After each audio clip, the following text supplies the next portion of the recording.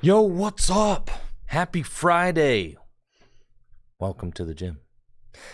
Hopefully you're having a great day and are big chillin', vibing, having a good time wherever you are. Whew. Boy, oh boy.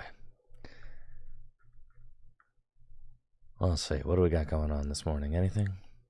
4th of July sale. That's right. We got a big 4th of July sale going on at fullgripgames.com right now, and it is the last day of that sale. So, make sure to scope that out so you don't miss out on any of them sweet deals, because after today it will be over. And I'm a little bit late this morning because I stayed up late last night.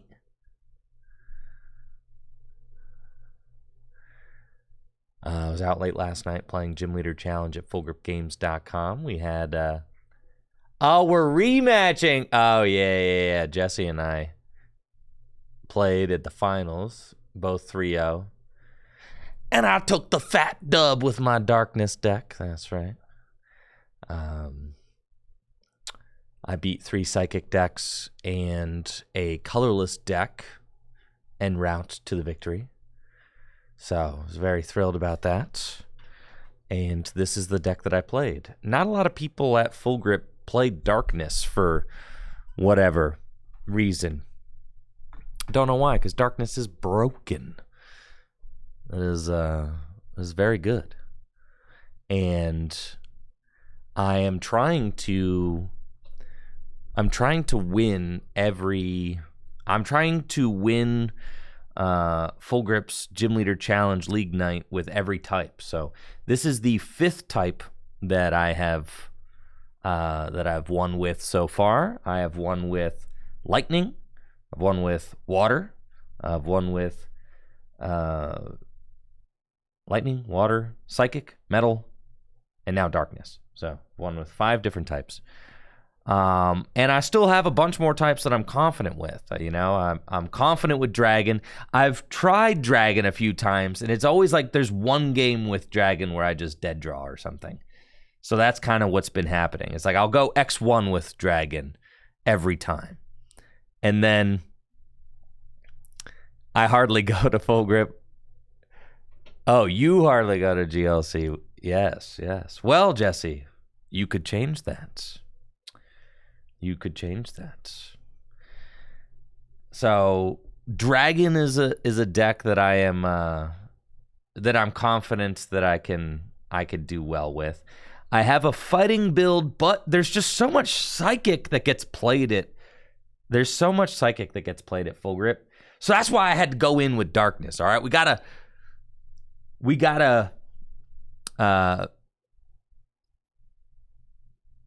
push the meta at Full Grip because people just haven't been playing Darkness for whatever reason. So the first time I played Darkness, go in and 4-0 win. So that felt good. That was awesome. Definitely enjoyed that. This is a pretty standard Darkness build. I feel like we have a lot of the major players here.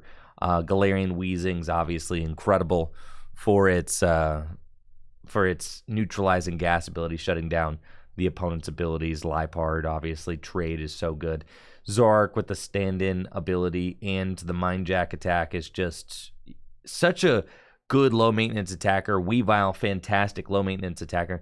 And that's kind of what makes the Darkness deck so good, is that you have so many low-maintenance attackers and then some real big hitters that you can build up over the course of the game. And those big hitters are Guzzlord and Galarian Moltres.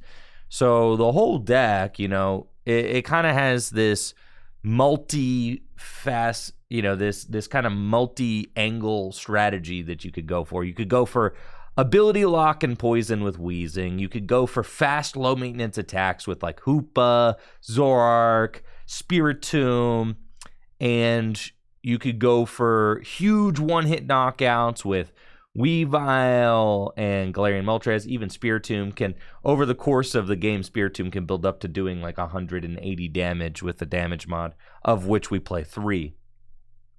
And then at some point in the game, you usually want to get Guzzlord going. Guzzlord is kind of what keeps this deck relevant. The Red Banquet attack, being able to do 120 damage and take 2 prizes when it takes a knockout is just totally nuts.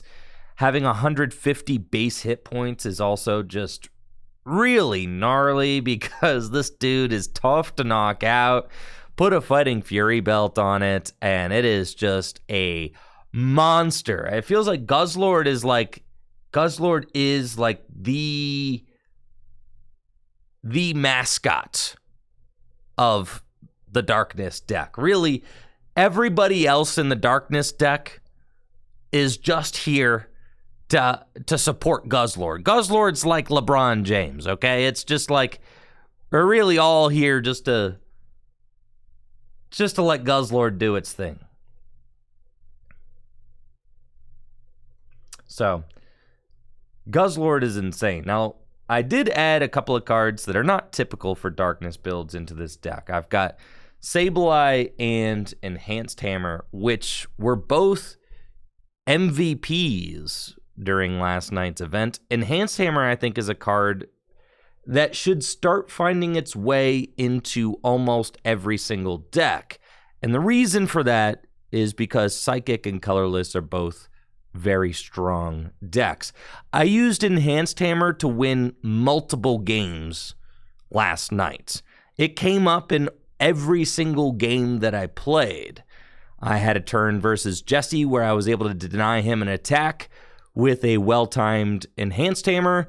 I had a game versus Colorless with Archeops where I had built Spiritomb up and gusted up Archeops, knocked it out with Spiritomb, and then Enhanced Hammered a double energy off of their main attacker so that they were behind an attachment for the following turn. And then I was able to turn that into a victory. But the gusting the Archeops combined with the Enhanced Hammer was just absolutely insane. So I also played against a Psychic deck that had fusion energy with Deoxys, right? The Deoxys that's fusion, single strike, and rapid strike. And I used the Enhanced Hammer to remove the fusion energy because they were swinging for 160 damage with that thing. And then Enhanced Hammer removed the energy, and then they were stuck doing like 80 damage, so it was hilarious. Enhanced Hammer was insane. I think it's really good against a lot of decks. It's good against Dragon. It's good against Psychic. It's good against Colorless. I mean, it's good against Water if they're playing Special Energy Water, or if they're playing just the Splash Energy. Removing the Splash Energy is really good as well, so that they can't bring their guy back. I think Enhanced Hammer should be in almost every deck. And I was talking to Natalie last night. I was like, dang, I really wish that they would reprint Lost Remover so that we could use both Enhanced Hammer and Lost Remover in your decks to really, really get some special energy hate in there. But Lost Remover, unfortunately, is a Heart Gold Soul Silver era card. And it puts a special energy into the Lost Zone. So it's even better than Enhanced Hammer. So it's not legal for Gym Leader Challenge. Faba is also sick. Yes. But then Natalie was like, what about Enniporter?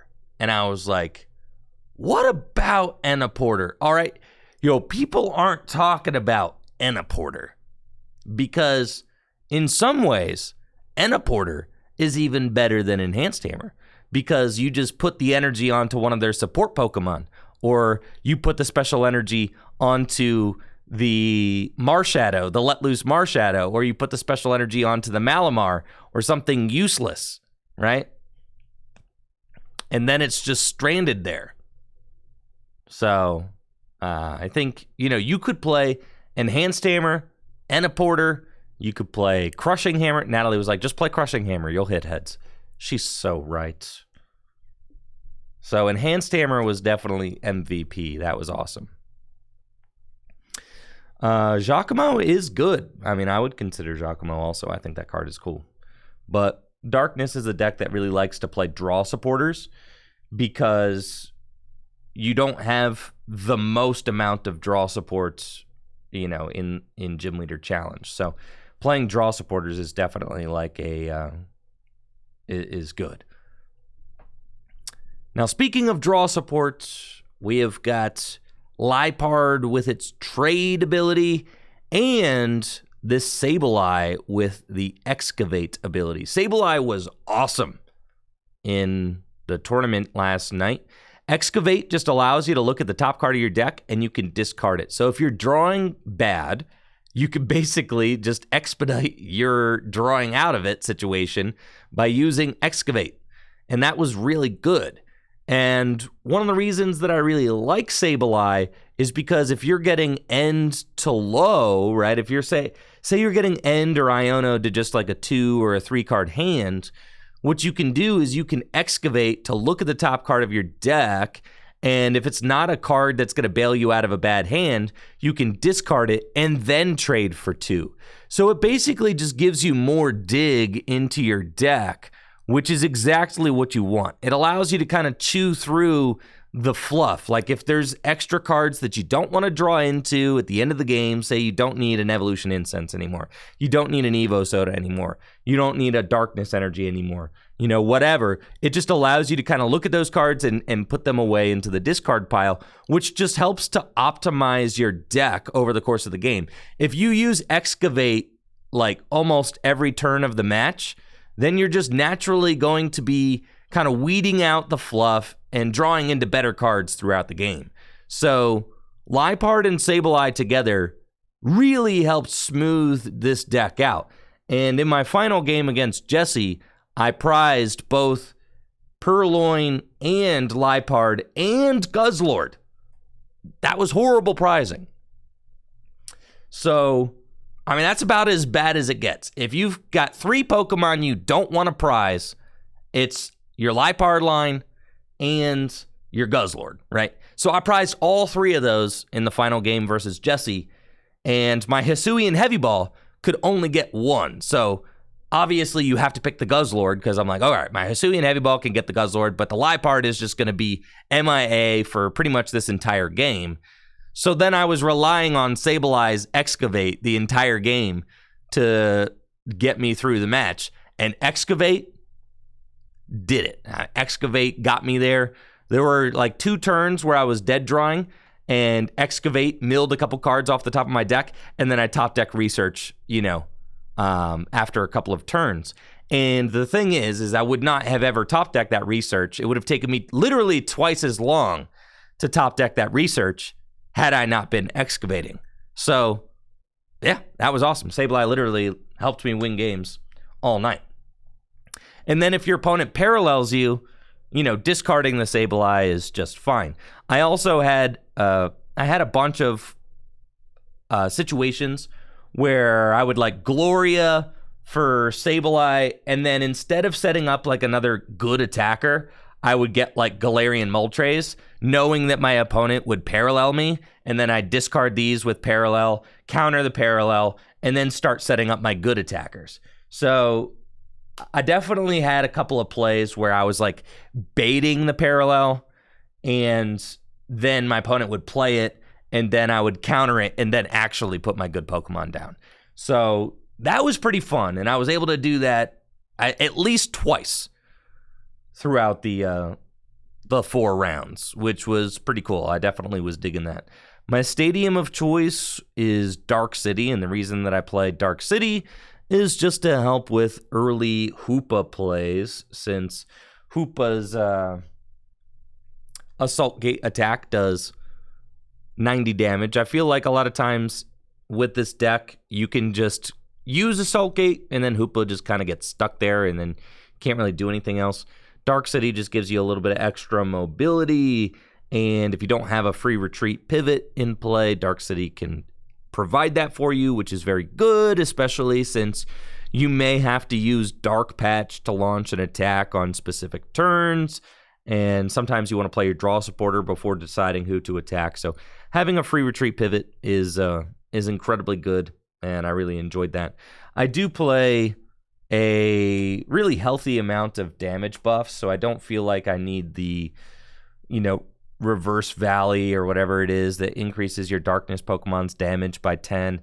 With Muscle Band, Dark Claw, and Fighting Fury Belt, that's 3 damage buffs that this deck has access to, which is really good. It means that your Hoopa can consistently... Devoured Field, thank you. Your Hoopa can consistently do 110 damage, which is quite strong. Your Zoroark can max out at 180 damage. Your Weavile can max out at, 320 damage if all of your opponent's Pokemon have abilities. And Weavile, this card is just bananas. Evil Admonition was knocking out things just all night. This is your best one-hit KO card in the deck. This and Galarian Moltres, but Weavile usually is just very casually hitting for 150 damage all of the time. Literally all the time. Your opponent pretty much can't play the game without 3 abilities in play unless it's a fighting deck. But colorless, even the Bidoof has an ability. They all have abilities, right? So Bidoof has an ability, Archeops has an ability, Snorlax has an ability, Ditto has an ability. That whole deck has abilities. So Weavile just is doing an insane amount of damage to colorless. Weavile's doing an insane amount of damage to Psychic as well. It's just an incredible card. Weavile is doing anywhere between 150 to 250 damage to like a bunch of different decks. And for just 1 darkness energy, it's so insane. So Weavile was an all-star last night. Spiritomb is also just super reliable. Being able to even just do 70 damage on turn 2 is really strong, since a lot of smaller, low HP Pokemon have about 70 hit points. So if you go first, get Spiritomb down, then turn 2, you're looking at an Anguish Cry for 70. That's just very good. And if your opponent is kind of just poking you or whatever with attacks that aren't doing that much, you could just send Spiritomb up in the active, and if they hit it, then you're going to be doing more damage. So really enjoyed this particular list. Clara was good as just like a kind of extra recovery card. I also like playing Clara with the Galarian Moltres, since you can use Clara at the end of the game to bring back Galarian Moltres. This is one of the few decks that I still play Cynthia and Caitlyn in, and actually you'll notice that I really like draw supporters that increase the hand size in this deck. So I'm playing both Cynthia and Caitlyn and Colress's Experiment. And the reason for that is that you can use Lipard's Trade and then use Cynthia and Caitlyn or Colress's Experiment to get an even bigger hand. You don't want to always shuffle draw, though shuffle draw is very good. Sometimes you just want to make your hand bigger, which is the reason that I decided not to play Colress in this deck, though, we could definitely play Colress. Colress is an incredible supporter card. But Cynthia and Caitlyn and Colress's Experiment both help increase the hand size, and I felt like I had plenty of shuffle draw in here already. So definitely really enjoyed those. And Cynthia and Caitlyn is a card that is so good in this deck because since this deck has kind of limited draw power, right? You just have Lipard and Excavate. Being able to play a supporter and then guarantee that you'll be able to have another supporter the next turn is just really good. So Cynthia and Caitlyn basically says you get to draw 3 cards and guarantee that you'll have a supporter card for next turn. So that is really good at chaining, pieces together in a deck like this that doesn't have like the most robust draw engine. I'm not playing Guzma and Hala, and I'm not playing Piers. The reason I'm not playing Piers is because that card stinks. The reason I'm not playing Guzma and Hala is because your hand is almost never big enough to use it, right? You're pretty much always operating with with a relatively small hand.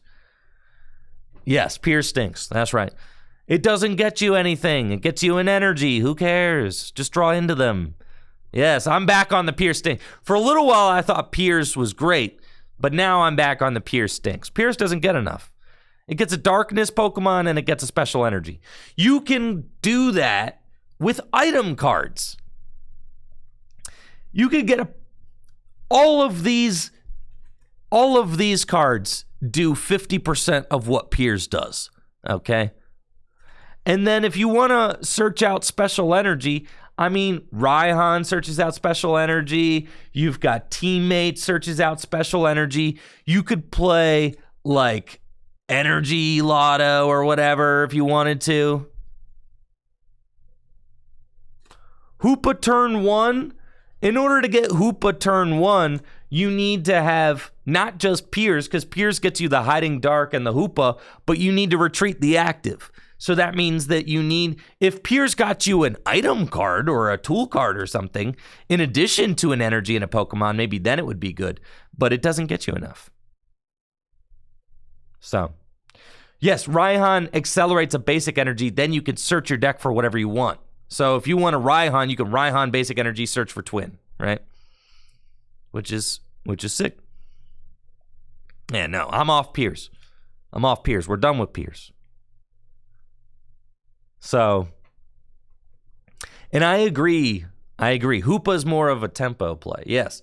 It's more of like a Hoopa a lot of times gets used mid-game for like, you know, maybe I have a boss's orders and I'm going to knock out a little guy with Hoopa, and I'm basically going to use that attack with Hoopa because I don't want to give up any of my more powerful attackers like Zoroark, Weavile, Guzzlord, or Spiritomb, right? So like Hoopa's the worst attacker in the deck. So in the middle of the game, when you just don't need to do that much damage, Hoopa is the perfect attacker. Thank you, Miko, for that tier 3 sub and the 39 months. Appreciate you, Miko. Thank you. Thank you. And then Town Map is really good in a deck like this where you don't have a lot of onboard draw support. So what Town Map allows you to do is basically unlock your prize cards so that as you're taking knockouts, and especially as you're taking knockouts with Guzzlord, being able to hand pick 2 cards out of your prizes, I mean, it just really helps you to develop your strategy. DJ backwards ass, is Spiritomb mostly just bait? I feel like you don't build enough damage without Rainbow or Stadium. Absolutely not. No, Spiritomb is real. You just get it out and you just let it marinate on the bench. You just build some spite every turn and it just sits there, right? Because nobody chases it. So it just sits there on the bench, getting stronger and stronger until finally it's ready to do 160 damage. Which is nuts. 160 damage for 1 darkness energy is insane. I use Anguish Cry in like every single game with this deck. Spiritomb is legitimately one of the best attackers in the deck. So, yeah, Spiritomb's insane. Let's see, any other closing thoughts? Trainer's Mail was awesome. Love that. The Trainer's Mail was super good. We play a relatively low amount of energy, just 6 basic energy. So Professor's Letter is here kind of as just like a... Because you lose games where you just can't find darkness energy, right? So Professor's Letter kind of just helps you to... If you're like a little energy dry, Letter is just one more out. And then at the end of the game, you could combo Letter with Super Rod to get the energy you need for Galarian Moltres. You can also Clara for the energy you need to use Galarian Moltres. So that's super good. Air Balloon and Floatstone, having those 2 is really nice, especially with stand-in Zoroark, because you can stand in and then pivot to whoever you want. Beast Ring's obviously insane. Timer Ball, broken card. Timer Ball's insane. Love Timer Ball. Felt like Super Rod and Rescue Stretcher was just enough recovery in combination with Clara. So, yeah, that's the list. Pretty tight. Only 1 stadium, but like, realistically, there were games where I played there were games where I played my entire match under parallel, right? So it doesn't really matter. You don't really care if your opponent parallels you, because you can operate with a 3-card bench. That's like fine. You could definitely operate with a 3-card bench. And I used to play parallel in darkness, but then as I thought about it more, I was like, well, parallel is actually horrible in this deck because both Zoroark and Weavile do more damage. Yes, Jack, for sure. Zoroark and Weavile do more damage for the amount of bench Pokemon your opponent has. Because if your opponent has, like, think about, like, Let Loose Marshadow. If you play parallel, your opponent will just remove that, right? Maybe they'll remove, like, a Mew from Unbroken Bonds if they just have that down, right? Just random, if they have, like, a Wobbuffet that they're not using anymore, they'll just remove that. But Weavile, you know, really feeds off of your opponent having those random ability Pokemon in play. You know, think of like Squovit. If your opponent's colorless deck has Squovit in play, right? That's boosting your Evil Admonition by 50 damage. It's boosting your Zoroark's Mind Jack by 30 damage. So I don't think you actually want to play parallel in this deck. You want all of those Pokemon that your opponent puts in play to stay in play so that you can punish them for it. It also, by not playing parallel, you make it so that if your opponent puts a weak Pokemon into play, it's more or less going to stay in play, which means that you have more targets for Guzzlord and Hoopa to knock out as well. Because if you play parallel, your opponent could remove weaklings from their board, right? But both Hoopa and Guzzlord really like targeting down those small, weak Pokemon and then taking knockouts, especially Guzzlord for 2 prizes. So I actually decided parallel is probably my favorite stadium in the entire format. I think it's the most broken format-defining stadium in Gym Leader Challenge. But I'm not playing it in this deck because I actually think it's better without it. I also decided not to play Hex Maniac in this deck, first of all, because the deck doesn't really play a very robust draw engine, so you don't really get to, you know, get to make those kinds of like clutch Hex Maniac plays like some other decks do. Also, you don't really care if your opponent hexes you. Your abilities aren't, you know, aren't like that crazy, so you just don't really care. But one of the main arguments why I'm not playing Hex is exactly what Lewis said. Yes, for Weavile, because if you play Hex Maniac, it makes it so that your opponent's Pokemon have no abilities, and that makes Evil Admonition do 0 damage. And Weavile is one of the best attackers in your deck. So you very well, some of the times where you'd want to play Hex, you want to attack with Weavile, and it's just not going to work. So it's that one extra limitation on Hex Maniac. I'm biased about Weavile. You're tripping, Knife Laugh Love. You're tripping. This card is one of the best attackers in this deck. Yes. This card is so bananas. I was doing 200 damage with Evil Admonition for 1 energy. Of course, it is my favorite. Yes. Yeah, that card. For 1 energy? 1? It's craziness. Echoing Horn, that's another one of those cards that just like, it's a little situational. It would, you know, Enhanced Hammer is kind of a situational card, but I feel like Enhanced Hammer is just more value than Echoing Horn. Enhanced Hammer is a more proactive card, whereas Echoing Horn, you kind of have to wait till like a very specific point at the end of the game to use Echoing Horn. But Enhanced Hammer is like, if your opponent goes turn 1 attach, you're like, cool, Enhanced Hammer, right? At the end of the game, when resources are low, Enhanced Hammer. Enhanced Hammer is live, like, in way more situations. Even though it is a situational card, Enhanced Hammer is live in more situations. I was thinking about messing around with the Golbat and Crobat that draw cards, but as I started thinking about them more, because you are a little light on Pokemon. In fact, I was drawing mulligan hands pretty often. I probably mulliganed 4 times last night, which is like more than you want to do. And how many basics do I have? 1, 2, 3, 4, 5, 6, 7, 8, 9. That's not that few. I mean, 9's like a healthy amount.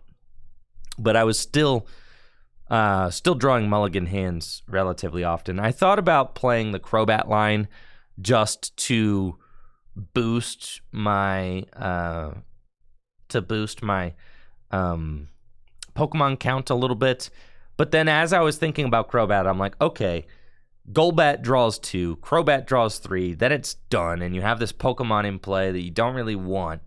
I was like, I'd rather just play cards like Trainer's Mail and Sableye, and then really like Acrobike, maybe even a card like Bicycle, right? Since you can, if you have a low hand size, say you get N to low, and then you draw into Bicycle, you just fill your hand to 4. I think Bicycle is a card that I would definitely consider in this deck, since that's when this deck can get into trouble, is if your hand is low. So then if you can just like Trainer's Mail, find the Bicycle, re-up your hand size, then use trade, stuff like that, like can really help smooth out your game as things go. But was definitely a huge fan of this list. Darkness is a deck that is growing on me very much, and I was happy to get to play at Full Grip's Gym Leader Challenge event last night. GG's to all of my opponents. Now that I am done with Darkness, I will have to pick a different type to try and win with next week. So we'll see what's next. I still haven't won with Colorless. That should be pretty easy since Colorless is broken. No, I can just play broken, filthy Colorless. Could play Grass.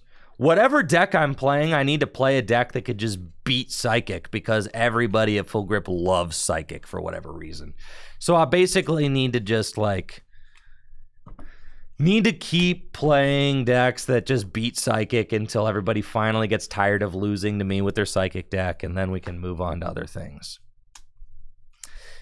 Might just need to keep jamming Darkness until everybody gets off Psychic. I've already won with Metal, so can't do that. And I've already won with Darkness now. Right, so I gotta get everybody off of Psychic, then I can get in and play my fighting deck. For sure.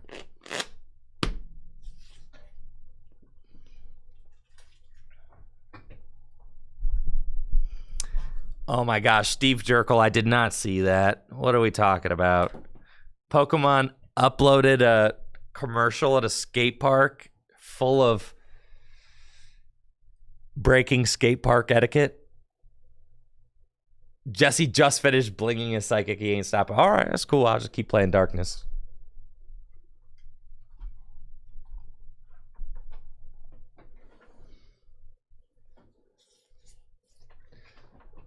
Kid sits on an obstacle to open a pack. Oh, sheesh. Big Trick is a kick turn. That's so sick. They snaking everyone with...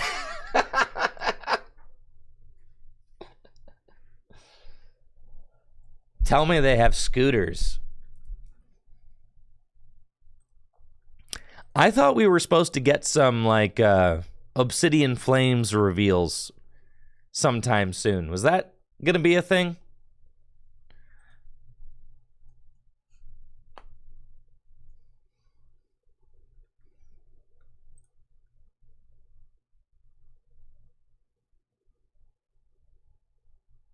Oh my gosh. Okay. Oh, I guess I have to watch this, right? Look how clean my desktop is. You all are so mad.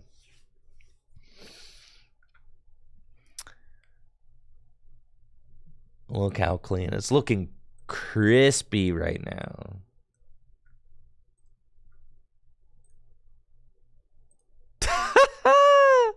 This is sick. We'll see it. All right, we got the board. We got the pack. We got the Meowth hat. Okay.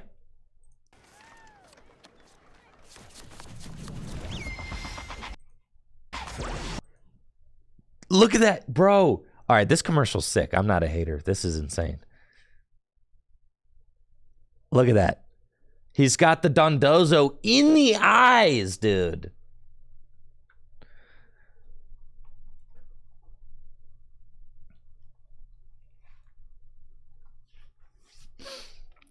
That's sick.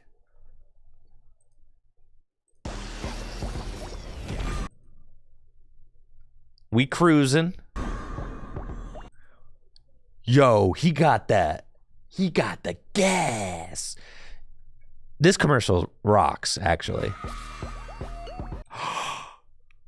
No, bro.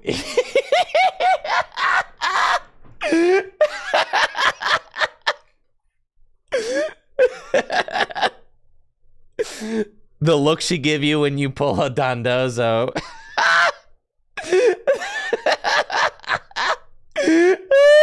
This is so sick, bro. This is so sick. Oh, yeah.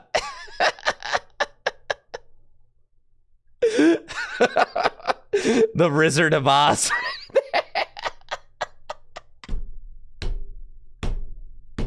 Oh, I'm dying, bro. This is so sick. They need to do more of these. This is awesome, actually.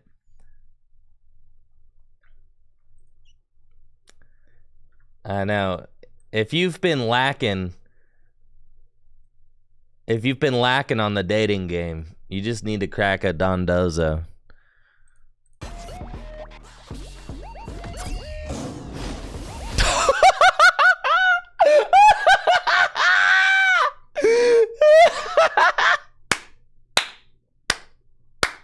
Bro, you need a Dondozo. This is so sick. Who's she got in the eyes?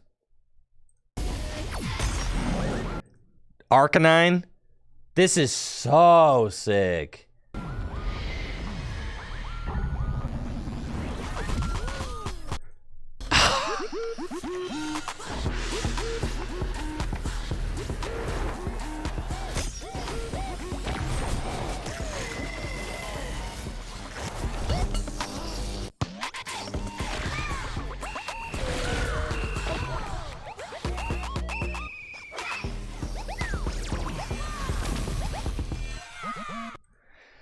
That's the best Pokemon TCG commercial I have ever seen. Nah. That is the best Pokemon TCG commercial I've ever seen. That was art, dude. That was insane. Yeah, 100%. Point of view, you're 10 years old and that comes on the TV, it's over for you, dude. It's over. It's over, dude. Yeah. That's one of those commercials you see on TV when you're 10 and you remember it forever. Yeah, thank you, Tribal Chief.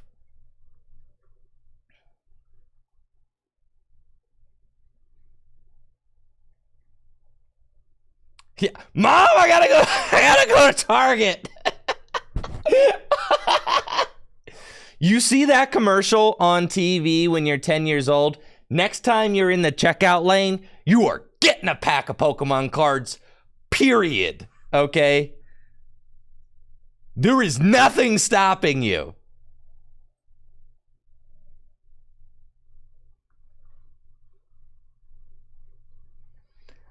I know, Steve Jerkel, but it's not about the skate park etiquette. They just wanted a nice shot, of course, right? Of course, they just wanted a nice aesthetic shot. So that's, it's like, I get it. As someone who creates content, I know it's like, it's fine. You make the concession for the sick shot, and most people won't know, right?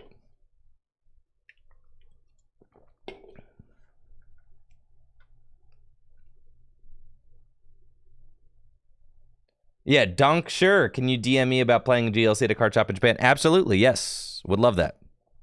Let me run it back for one more time.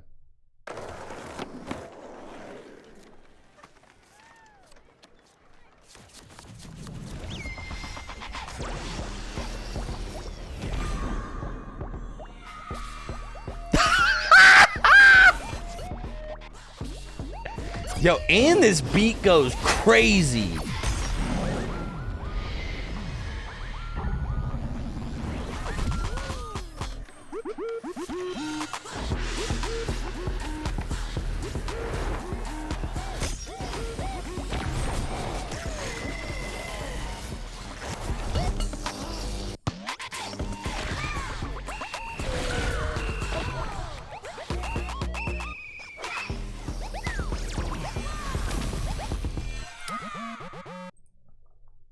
All right.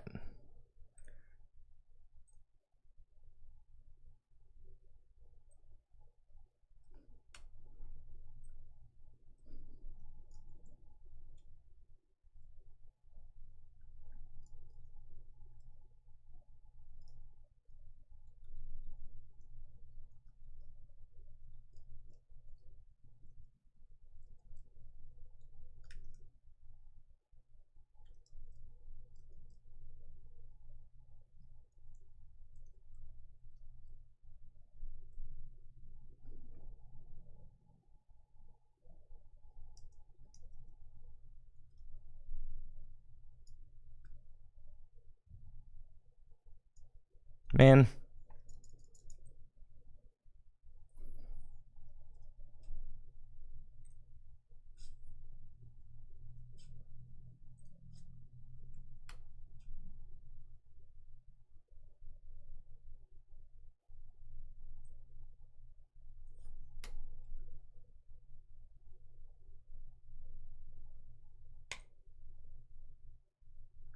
It's all about threads.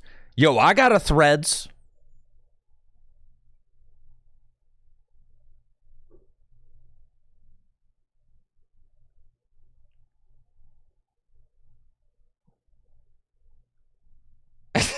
What?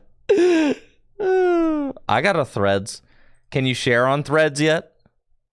Sorry, no share on threads option.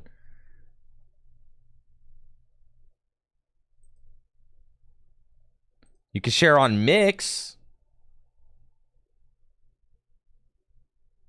You can share on LinkedIn.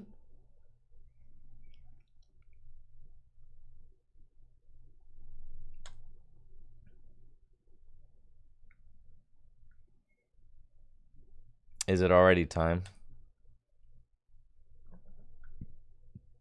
Oh, hold on. I got one more thing I can do.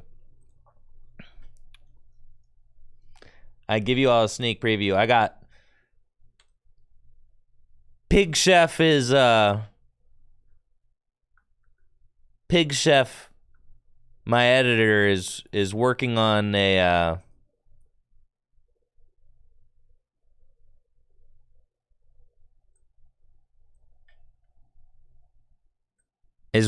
new edit for me, and I'm really excited about it. So check this out. I'm not going to show off the whole thing, but he's really pushing the envelope of what can be done for the tabletop gameplay. And I want you guys to get a look at a sneak preview look at the new attack animations he's cooking up. It's so sick. It's so sick. This is like the dream right here. All right, check this out. This is Pig Chef, who's been doing editing for the channel lately, is cooking up this retro 2016 Yveltal versus Volcanion game for us. Swing and a miss. Now, this deck only plays like 9 basic darkness energy, so you miss max elixirs all the time. Yeah. Yeah. In that deck, it's fine, though. Yeah. I'll play my second max elixir. All right. There you Let's go. Let's go. That's fine. All we needed is one. Yeah. All right. And with that, I'll use Pitch Black Spear to do 60 damage here and 60 damage to your Volcanion EX. Makes sense. Draw for turn. Did you see that? How slick that looked. I know. I saw it, and my mind was blown, bro. I was like, that's so slick.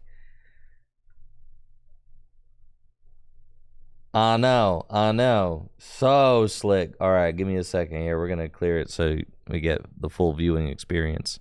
His animations also look incredible. Oh, let's go. That's fine. All we needed is one. Yeah. All right, and with that, I'll use Pitch Black Spear to do 60 damage here and 60 damage to your Volcanion EX. Makes sense. Draw for turn. That's so crazy. Bro, I'm so impressed. I'm so impressed. Yeah, this Volcanion is mega stuck right now. Yeah. So I don't think I actually want to do that at all.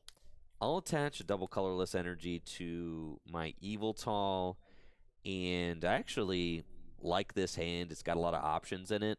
It's got a lot of double colorless energy in it as well, which is what makes this deck run. So I think I'm cool to just hang out for a turn and then decide if I want to end, if Will does something big the following turn. But as it is, right now, I think he's kind of stuck, and my hand is good. So I'm just going to hang out and use Pitch Black Spear to do 60 damage to your active and 60 damage to your benched Volcanion EX.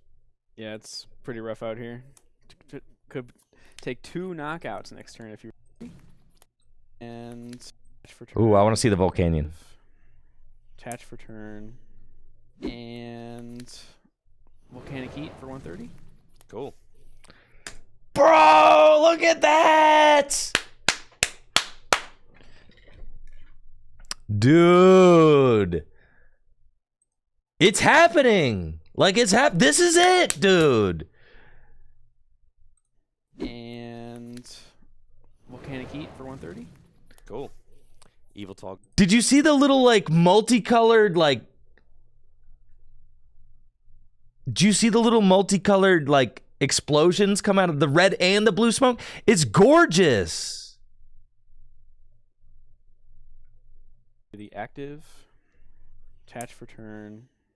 And Volcanic Heat for 130. Cool. Yveltal goes down and will take Surprise. I'll promote Yveltal EX-ish. And I'll attach Floatstone to Garbodor. I'll attach a double colorless energy to my benched Yveltal EX. And I'll play N. That deck is so broken. So broken, dude. 5 cards. And I get 6. I attach the tool to Garbodor, so no more abilities. The only ability that this deck plays. That was sick! Is Shaman EX plays. Abilities, the only ability. 5 cards. And I get 6. I attach the tool to Garbodor, so no more abilities. The only ability that. Dude, it took him 2 edits, and he's way better than me at it now. It's so sick. Yes. This deck plays, other than Garbotoxin, is Shaman EX for setup, but that's just to help you draw in the early game. Yep. I'll Ultra Ball, discarding Shaman EX and Professor Sycamore. Mm-hmm. And off of the Ultra Ball, I'll grab Yveltal and put it into my hand. I'll bench Yveltal and I'll play Max Elixir. There we go. Another hit. I'll attach the Darkness Energy to Yveltal on the bench. Yep. Just to have that option. If I want to go Pitch Black Spear, I can. I'll use Y Cyclone to deal 90 damage for the knockouts. And I'll move this colorless energy back. 90 damage for Yveltal on the bench. Yep. Just to have that option. If I want to go Pitch Black Spear, I can. I'll use Y Cyclone to deal 90 damage for the knockouts. Dude, this makes it so fun to watch. I know. Oh my gosh. It really makes it so much more engaging, so fun to watch. I am so thrilled. Wow. I'm blown away. He's killing it, dude. He's killing it. He's doing such a good job. I'm so proud of him.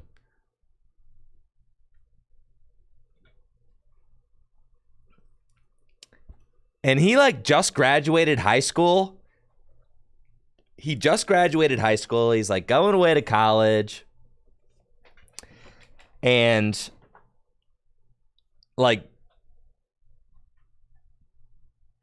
I'm really excited about the work he's doing, you know?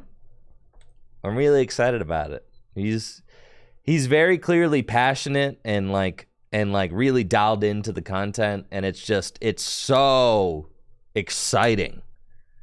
It's so exciting to like have a working relationship like that where it's like, okay, we're both bouncing ideas off each other and inspiring each other to push it even further. It's really cool. I mean, I'm super gassed up about that.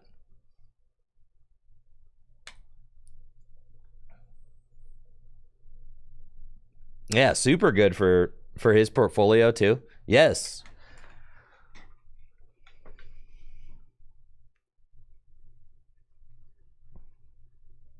And it's a great opportunity for both of us. I mean, I'm excited. He didn't even have Adobe Premiere or Final Cut or anything. When he reached out to me, he was using like a free editor, and I was like, all right, bro, I'm gonna get you an Adobe subscription, and I'm gonna get you the animation pack, and we're gonna see what you can do, right? So I like made that slight, like basically a total stranger. I was like, all right, we're gonna take a little risk, and we're gonna see if you're capable. You know, I'll get you this stuff, and let's see what you got, right? And dang, I am so amped up. He is killing it. He pretty much taught himself how to use.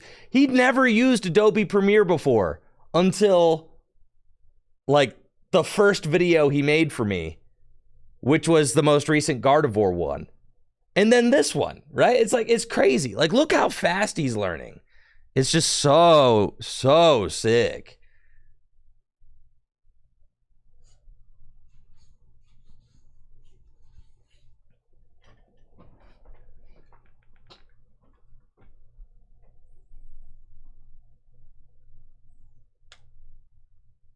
Dang, look at all these rewards. I can't wait to release that video. That's going to be hype. Now, like, I'm genuinely really excited to do tabletop now. But now I just need to figure out how to keep affording it.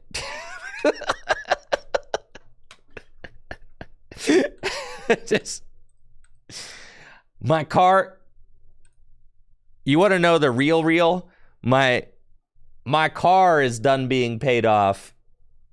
Sell the Lugia. You're so right. If I sell that Lugia, isn't it like $1,000? Like, it's probably like 800, right? It's something silly. I don't know how much it is because I pulled it and I just didn't really think about selling it.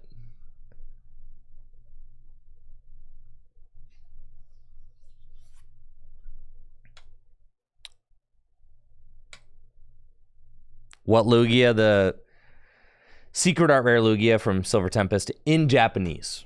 In Japanese. The Japanese one is worth more than the English one.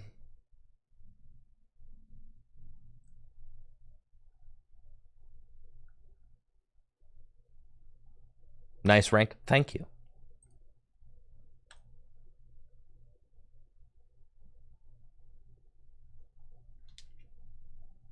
But if you want to know the real, I'm planning on affording the tabletop content because I'm done paying off my car in the fall.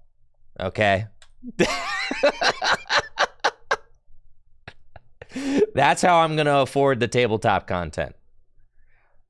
I'm done with my 6-year finance on my car this fall. And that's going to free up just enough money for me to be able to afford that. Yes. Which is pretty funny.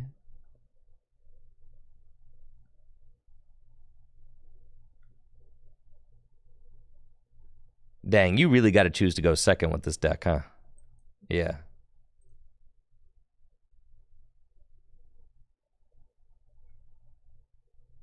Oh, let's go. Okay, we got the Squawker. We got trekking shoes. Don't want that. We got the charm. Dang, this is cringe.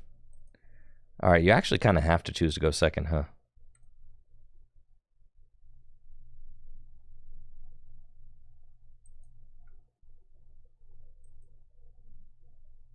I'm so sick with it, bro. I'm so disgusting with it. I cannot be stopped.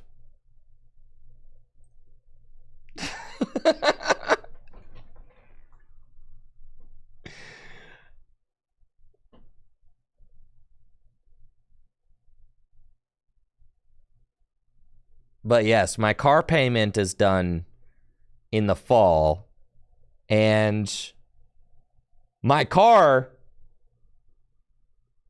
is... I can't karate. I got no energy in the discard pile. My car payment is just way more expensive than it has any right to be. Because I bought a silly car 6 years ago. But I love my silly car, and I'm never getting rid of it. So I'm never going to sell it. So this is just going to be the car I have until I die. So that's fine. It's my dream car. I have a two-door soft top Jeep Wrangler, manual transmission, 2017.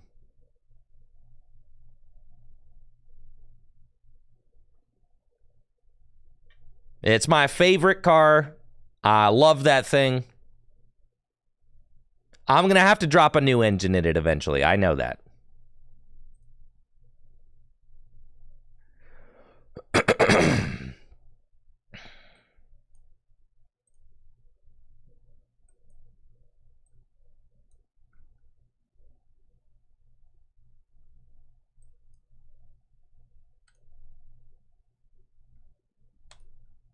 It's got four-wheel drive. Oh, yeah, they're bodied. Here, I'll show you. Let's see.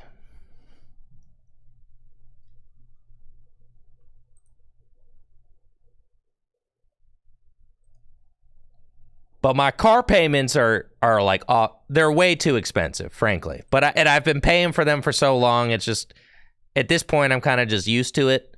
It just is what it is. Again, this is the kind of thing that I can do because I live in Ohio, okay? I live in Ohio. My house is so cheap. My car costs almost like, my car is like half my mortgage.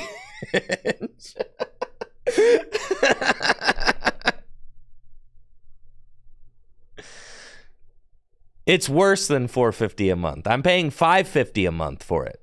$540 a month.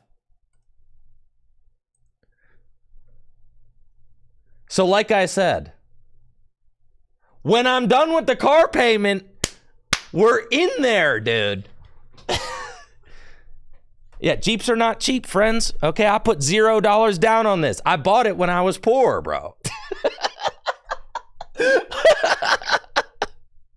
Right, but then my mortgage is only $1,100 a month. So, like, you know what I mean?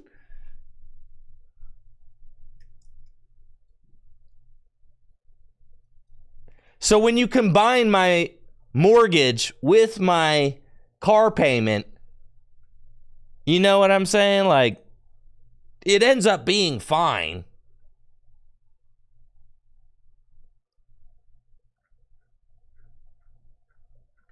But anyways, it's almost done being paid off now.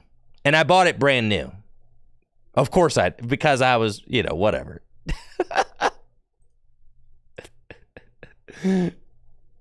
Yeah, I bought it brand new in 2017. This is my Jeep.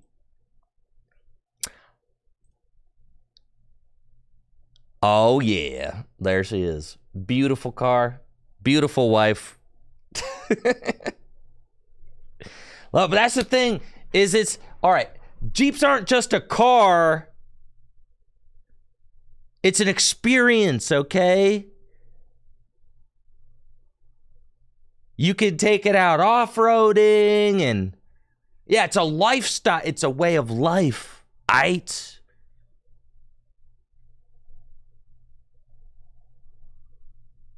It's a way of life.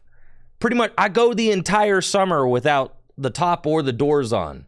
As soon as the weather clears, I go, the doors are off and the top is off for the entire time. It's literally, it's like a cure for depression. It's so sick. Not actually a cure for depression. Do not use this as medical advice.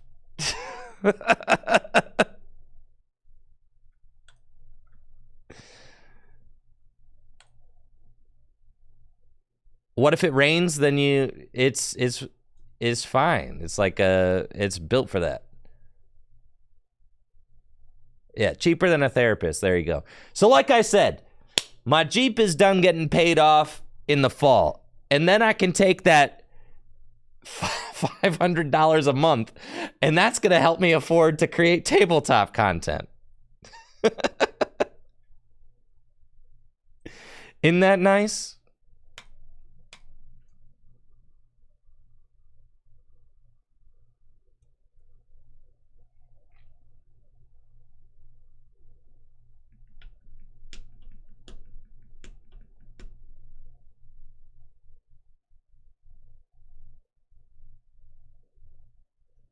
Awkward color. I've had 92 Miata, and if I feel down, I just go for a drive. That's what I'm saying.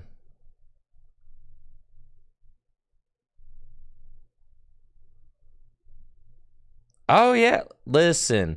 Well, I bought the car. I was broke, and I needed a new car. And I was like, okay.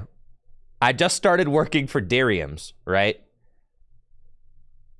I just started working for Darium's, and all of a sudden I had this because I was still teaching full-time. I was a full-time teacher, and all of a sudden I had all this influx of money from working with Darium's, and I didn't have anything that I needed to spend it on. so I was like, I know what I'm gonna do. I'll buy a car. I'm gonna buy my dream car. That's what I did. Well, broke, like, you know, I was broke and then had a sharp influx of cash all of a sudden because I started YouTubing for Darium's, right?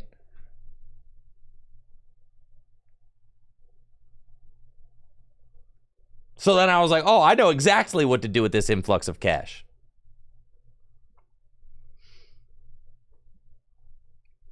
I'm gonna spend it on a car.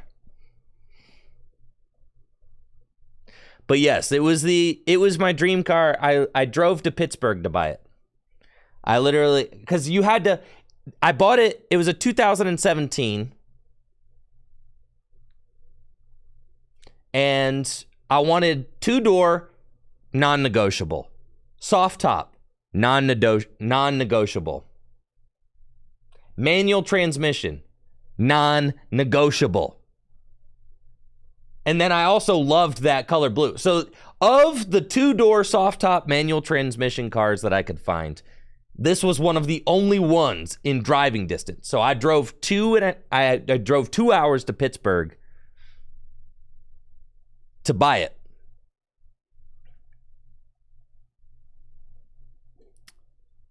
And never looked back. Has the Jeep Wrangler become one's dream car? My dad had one when I was growing up.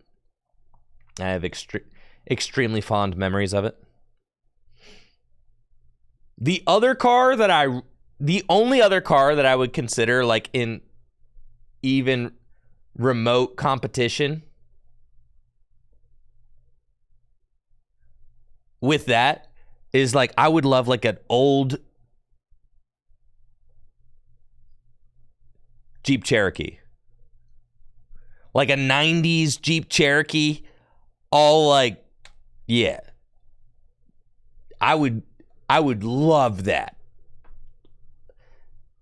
Like a 90s vintage Jeep Cherokee would be the only other car that I would like. That would be in competition with my Wrangler. But I like taking the top down too much, so I couldn't do it. But I look enviously sometimes at people's old jacked up Jeep Cherokees. Those things Those things rule. Yeah, for sure. All right, now my opponent is playing a Flying Pikachu deck. Okay. Sure. Let's see what we can do.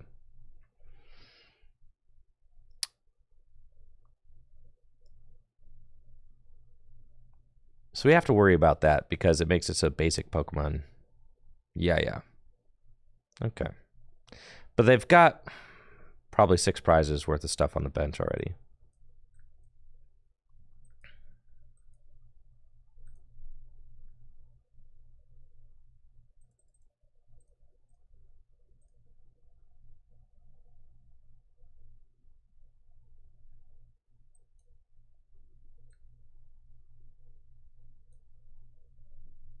Okay. Nice.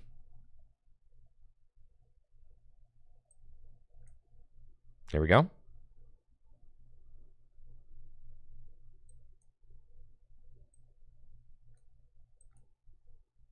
Dang it.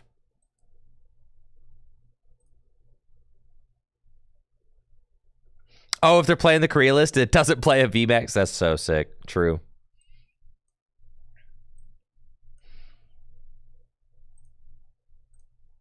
Squawk and Seas. So sick.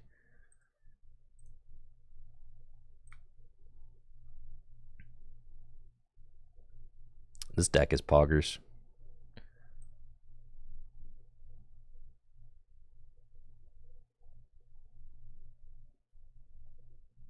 Okay.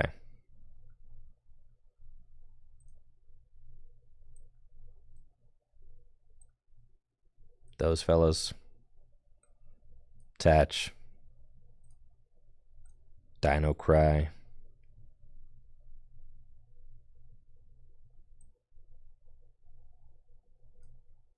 I think I'm going to the bench. And then next turn I'll escape rope and attack with this one. 3 boss down, that's fine. Who needs them?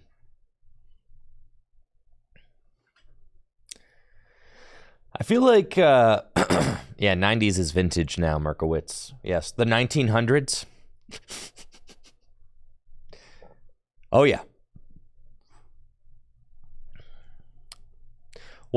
My thoughts on Rapid Strike Urshifu is that it's a good meta call for NAIC, but I don't think it's actually a tier 1 deck. I think it was just a great meta call. Piloted well.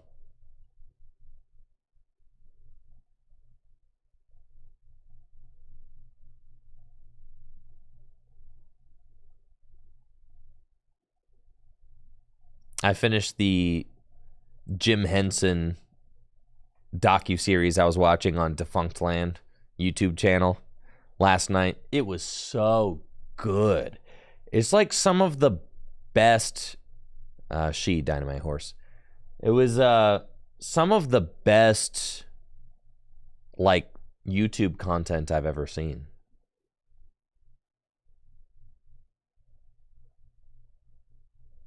It was so good.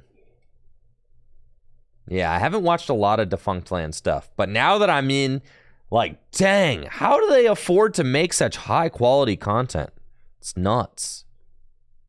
I think I just lose because of this Flying Pikachu VMAX.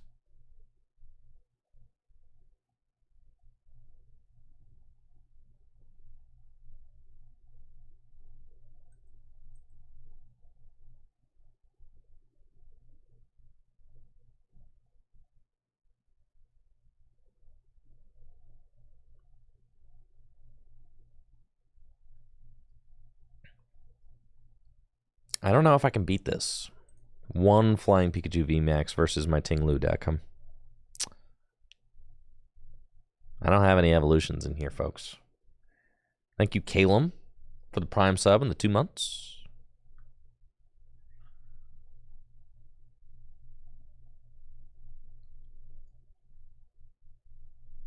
It don't run the VMAX, Mike. I am looking at it right here.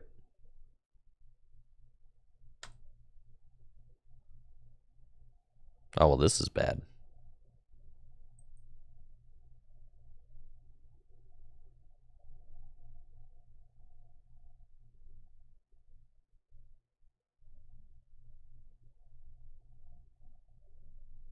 I think that's game over. Yeah, we'll concede. Sure. We lose to a Flying Pikachu VMAX when I have 3 Boss's Orders in the discard pile, yeah. It was unfortunate. No Pal Pad? Nah, no Pal Pad. Now, Boss is cool, just don't discard all 3.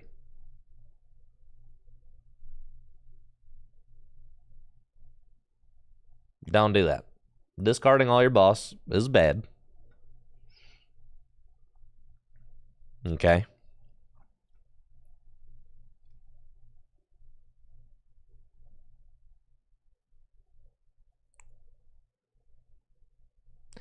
And I think generally we choose to go second. I don't know why I choose to go first that game.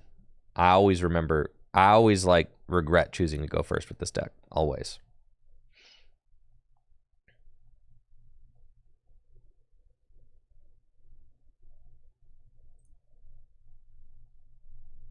Yeah. See?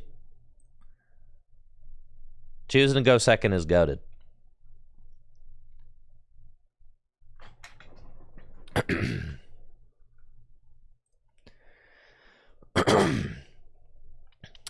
Looks like I'm up against Mew VMAX with Ting-Lu. They're going first per my decision because I do think that choosing to go second with this deck is usually ideal. And what's tough about this matchup is that the fusion energy gets around my Spiritomb. But it's all good.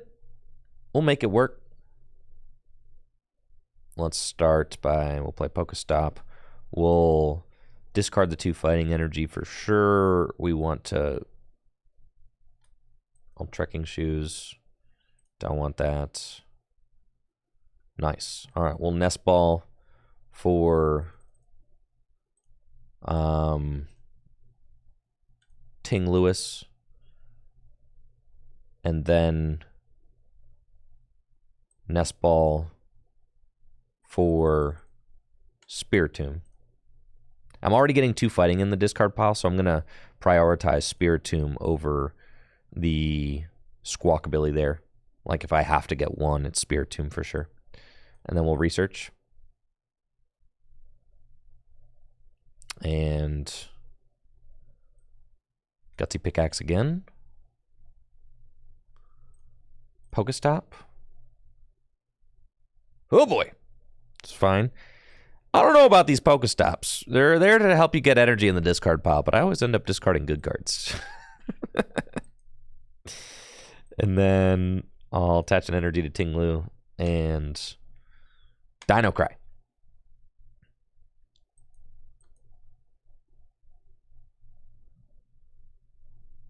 Mr. Wogue wants to know, how do I spell Ting-Louis? Is it Ting-Louis, W-I-S, Ting-Louis, O-U-I-S, or Ting-Louis, L-U-I-S? It is Ting-Louis, the final answer there. Definitely. Ting-L-U-I-S. They are not pleased with something that happened there. They at least have sparkled. Maybe they have all of their energy in their hand. And then I will gladly just send up this Ting-Louis. It's Ting-Louis with a L-U-I-S because you're already so close. Like Ting-Lu is Ting-L-U, and then all you have to do is add the I-S. Oh, they stopped 2 sparkles. Oh, well, that's even more hilarious. Yes.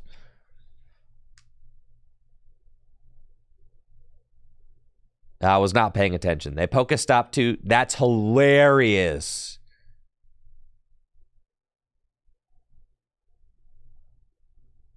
That's awesome. Yeah, it looks like they're passing. Cool. Fine with me. Dang it.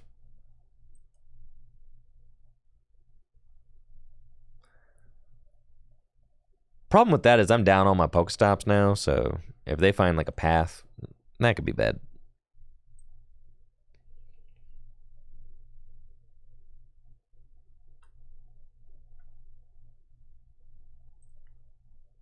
I love the way the card ping pongs left and right. It's pretty sick. Laying scoop.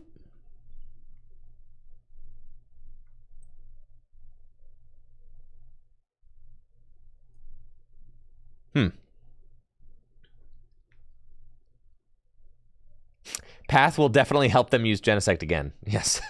Thank you, Lance. Yeah. I agree. Oh, no, it won't, actually, because of the Spiritomb, right? So never mind. I guess it doesn't really matter.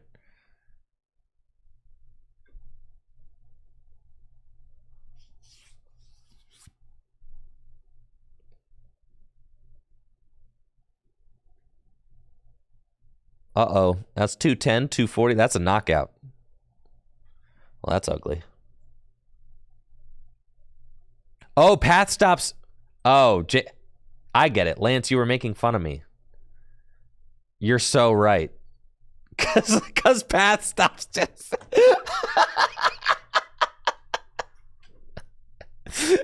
all right, just forget I said anything, all right?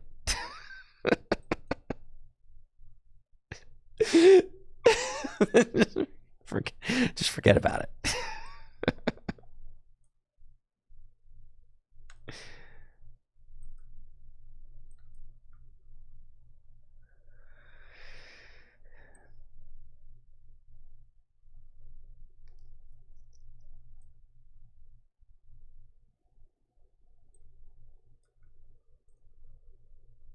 That's fine.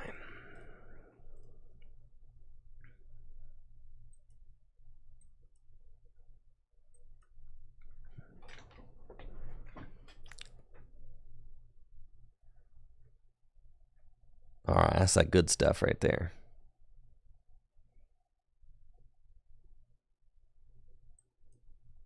Charm up. Radiant Alakazam.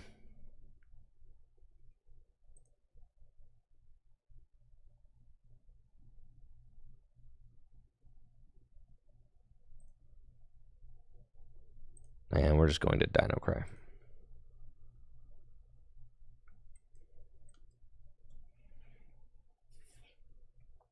Oh, the problem is if they just have like their fourth fusion energy, that can be bad. And with the 4 Seal Stone, they can totally do that. They can go get the...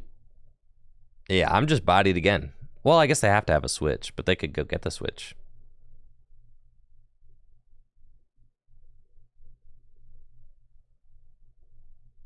They don't need a switch because they're attacking with Meloetta.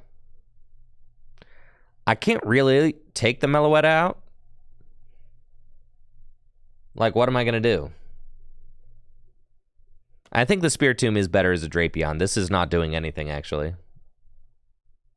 I agree. And they still have their V-Star power? This is disastrous.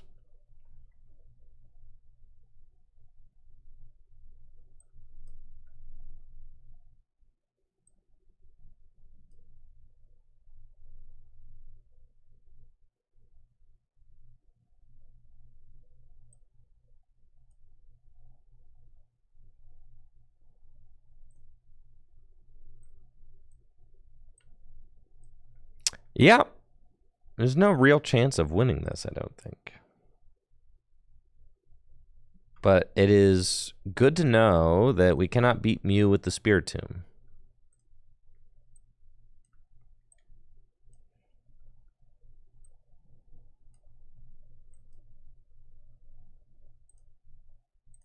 It's kind of funny. They are doing all of this without playing... Yeah, there's nothing I can do.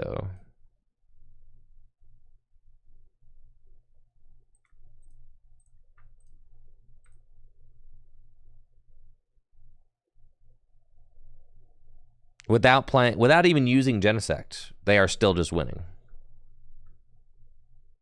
Which is nuts. And that's 280 right there.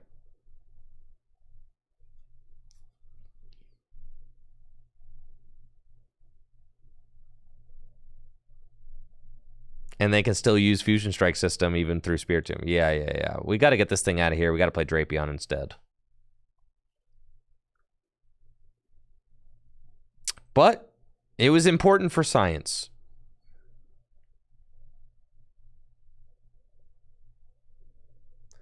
They won't find the damage buff. I'm chilling.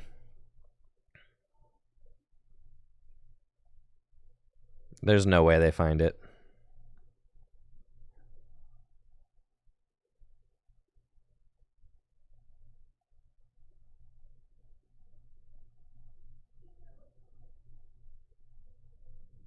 Play 2 Drapion.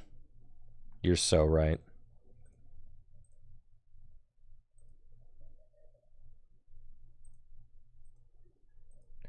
Is Tomb preferred over... Yeah, and like Guardy, I think Tomb's better.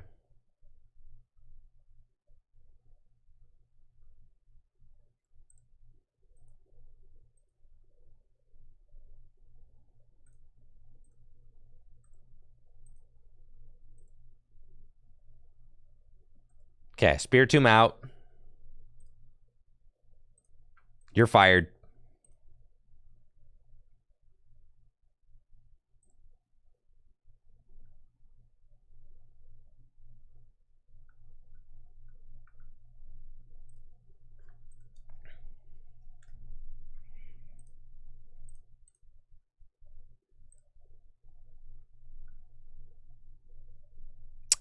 No, Guardy can definitely lose to Mew. Definitely.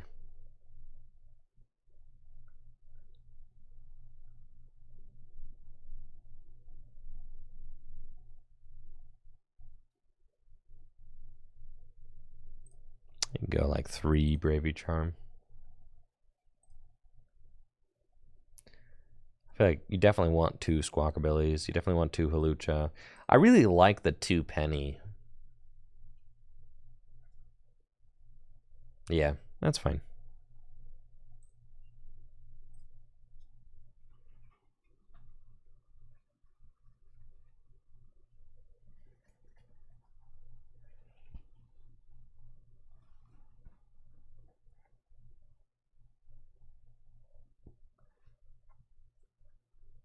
Cut a penny for Thornton?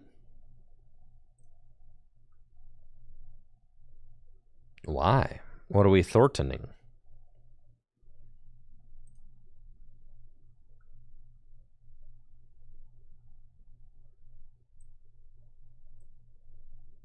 This is just how it's always going to happen. You're going to be like, cool, I'm going to put the card in my deck and then I'm going to start it.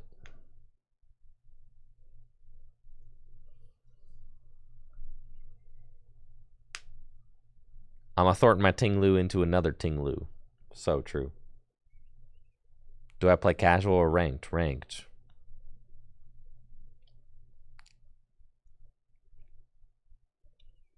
That's so true. I do have a penny to pick it up. Looks like I'm playing against Chen-Pao EX with my Ting-Lu deck. This should be a great matchup because I can just turn off their ability to Super Cold with Ting-Lu. That's a decent enough opening hand. We got Ultra Ball, Trekking Shoes, Gutsy Pickaxe. Unfortunately, started the Drapion. Just added that to the deck, and it appears as if Drapion is eager to show up for work. Really wish it was not, as it's really only here for the Mew matchup, but that's okay. Nest Ball off the top, love to see that. So, we want to thin first and go get probably Ting-Louis. And then Trekking Shoes. Don't want that.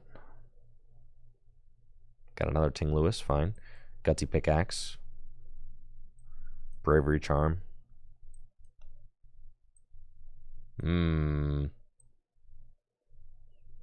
Switch cart. Ultra Ball. We'll go get Squawkabilly. Need to find some good cards here. And we do. because the deck is broken. So, more than anything, we want to put a damage counter onto that Frigibax.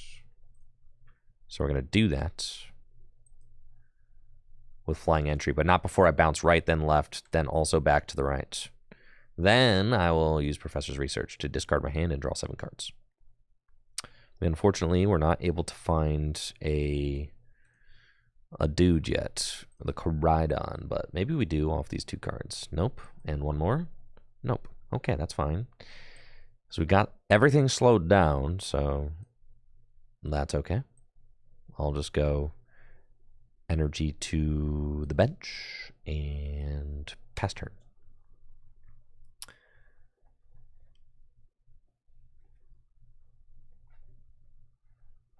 Now they cannot accelerate more energy into play. They could Hailblade for 120, which is why I didn't attach to the active, because this might take a hit from Chien-Pao this next turn.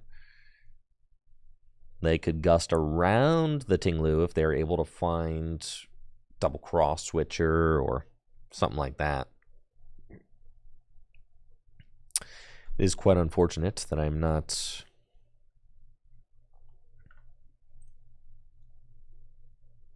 attacking turn 2, but it's okay. I've got draw supporters. We'll make it happen.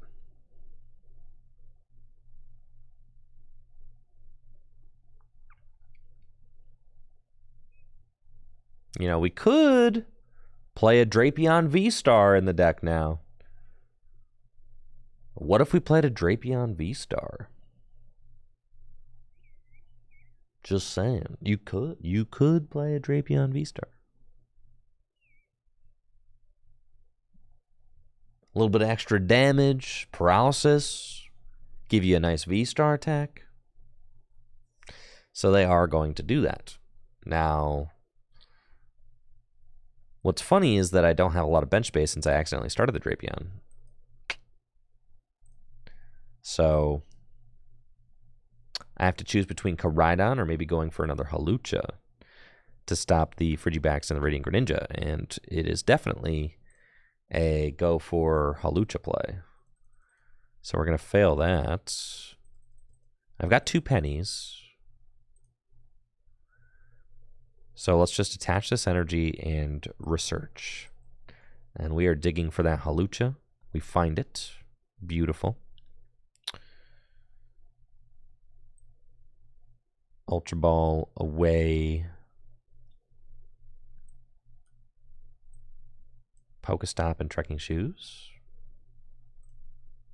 to go get my Luchador. And we will Flying Entry again. But first I'm going to bounce right, then to the left, and then back to the right. And then I will place 2 damage counters on my opponent's bench. And then I will pass.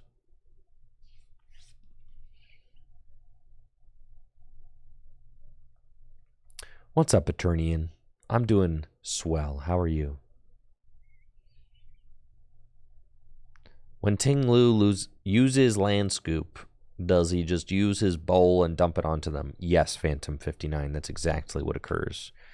Scoops up the land with his bowl and goes plop. Yes.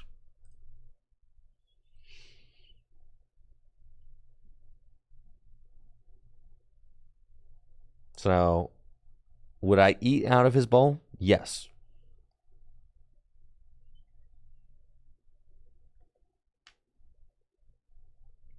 At this point, we've got the 3 Pokemon whose abilities they want to use. We've got those pretty much locked up. What would I eat? Guacamole. Chili. Yeah, whatever. Cereal.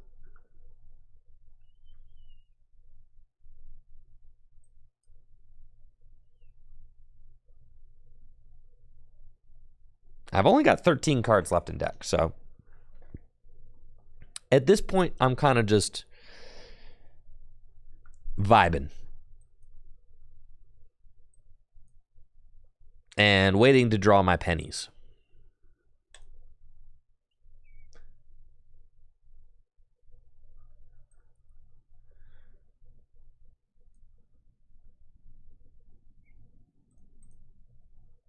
1 prize. Dang it.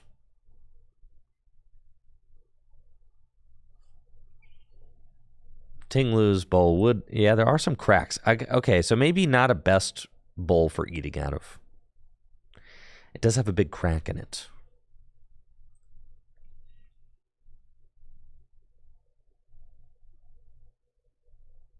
I don't really care if they use Shivery Chill.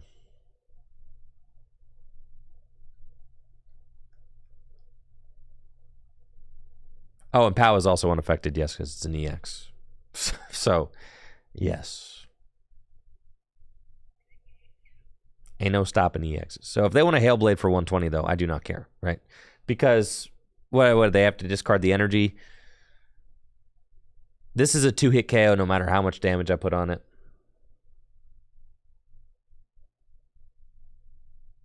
So we're just hoping for a penny off the top.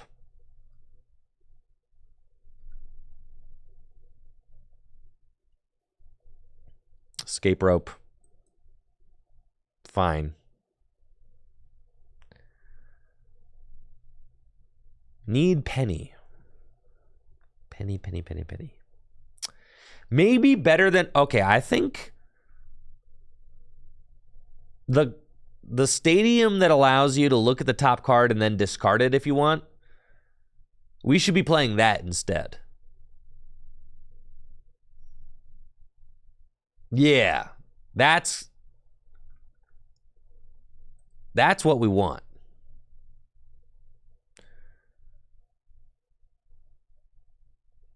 Yeah. Pokestop. We're basically playing Pokestop wishing it was Primordial Altar, because I would use that right now.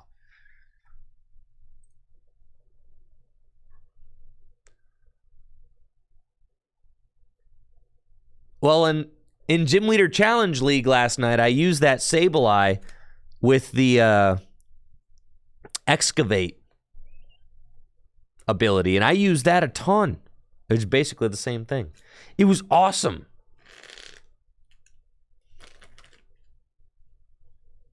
And then also, Primordial Altar combines with your... it combines with your...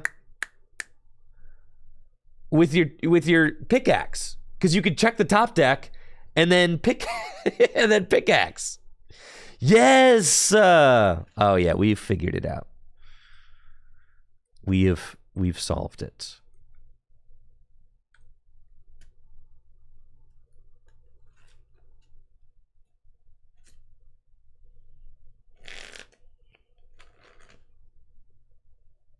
We've solved Ting-Lu. What does Cycling Road do from 151? He's got forward energy on that Chien-Pao. It's starting to get a little dangerous. I need to top deck my penny so I can pick up this silly Drapion and actually start using Koraidon. That'd be great.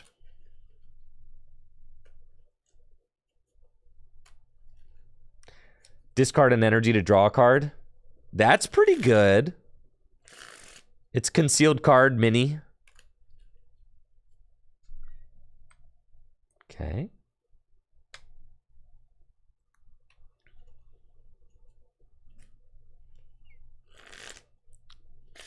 Ting-Lu is coming for you.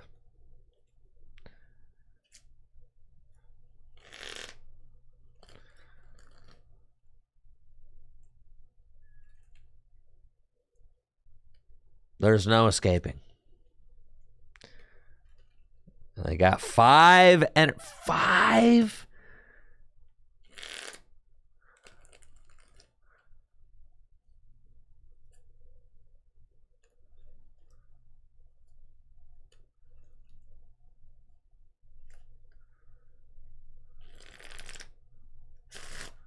Do we have any boss left? Let's check. Good question.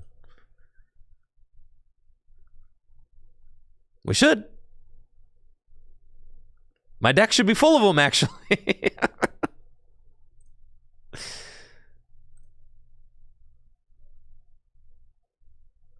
Aha. Finally.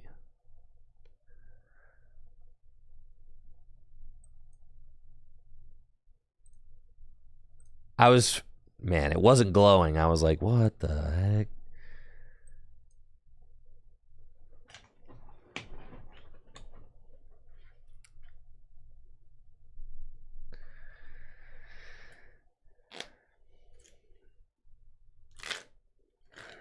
I don't think that the game board for this game should be like, I don't think it should be like too crazy. I think it should be atmospheric and related to Pokemon, like Magic the Gathering Arena. I think Magic the Gathering Arena did a perfect job of like setting the atmosphere with their various game boards. And I think that Pokemon should do something like that, where like every time you play, it just feels slightly different. You know, like maybe one time you play, you're like in the Galar Mines. One time you play, you're like by a beach. One time you play, you're in the Viridian Forest. One time you play, you're in a water gym. One time you play, you're in a Rocket's hideout. Yeah.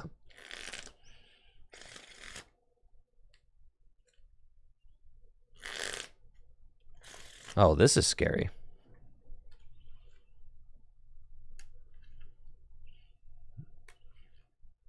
I really let them build up 6 energy on this Chien-Pao.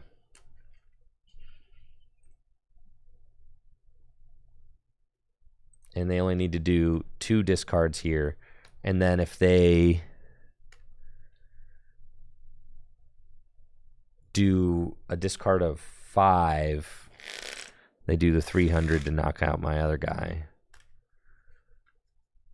But then they won't be able to do enough to knock out a final one. That's fine.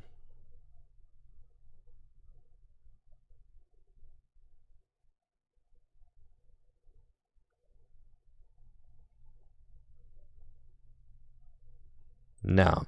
I think the stadiums represent... I'm going to say it again. Having the stadium change the board is not a realistic idea, and it is not a necessarily very good idea. It is unrealistic. Do you honestly think that TPCI is going to design a different game board for every single stadium? No, they are not going to do that. Okay, and it would just be messy and busy. It's not like a good functional idea. That is, get that right on out of your heads. It's not actually realistic. It's not functional. Yes, there's way too much visual flip-flopping already happening in this game.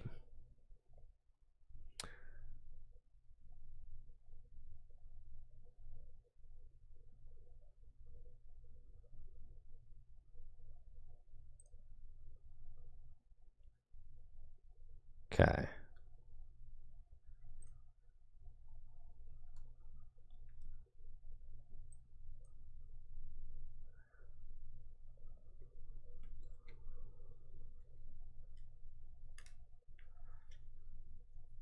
Do you honestly think, Malarkey, that they're going to design a different 3D rendition every time a new stadium gets released? No.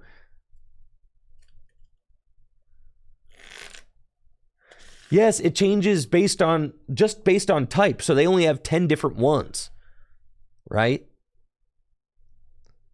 They only have 10 different come into play animations, and they should get rid of those. They should get rid of those too. All of the game board shouldn't change. It should just feel like you're in a Pokemon arena.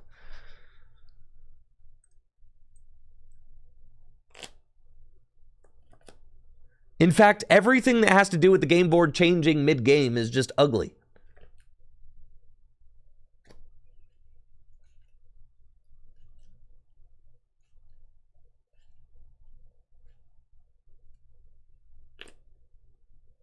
I am pleased that the cards are working now. That's nice. So that is positive. But it is a very ugly and non-intuitive experience. That was my complaint from day one, is that the game was ugly and not intuitive. Dave, I'm going to disagree with you here. I think the game board should not change. The game board should change between rounds. The game board should only change between rounds, between games.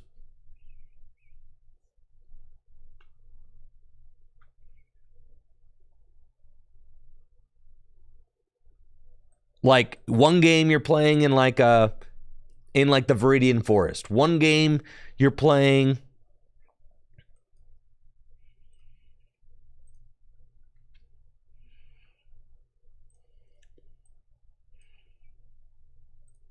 one game you're playing in the Galar Mines.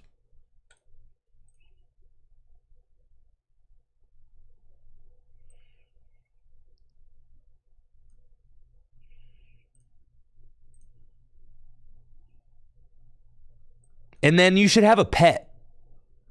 100%. There should be pets. Right? Like that you can spend money on to like dress up, because it's purely cosmetic. So it doesn't affect gameplay at all. It's purely cosmetic. People can't claim that it's pay to win, right? But you should be able to have like a little Charmander and a top hat, okay, that you spent $10 for. The thing about it, Dave, is that this whole like middle gray area that they have, that like the concept is that this panel just kind of like flashes strangely when things happen. That entire concept is garbage and needs to be scrapped. The game board shouldn't animate when things happen. There should be an attack animation that happens like between the cards. The board shouldn't like do something. They should look like the card is doing something.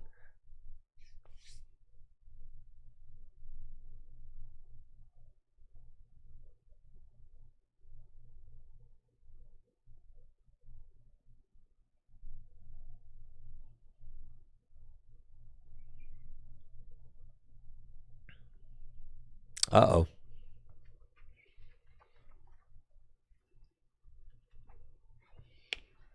Yeah.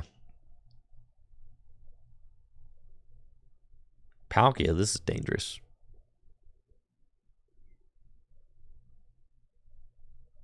I can't ping the Palkia because oh, yes, I can. With painful spoons. All right, very good.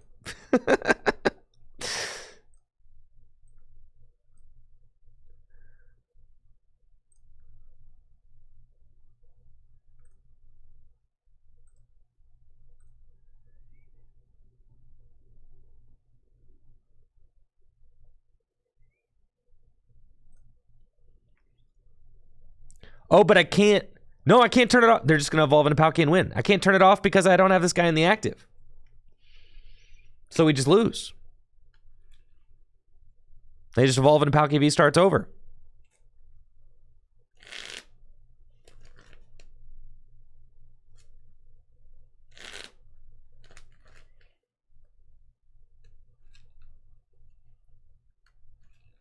All right. Well, we're only losing because we have the suboptimal list.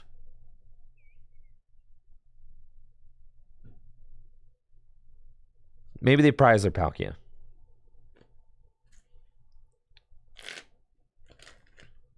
They didn't prize the Palkia.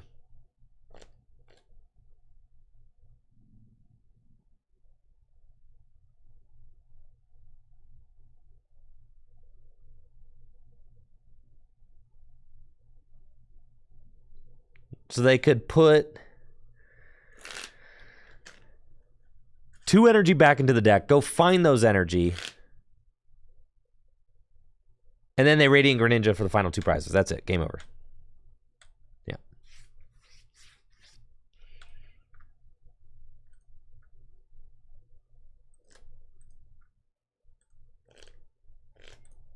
Yes, the Avatar Pokemon Unite looks really nice. I know. All right, we just didn't have the optimal list. We got it now. You just take the loss to Mew.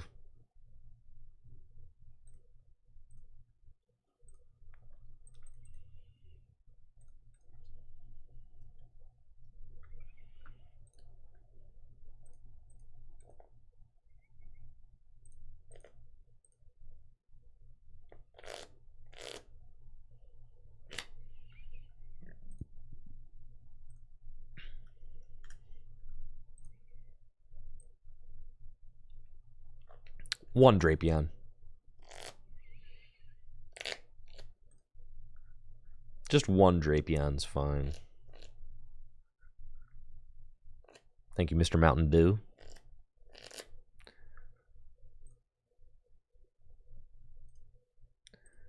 All right, this is the list right here.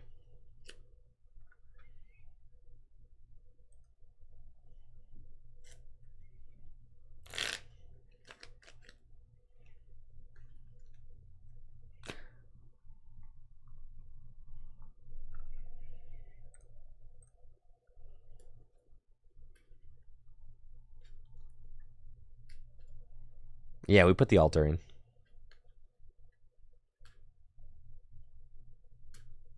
Not playing switching cups anymore, no.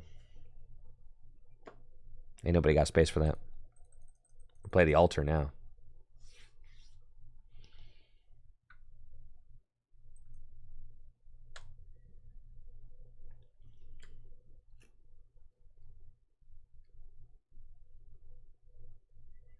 So sick. Play Guardian at NAIC.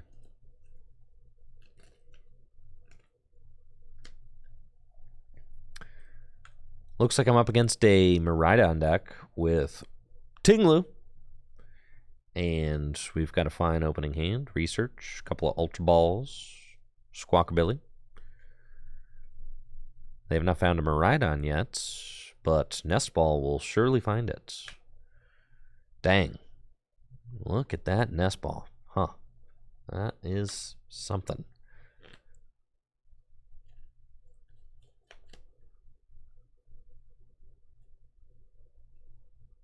Well, congrats, Skilled at Luck, on getting engaged at NAIC. Congratulations.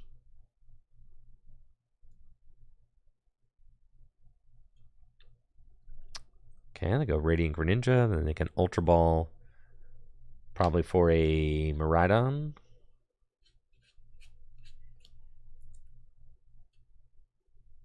It's been a lot of Miraidon.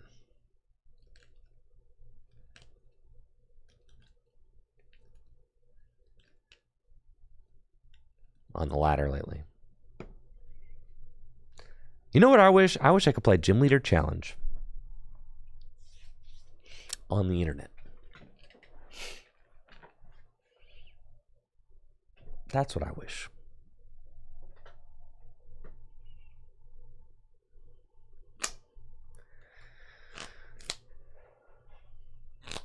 You know what I wish? Wish I could use the Pokemon trading card game online. I still haven't deleted it off my dashboard. Feels bad. It's still there.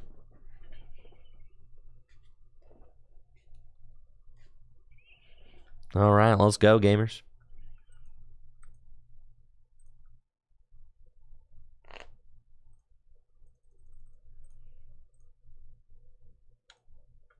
Ting-Lu.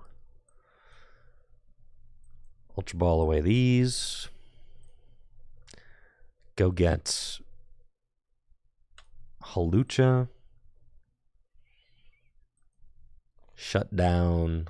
But first we're going to go right, then left, then also to the right. And finally, we will drag two little pellets onto those Mareeps. We'll switch carts into Ting-Louis. Ultra Ball away these. Get a Koraidon. 2 energy in the discard pile. We'll attach one here. And I guess I'll Squawk and Seize. That's fine. I don't need these cards. Yeah, we'll Squawk and Seize. Yeah, that's what we want right there. That way we have escape rope protection. And I'll Dino Cry.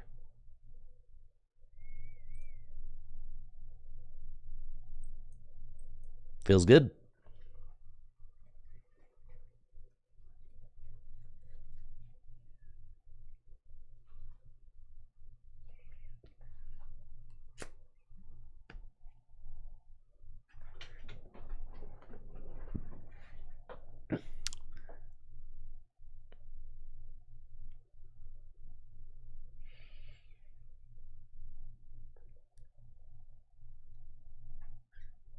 Yes, incomplete Pokedex.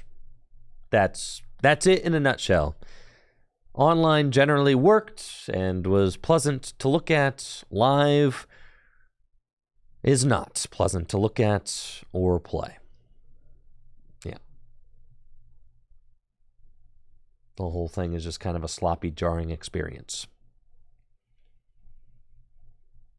that feels soulless and uninspired. The entire thing.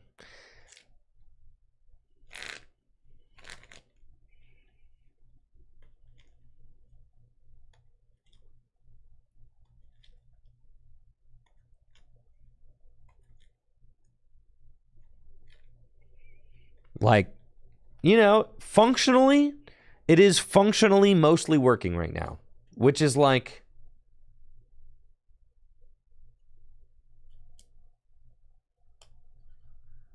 which is fine. But we want more than a client that just like jumps over the bare minimum hurdle, right? Of like just working and being ugly.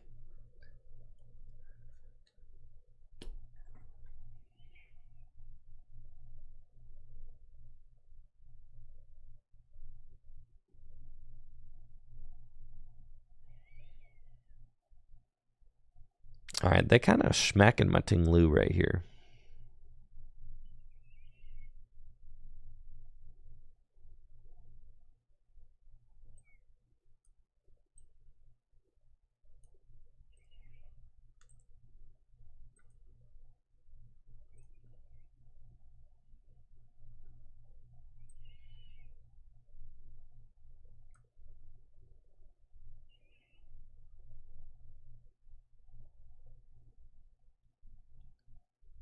Okay.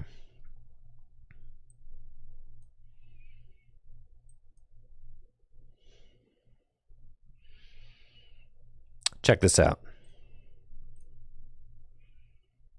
This is so sick. Yes!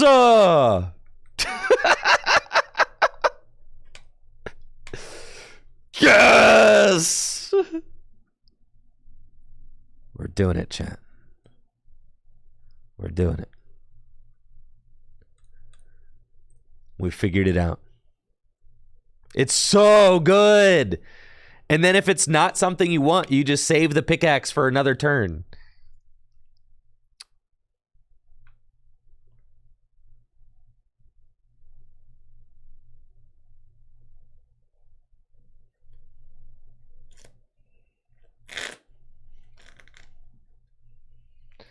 All right.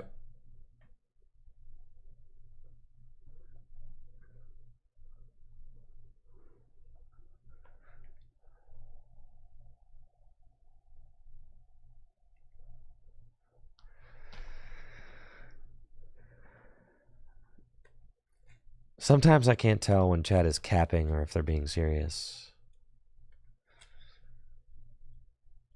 Like when F-Surge calls TPCI a small indie company. I'm like, you're joking about that, right?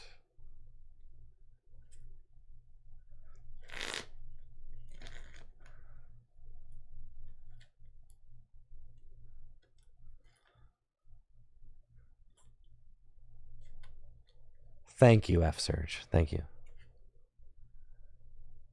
That's sarcasm for sure. All right. Carry on. All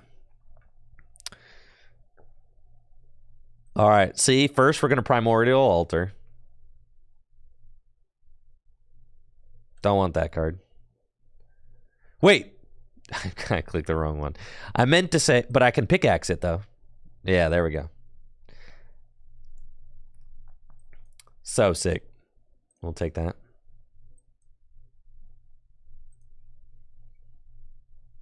Yes, we found the boss. I'm so nuts. All right, the Primordial Altars are actually broken.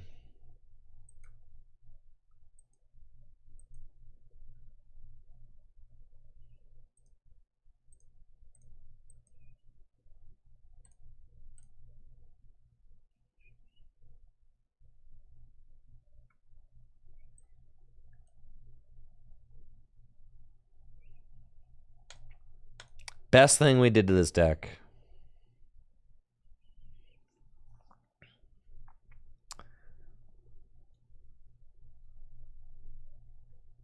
I know, I have so many more moose charged up than I typically do. No, Alter is so good.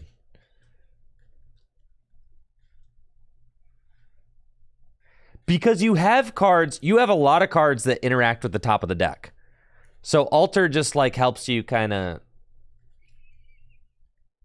like perfect that.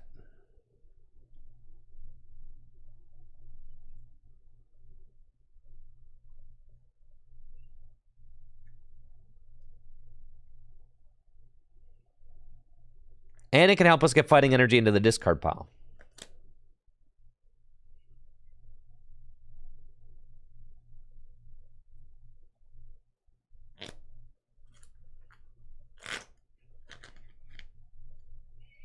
Oh yeah, it's over for my dude right here.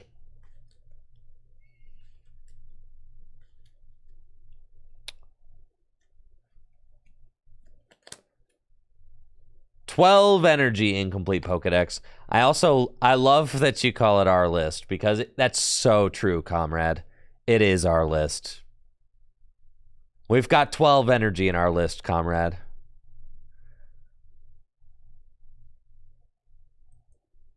There you go, Penny.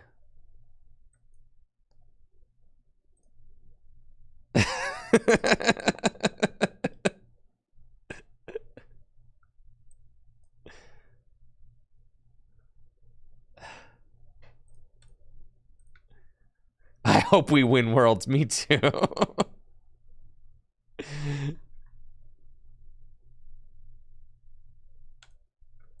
All right, we figured out the list. It's broken. Our victory. See? We got a busted deck, everyone. Yes, we do. Thank you, Logical Choice, for the sub and 7 months. Really appreciate the support.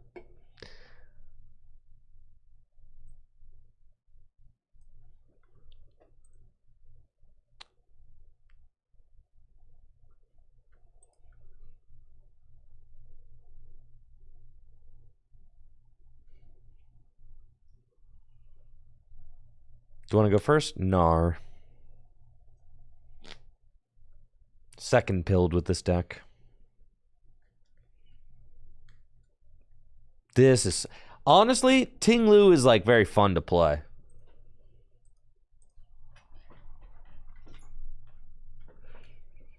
Ting-Lu VMAX? You're so right, Miko.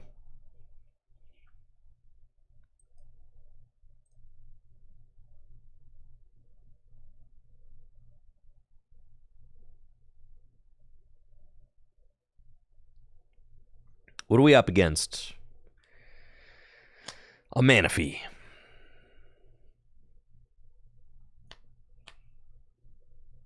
What kind of deck you got? Bro, they just keep feeding them to me.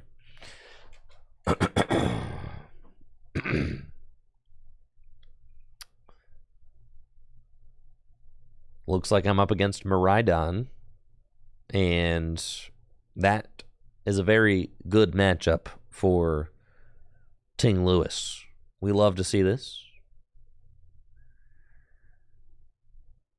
We feast on Miraidon decks. Usually, the downfall of playing Ting-Lu is that it does not one-hit KO anything, but it one-hit KOs everything in this deck, which is awesome. We got Primordial Alter. Well, let's go. And then it's tough because I really want to get a Ting-Lu here, but I cannot afford to get a Ting-Lu here. Kind of want to keep the Manaphy in the active spot. That's fine. We're just going to Ultra Ball and go get my dude, Squawkabilly.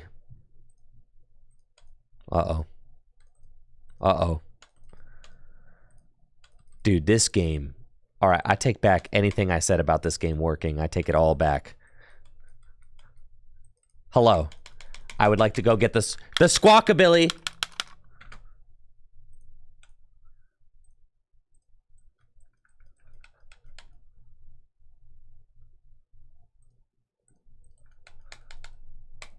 Nope, I can get Koraidon. I can get Halucha.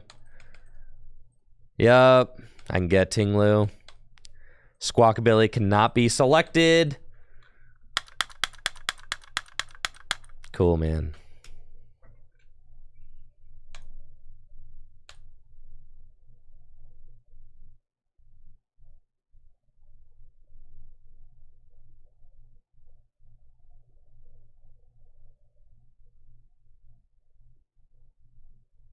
This is the worst game ever made. Yeah. The Golem game's got nothing on this.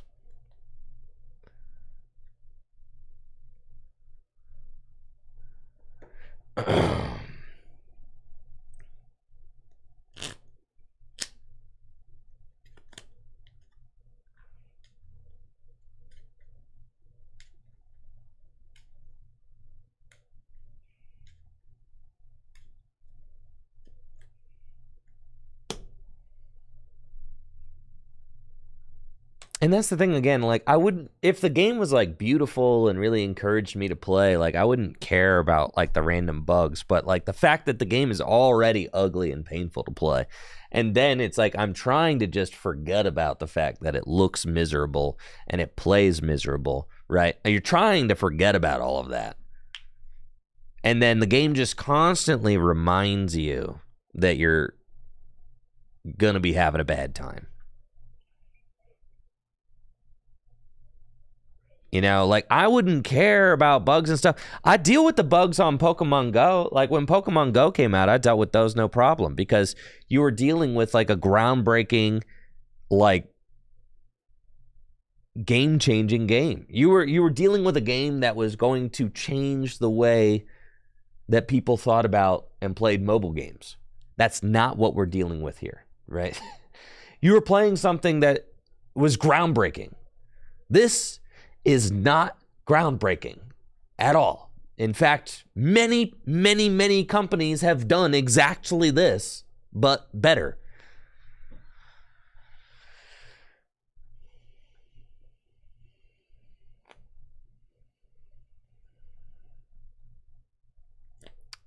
Looks like I'm up against Chen Pao. My opponent has got a Frigibax and a Bidoof set up. And we'll get a Chen Pao EX. Okay. And a pass. Cool. Let us trek. I would love that. Finding the Ting-Lu. Perfect use for the escape rope. I'll also get the Gutsy Pickaxe. Woo! We find the research. I am blessed. We'll escape rope. And see who my opponent promotes. It's going to be Chen Pao. Makes sense. And then I do want this Radiant Alakazam, so we'll bench that. And holy moly, okay. That's a lot of energy. But I do have Squawkabilly, so it's actually a perfect draw. We'll Flying Entry, ping both of those. Energy to Ting-Louis. Bravery Charm to Ting-Louis, and then we're going to Squawk and also seize those 4 fighting energy. Gown. And then we've got another Ting-Louis EX, but I can actually thin the deck by getting a Ting-Lu out of the deck, which is optimal. So that then I have a backup Ting-Lu in my hand. It also thins the deck, which is nice. And I feel like I can save all of that. So we're just going to Dino Cry and get those 2 energy there. And that's a pretty solid turn 1 for us.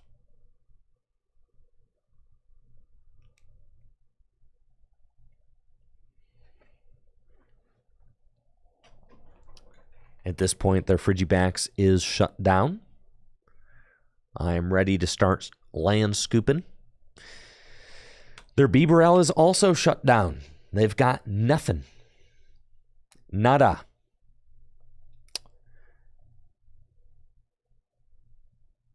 They can Shivery Chill and get 2 water energy to the hand.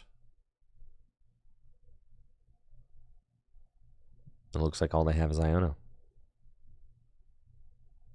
It's fine with me. We've got a really solid set of 6 cards. Boss's Orders, Penny. Palkia is an out for them.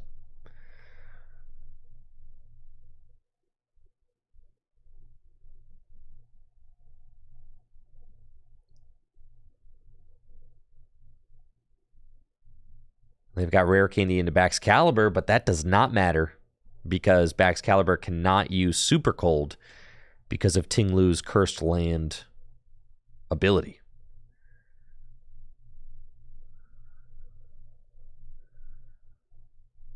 Well, hello, Trollologram, and welcome to the stream. Hopefully you're having a good one. With Penny, we can just reset Hawlucha. Or I can just land scoop, honestly, and just put 20 on the Palkia. Yeah, we're kind of cooking right now. We've got the Primordial Altar, which is exactly what we want. Check the top deck. Would you like to discard? Yes. Okay. And then I'll attach here, and I'll go for the Gutsy Pickaxe. Dang. It's all good. Then we're just going to keep this hand because it's quite good. Land Scoop. And then 20 damage over here.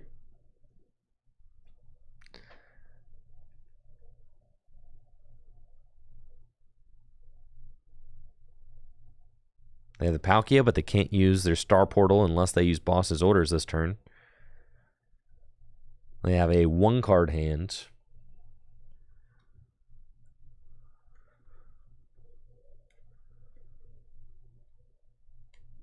But, yeah, I mean, what are we doing? They're just passing. I mean, they're just really having a tough time right now. Let's check the top deck with Primordial Altar. We'll keep that there. And then I'm going land scooping.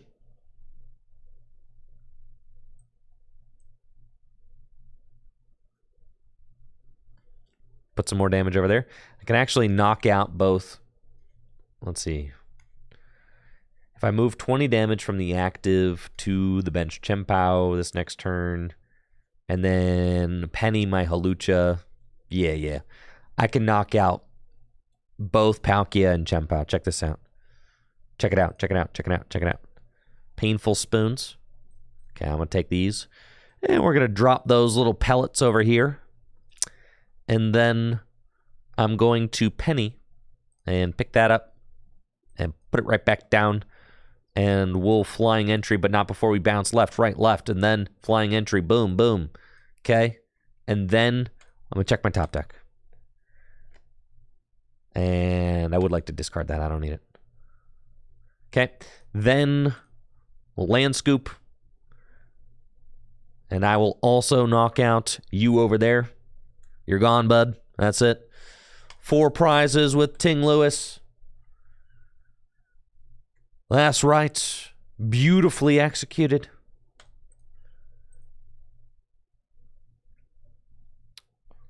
These moose are in total control.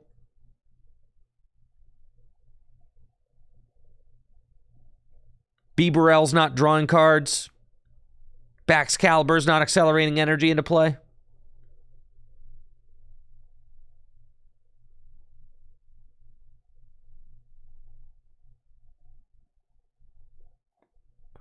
What have you to say about my moose?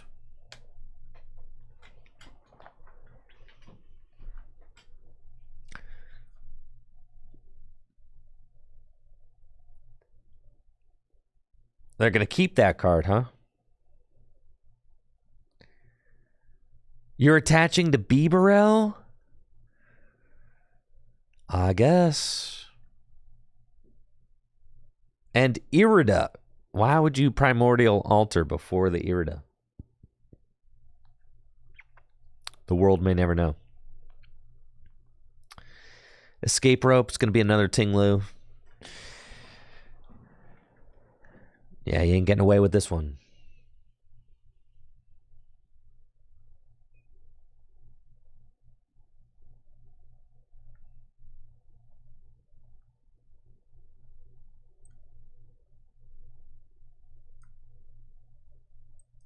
Switch cards. Gonna bring up Baxcalibur. Check my top deck. Keep that there. Attach here. Land Scoop. I'll put 20 over there. Now you've got nothing. Nothing. No Baxcalibur. No Palkia. No Chenpao. This is going to be the perfect 6-0, baby. Ting-Lu is invincible. GG's. Just like that. Game over.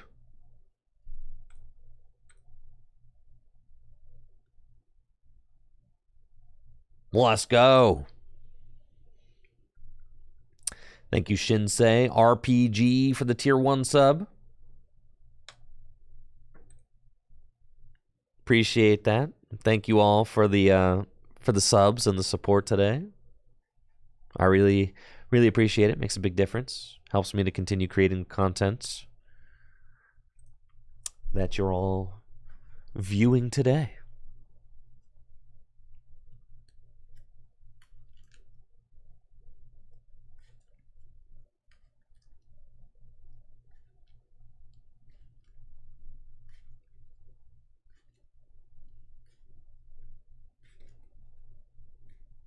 We can beat Guardy. That's fine.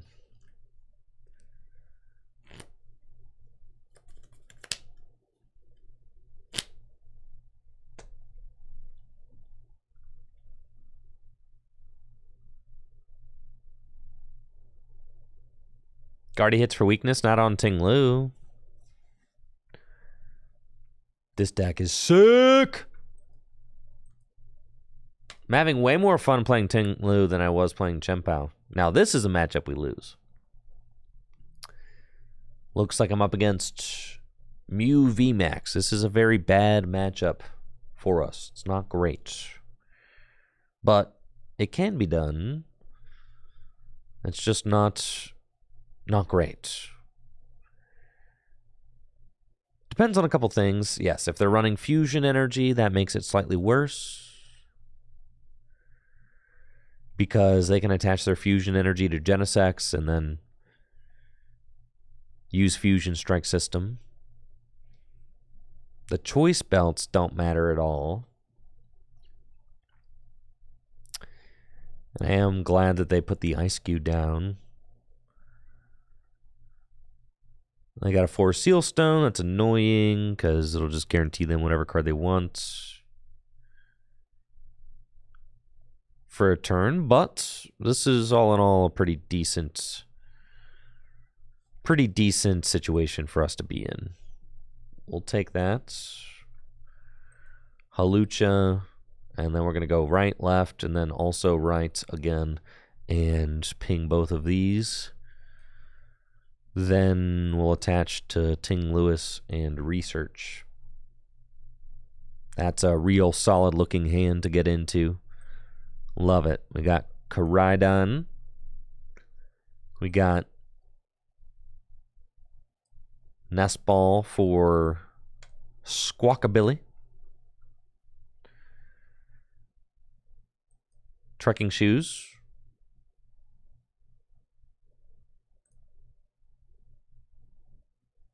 Okay. Put that down. Pickaxe. Pickaxe. Love that. Squawk and Seize.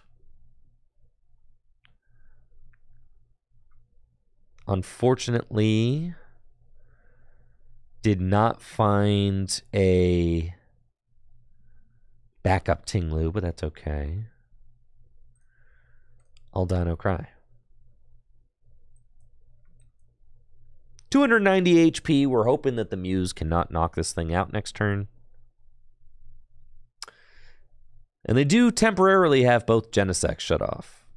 They're going to get rid of my Charm, though. It's annoying. 240 is much more doable than 290. I should have used the altar. I should have at least checked. Yeah.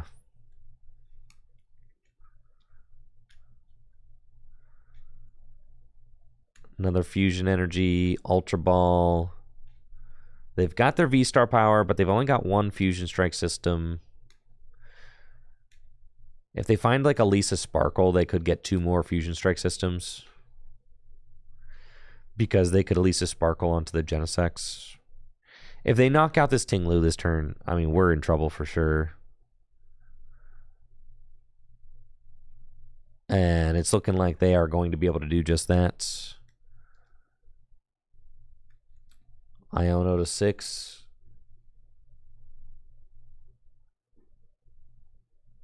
Sure. All they need is a damage buff, and they have it. Hoping both of these are tails. They are. That's good. So I could just use the Forest Seal Stone to go get it, though.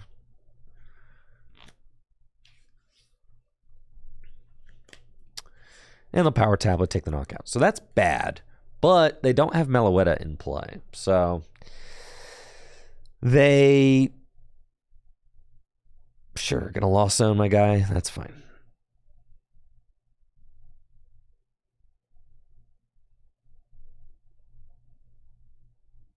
Okay. What are we doing here?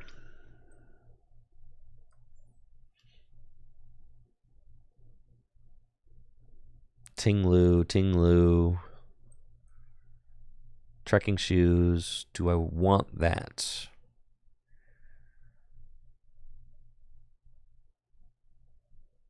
No. That does not matter. Gutsy Pickaxe. Use that. It's just another moose. Okay, we're going to switch carts. Put down these moose. Switch carts. Flying entry. Yeah. Over here. And over here. But all they need is like a switch cart, and they're right on out of it, which is so bad for us.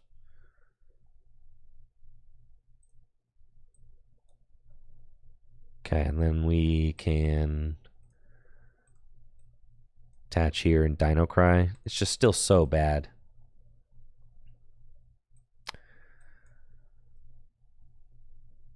They're just doing so much damage.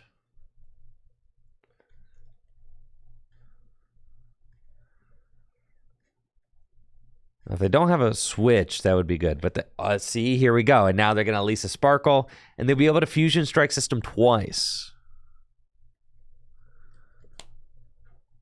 Which is so bad for us.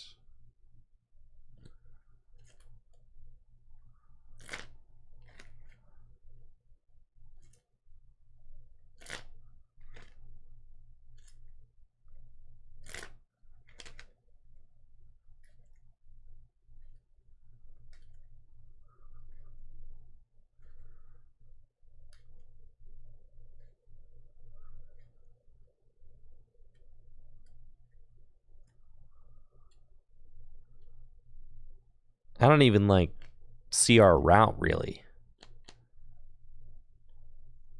I've got a terrible hand. They're drawing cards every turn.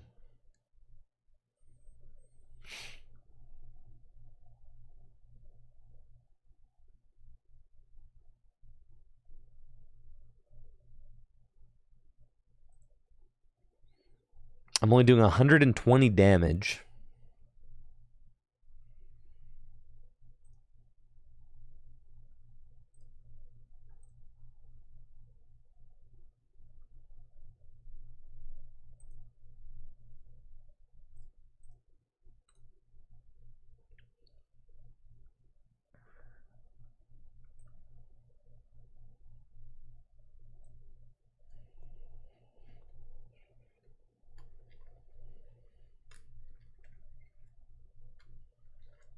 That's fine. They can go ahead and knock out my Squawkabilly. That's fine. And then they're going to switch cart this thing.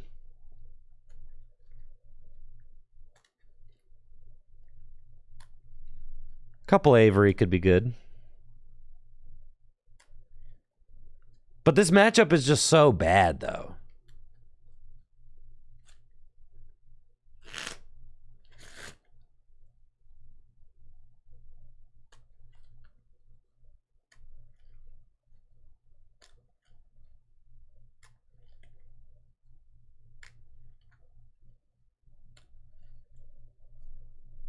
Four Drapion, you're so right.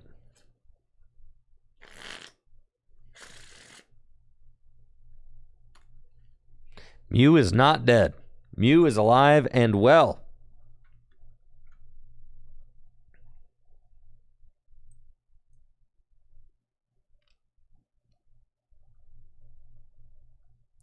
They are now drawing with every single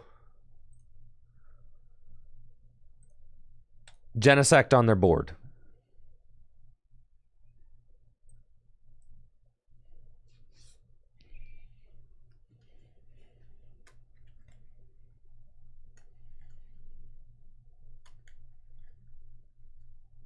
All I need is boss, couple damage mods.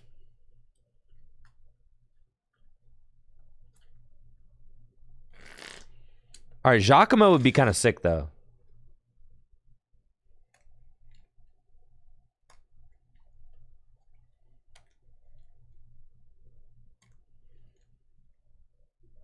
You're not gonna... Bro! This is so cringe.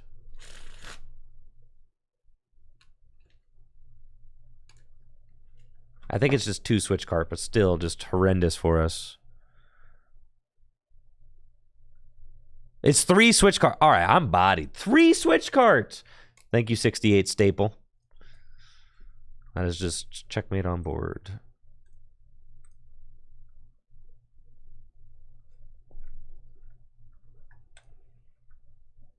Yeah, we can't beat that deck.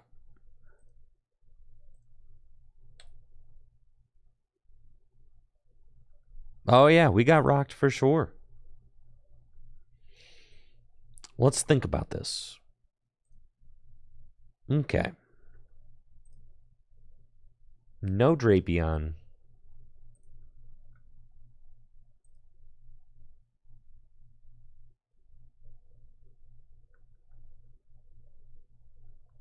Three altars.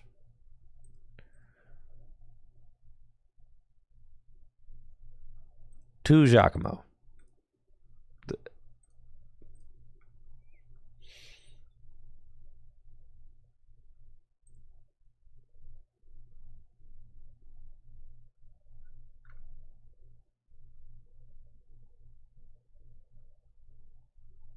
Giacomo also good against Lugia.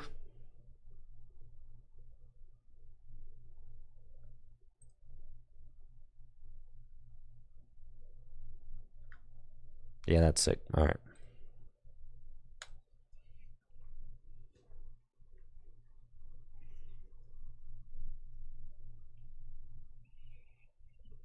Four switch is plenty. 4 switch and 2 penny. I'm not putting another switch card in here. Absolutely not. Earthen Sealstone only works on Pokemon Vs.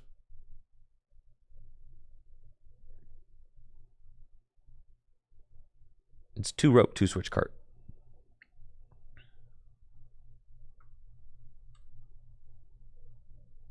And 2 penny.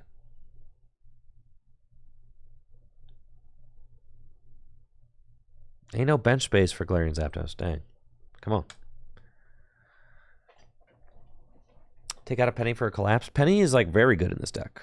All right, back to the decks we can beat.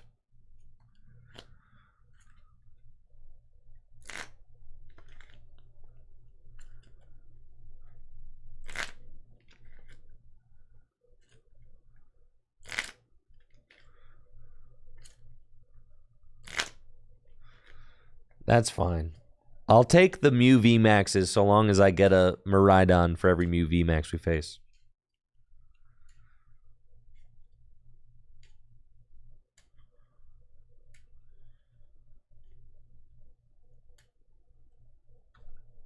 They need to just reprint Enhanced Hammer.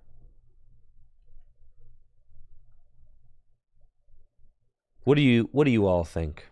Should they reprint Enhanced Hammer? Say yes.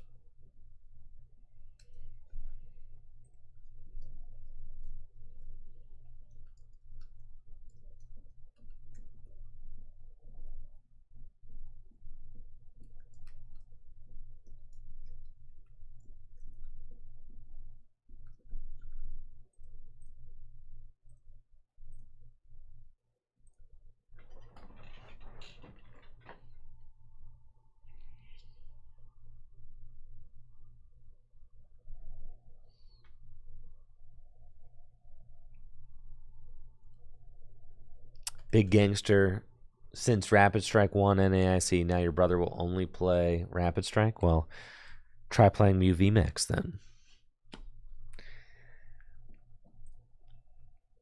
All right. This Miraidon deck is going down. Well, let's go, baby. Gonna get Ting-Louis. Do that. Halucha. But first we're going to go right, then the left, then back to the right. And then I'm going to drop 2 pellets on their board. And then escape rope.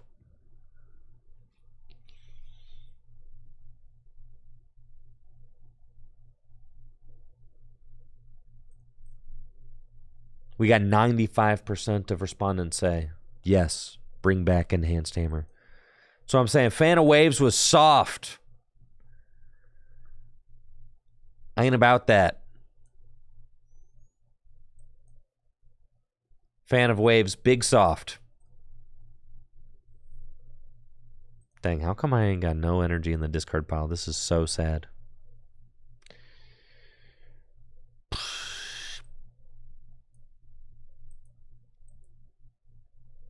Okay. It's fine. Squawk and Seas. We found 1 energy. It's Trekking Shoes. Discard that.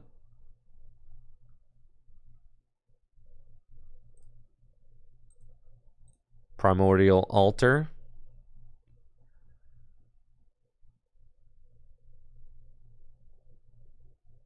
No, we want to keep that in the deck. It's fine. And then we can Ultra Ball away Giacomo and Fighting Energy. And get Radiant Alakazam. And then Dino Cry. Both those.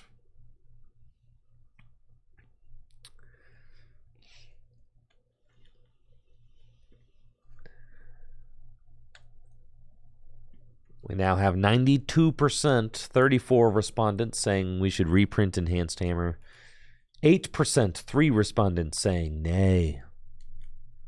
Keep that card gone. Does Pokemon have archetypes like Control, Aggro, and Combo? Kinda. Miraidon's an Aggro deck. This is more of a Control style deck. Yes, and then there's more Combo oriented. Sure, yeah.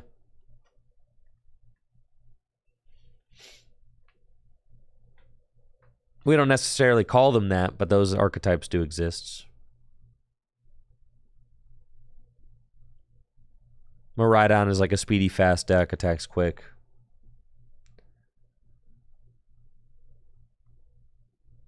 This deck shuts down abilities with Cursed Land, so controls what the opponent's capable of doing. And then Chien-Pao and Lugia are like more combo decks. Chien-Pao is more of a combo deck, I'd say.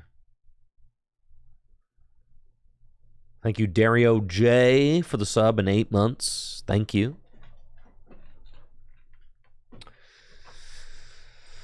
All right, we need an energy off the top. Come on. Yeah, that's right.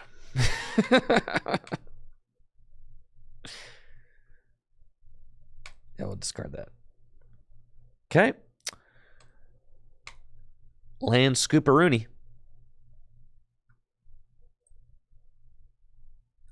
And we'll put 20 damage over there. Take my 2 prize cards. And we got enough, just enough to keep playing. Why didn't put that charm on the active? I don't know, but I don't think, unless they go like double generator to Raichu, like probably don't have to worry about that.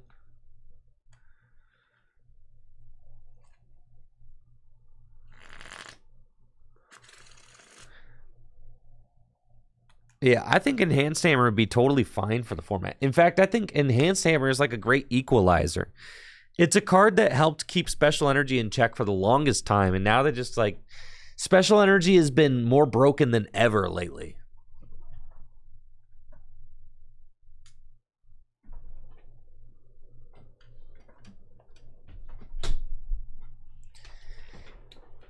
Enhanced Hammer kind of just lets decks like Ting-Lu, Garbodor decks used to play Enhanced Hammer. It lets those kinds of decks actually have a chance.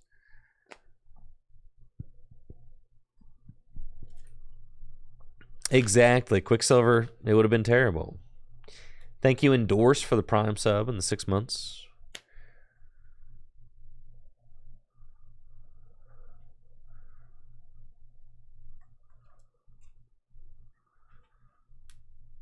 I mean, you've got Temple of Sinnoh now, but Enhanced Hammer is just such a better card.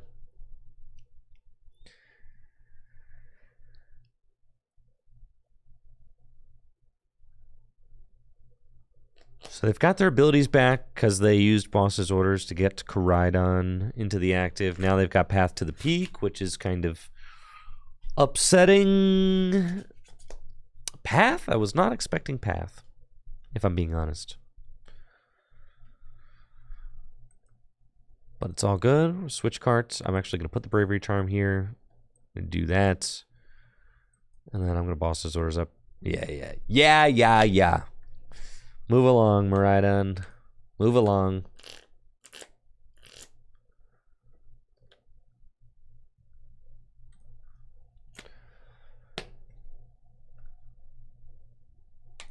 That's what, well, I think Enhanced Hammer just is a card that, I feel like Enhanced Hammer should be a forever card, like Crushing Hammer. I feel like it should just always be in format. It's kind of, it upsets me that it's not. I feel like Enhanced Hammer belongs up there right next to, I got sunburn on my nose. Put some lotion on it. I feel like it belongs right up there next to Switch, Escape Rope, Crushing Hammer, Enhanced Hammer. 100%. I think Enhanced Hammer is just a forever card. Because they keep printing more and more broken Special Energy.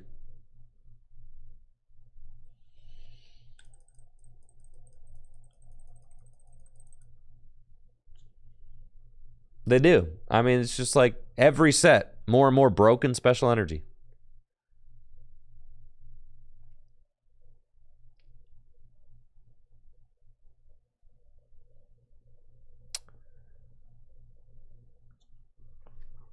We got double turbo in the format right now, and we got reversal energy, so that's fine.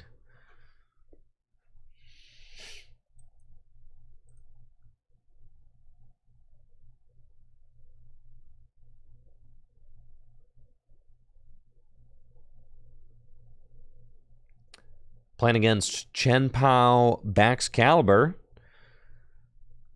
That's so crazy. Like, you're trying to look at the... All right, I'm not going to complain, but honestly, you should be allowed to, like, look at a card and then not have an animation, like, interrupt the fact that you're looking at the card. The game should just continue working in the background as I'm trying to look at a card, right? The fact that it doesn't is frankly insane, but I'm going to try and not get stun locked on all this today. And it's the little things like that that drive me insane.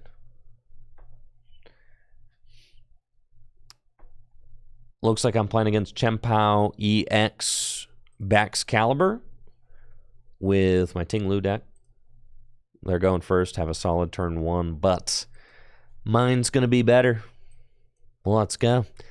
Energy on Ting-Louis and research. It's a pretty solid looking hand we've got. We can do that. I can nest ball for Squawkabilly. We really want to find Koraidon, but it doesn't really matter if we do or not. Then Primordial Altar. The top card is a Gutsy Pickaxe. So we'll say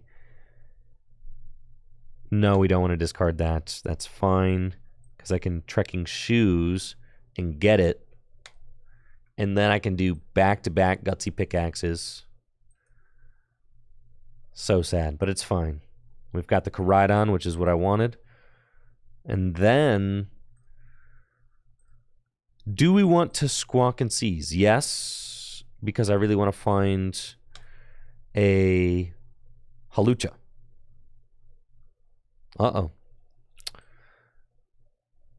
No Hawlucha yet, but that's okay. I'll save that pickaxe for next turn. We'll bench this Ting-Lu.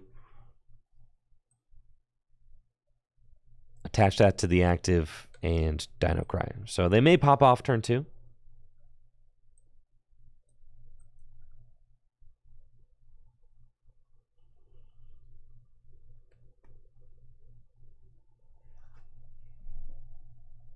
But that's okay. If they do, I can respond with Iono. And then make some magic happen. Well, they will also have to reach to do 300 damage turn 2, which is quite a lot.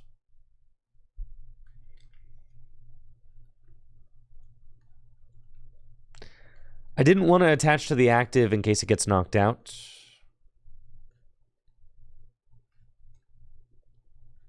Because they could very easily do 300 damage turn 2. Since I'm not locking any abilities.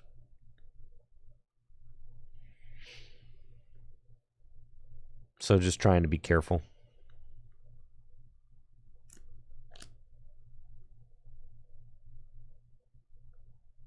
They've got Irida as their support for turn. They're going to get Rare Candy and Lumineon. Fine. So they got the Rare Candy Baxcalibur.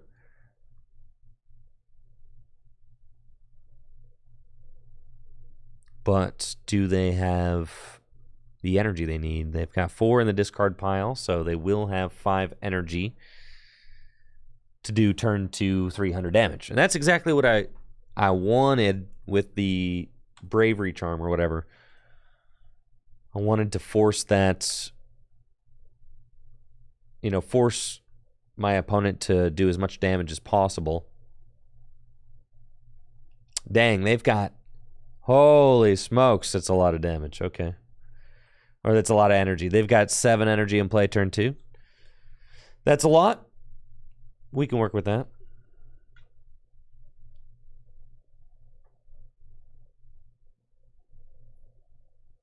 That is a lot. But I will be Ionoing them. They've only got a 3-card hand, but that's fine. Wanted to check the top deck before we Gutsy Pickaxe.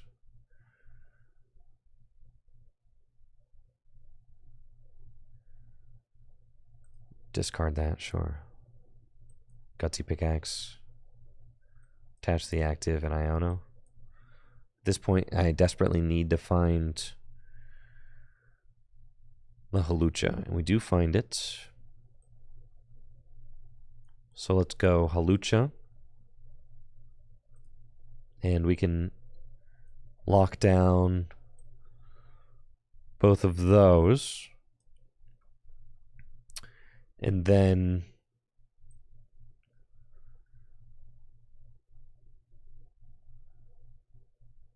an Ultra Ball and get another Hawlucha. That or we go Radiant Alakazam. I feel like Radiant Alakazam is probably just better to have on board. That's fine. Bench that. And we'll land scoop and place 20 onto Palkia.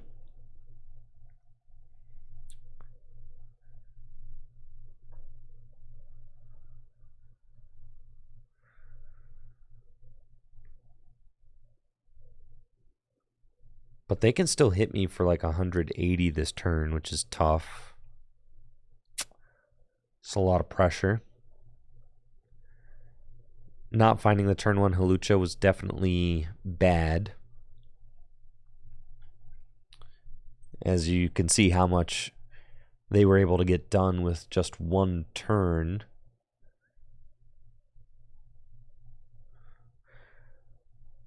The thing is, if I had used Radiant Alakazam to move damage to the Greninja, I would have taken damage counters off of Bidoof or off of... Yeah, I would have had to take the damage counters off of somewhere. So, which would have then unlocked.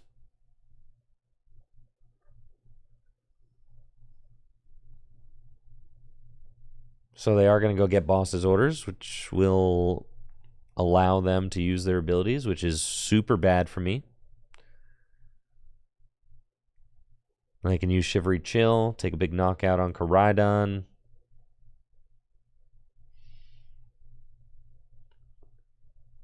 Yeah, this is bad. But if I can find like an Iono or something, we'd have to find our second Iono. I really was looking at my discard pile. I wish it wouldn't have interrupted me there, but that's fine. Just more Pokemon TCG Live things.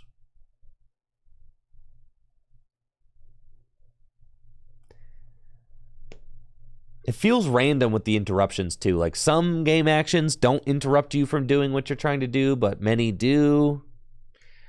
I don't know.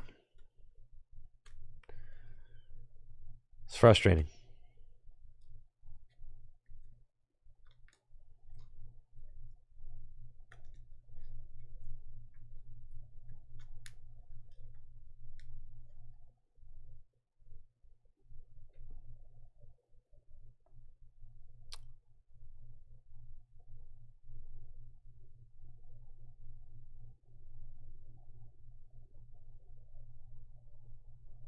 So they can discard 4 energy and do 240 damage. Yeah, and then I got some work to do. This is bad.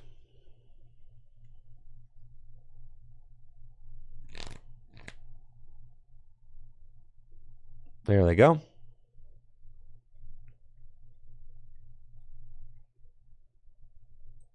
Here's Ting-Lu. I need a good card off the top. It's not very good. Let's check the top deck. Don't want that.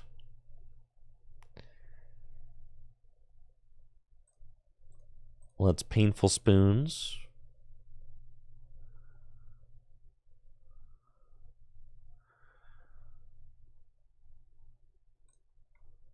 Move that over there.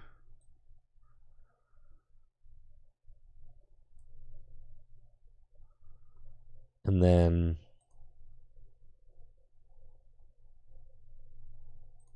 land scoop for the knockout. Put that over there. We'll take our 2 prizes finally. They're not great. All I really have to do is start attacking with Palkia and I lose.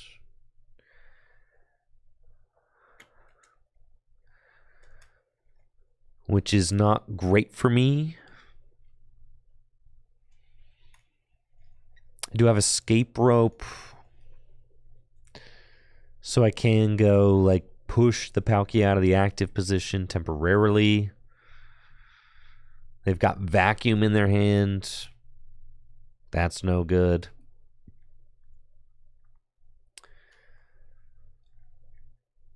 They really just need an energy for this Palkia, and there they go. Okay. And subspace well. Oh, that's game. Okay, cool. Yeah, GG's. Yep. Sweet. All right, I think that Ting-Lu kind of stinks.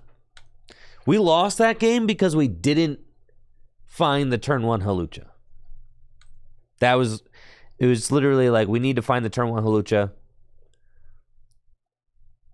We didn't find it. Yeah, Ting-Lu kind of stinks.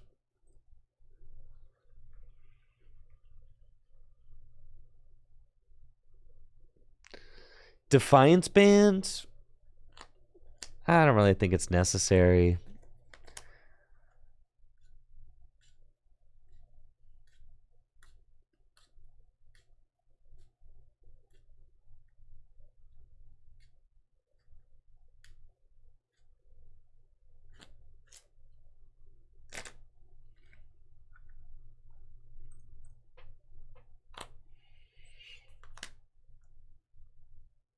Ting-Lu's got a lot of business playing against Chien-Pao. I'd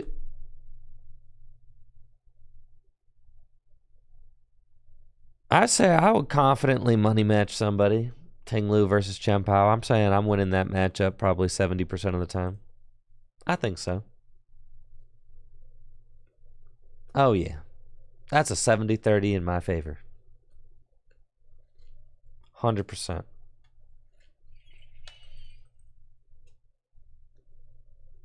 Tomb helps a lot with Luminium for boss. That's true. Something to think about.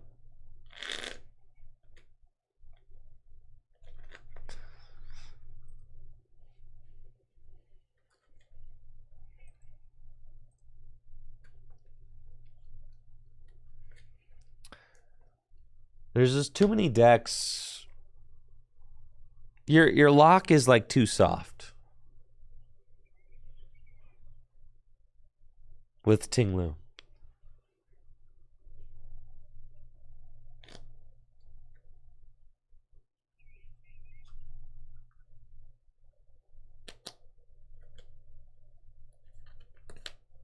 Need Wheezing? We need Garbodor.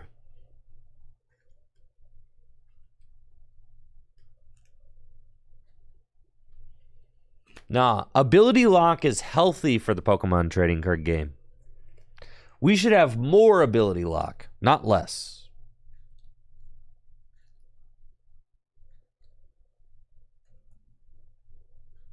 More Ability Lock. In fact, they should just reprint Garbodor. Yes. Does anybody know what's happening on this client right now? What is going on? We're both locked at 25 minutes. Nothing's happening.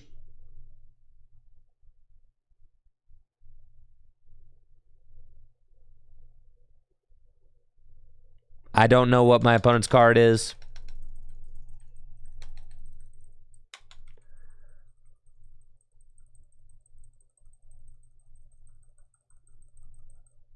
Huh?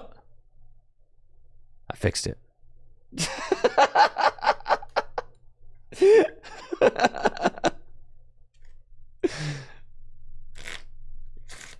What are the odds that there's actually a game happening here, though?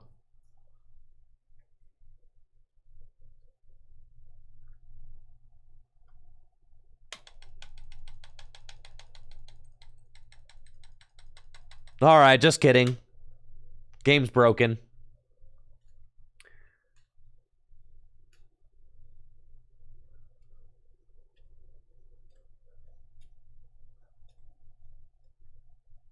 I think it's just stuck until we quit, right?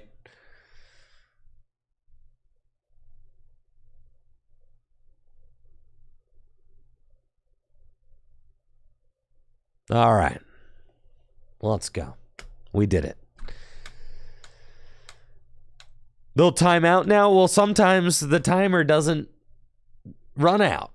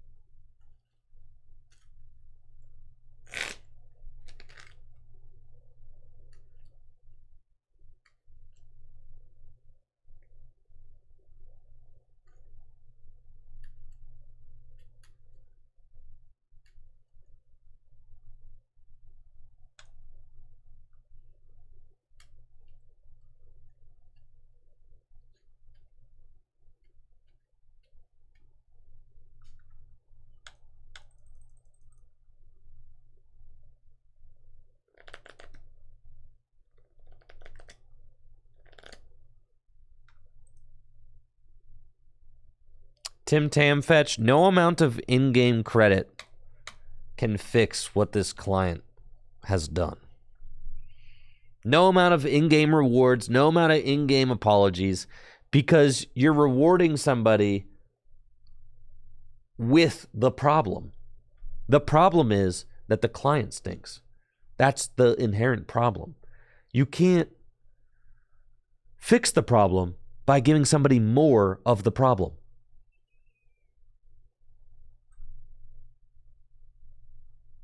Right? The problem is this client makes me not want to play. So to solve it, we're going to give you more stuff that help you play. No.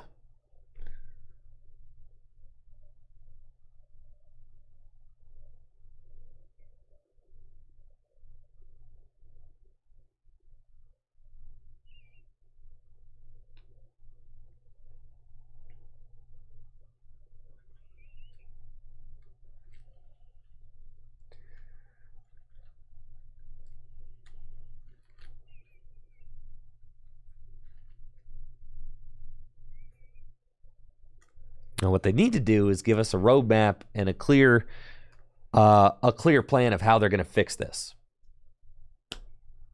and make it enjoyable to play.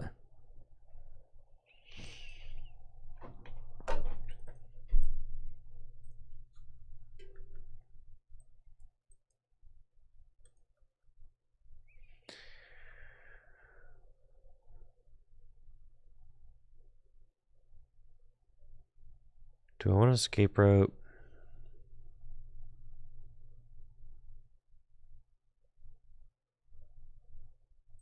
Yeah, I'll do that.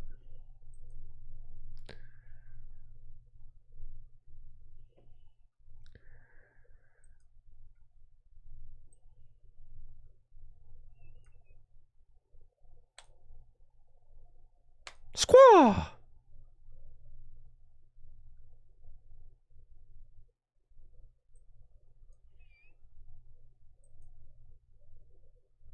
Nice.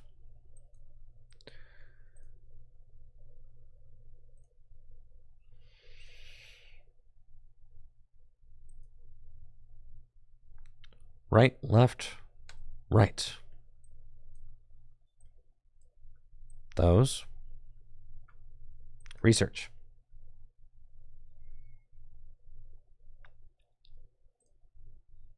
Three energy in the discard pile.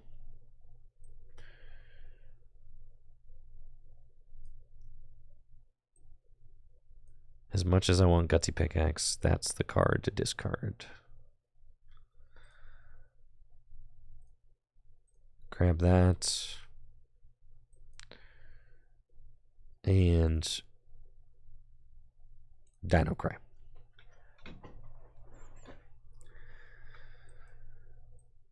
Okay.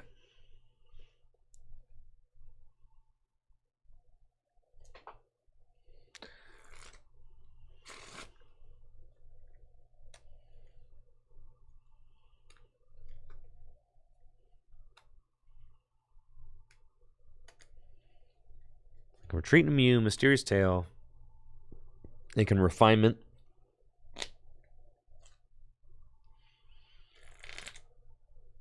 With one Ralts, but that's okay. I'll shut that down.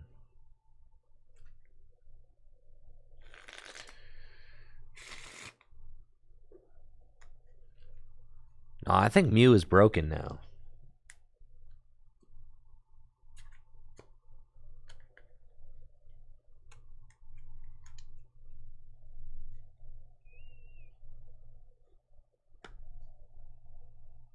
I think Mew is good.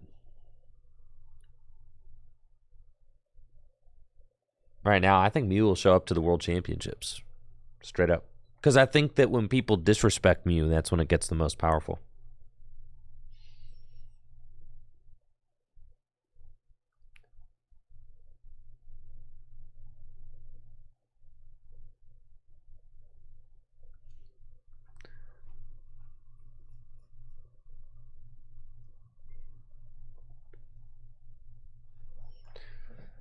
Against Arctura Umbreon, don't you just go turn one Meloetta and knock him out?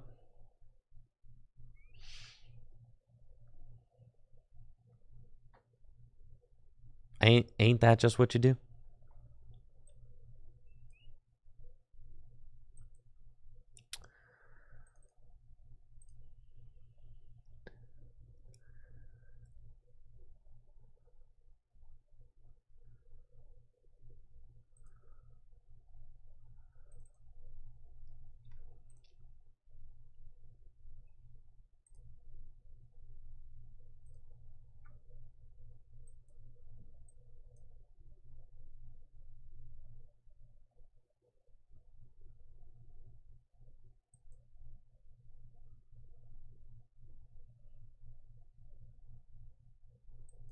Yo.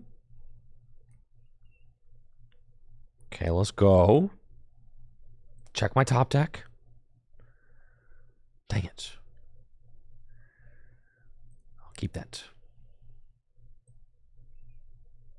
If they play Ionos, I'll just keep it there.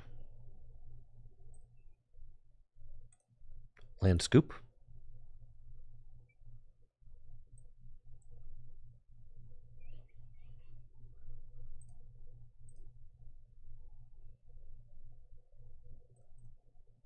Got 3 psychic in the discard pile. Yeah, this is mildly problematic.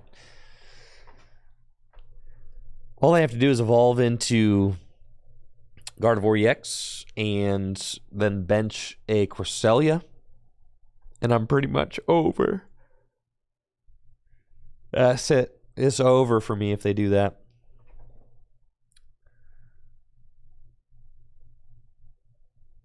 They can also just boss his orders, yep.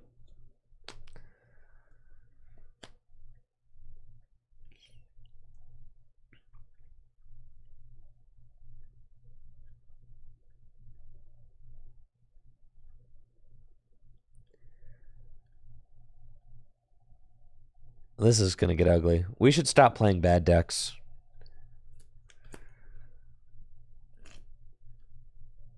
Start focusing on like the 2 or 3 good decks.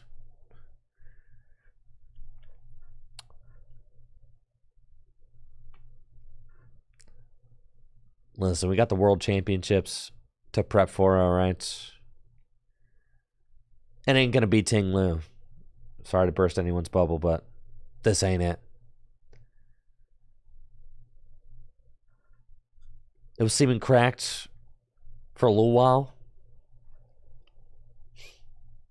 I don't know about that anymore.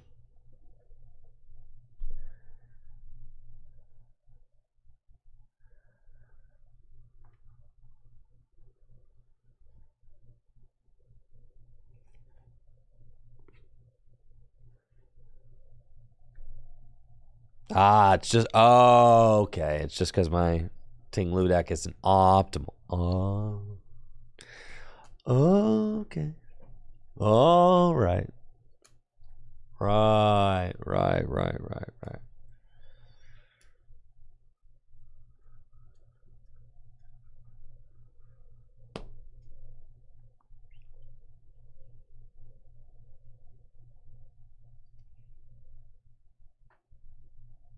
Yeah, they got the Gardevoir EX. At this point, I'm pretty much ruined.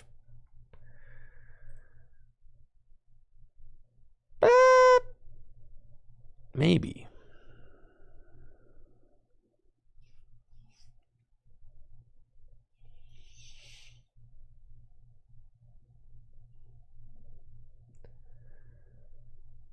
Someone's going to break Revavroom EX? I don't think so. 1 card counters Revavroom EX. 1 card.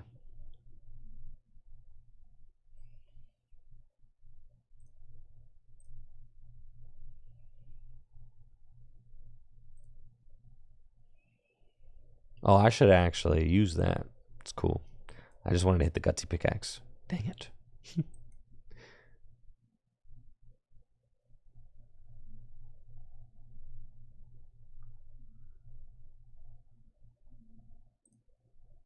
Keep that, that's fine.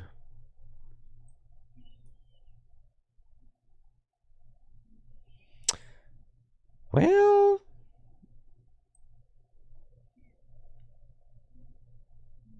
we need to take that knockout for sure. Pick that up. Just get it out of the way. Move that over there.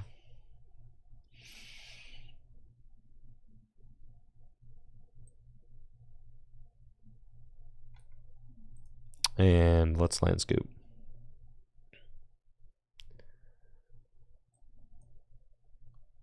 It's fine.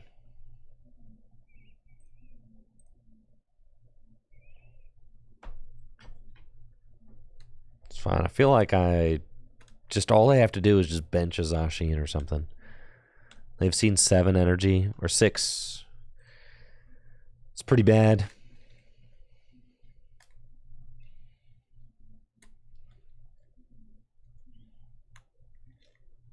But at least we got the Koraidon out of there now. So it's not a liability.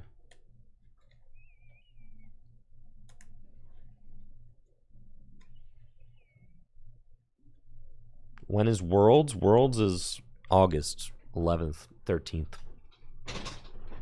Right around there. So you got 7 energy accounted for. It's 270 damage with the Zacian. Temple of Sinnoh doesn't bother me any, so that's fine. Where am I going in Japan besides the tournament? I don't know. I'm going to play it by ear. I've got no plans.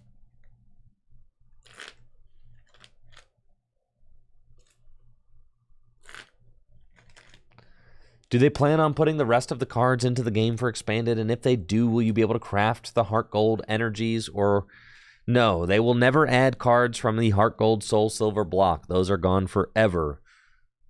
Are they capable? Will they add cards all the way back to black and white? I don't know. Probably sometime within the next 10 years. Yes. Since they won't give us a timeline, I'd say my estimated timeline is somewhere between 5 to 10 years.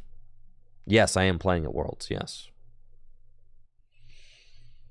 As it is right now, the expanded card pool is incredibly broken. You can do things like Metal Saucer counter energy. You can Welder counter energy.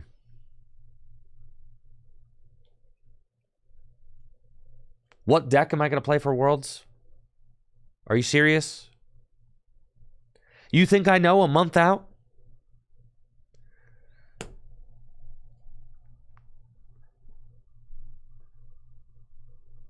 And then if I did, I would just tell you? Is this really what you think? You think I'm going to like put all my hard work, my whole season, all that, all my team's testing?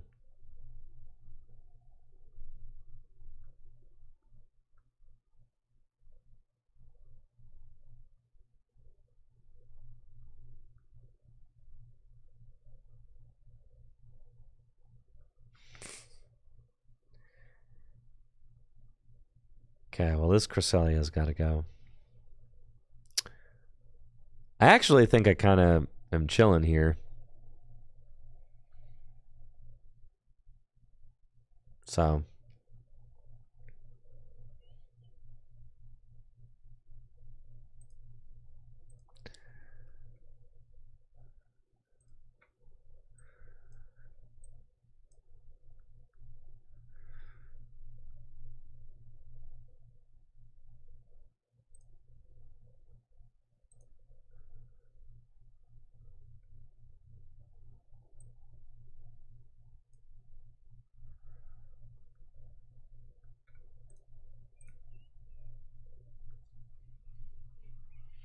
I'm going to save this Iono so that I can maybe Iono them to 1 or 2. I thought we were your team.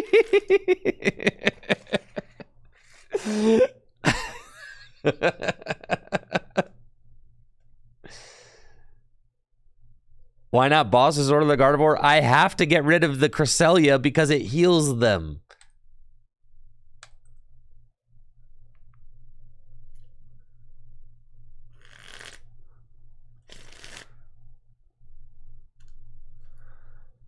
We should take our deck to Worlds. Oh, God.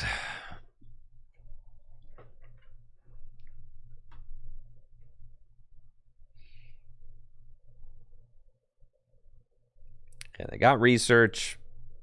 But now they don't even have a bench spot available for a Zacian or something. And they cannot do, unless they hit a reversal energy, I guess. But they got Temple of Sinnoh in play.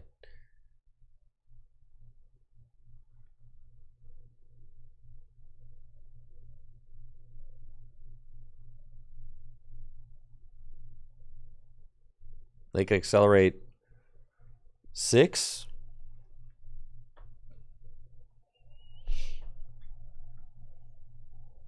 And so a 7, they could do 270. It's 20 short, champ.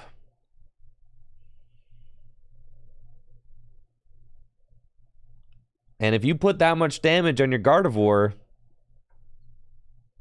you're going to be hurting. Well, some lists play 2 reversal. Most don't, but some do. I think 1 reversal is plenty.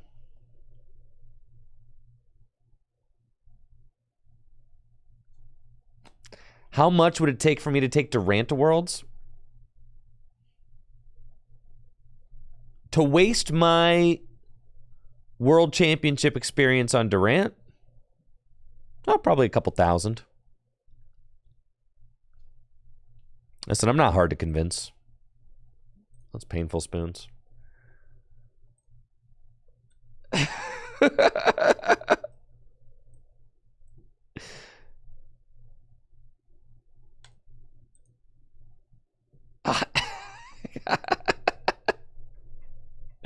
Yeah, you at least got to pay for my trip.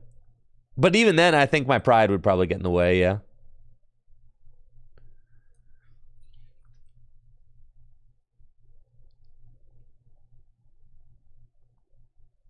I could have won that turn, couldn't I? If I move this to Gardevoir and then, yeah, I know. Oh, I'm thinking about I know, I see it, all right? I see it. I'm a lion playing with my prey.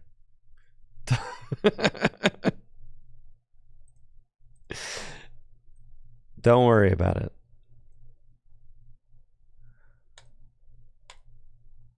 It's your fault you're distracting me with silly questions.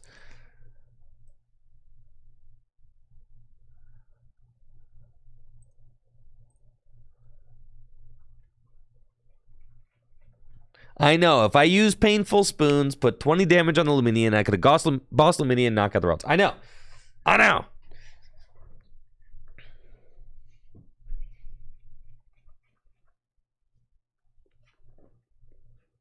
Now they're going to Iono me out of the boss. They're going to knock this thing out with Gardevoir, and then I'm going to lose. I know.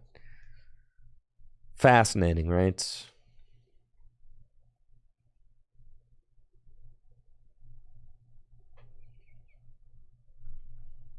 I told you they played 2 reversal energy. You guys were gaslighting me.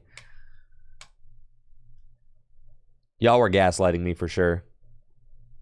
It's messed up.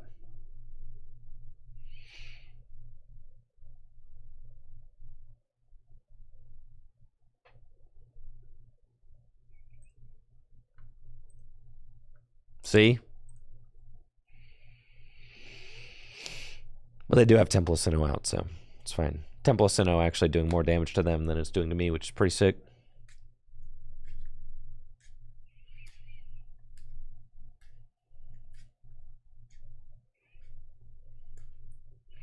I need to save this switch cart unless they, like, in case they decide to drag out my Radiant Alakazam, I guess.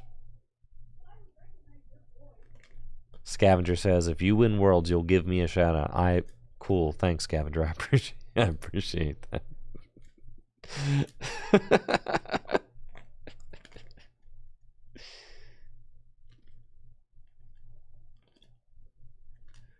All right, worker.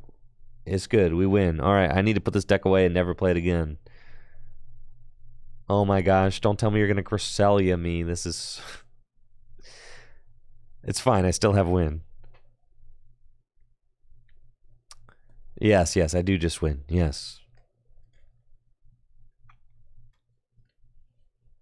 They had to disrupt the hand, yes. This hand was too broken.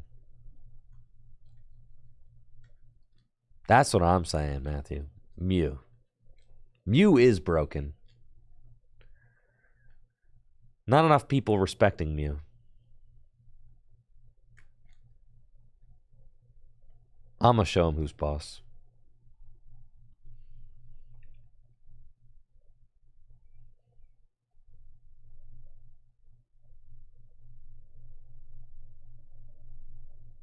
I wish my opponent would go ahead and lose already.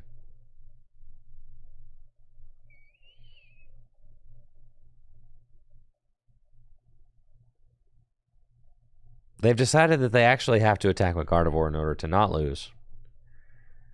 Which is correct. Oh, and then they're going to collapse. Okay.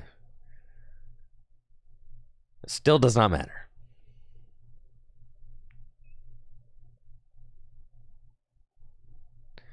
That's the best you got. Okay. GG's.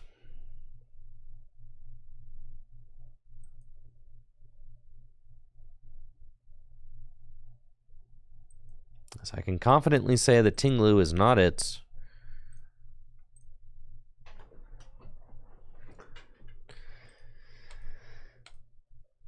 All right, let's play a broken deck, huh?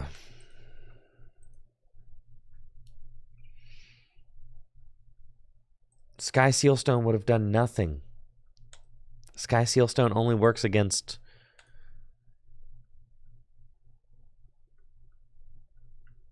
V-Stars and VMAXs.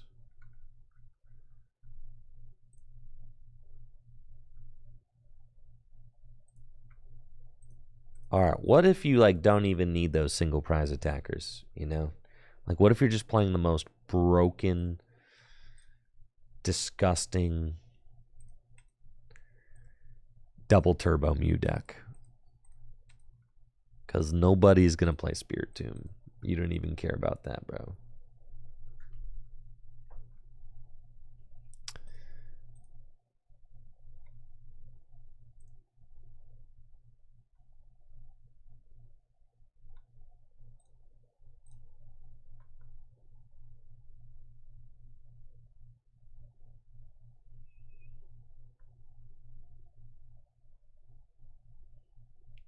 My first opponent beat Ting-Lu? Nah, oh, come on.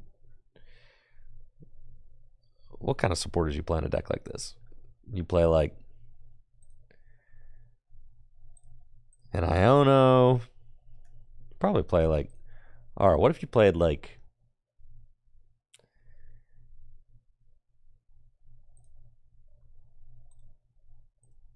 like a bunch Iono.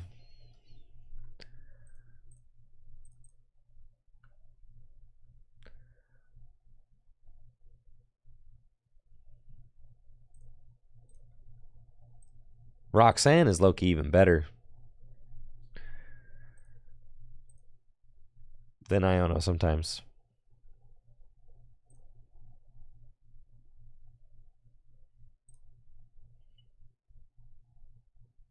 Palpad, power tablets. 2 switch card, 2 rope. That's way more than we need.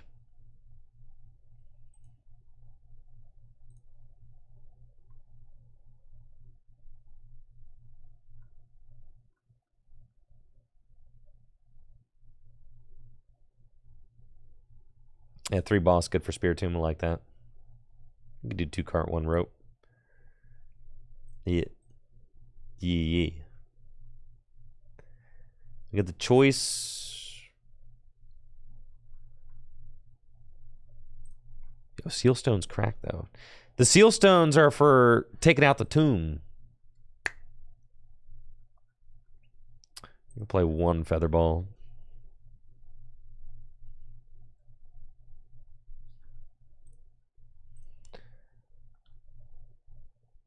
Add a Dragapult? What are you talking about? Fusion Strike Dragapult? Holy smokes. You're cooking, huh? You're cooking with propane over there.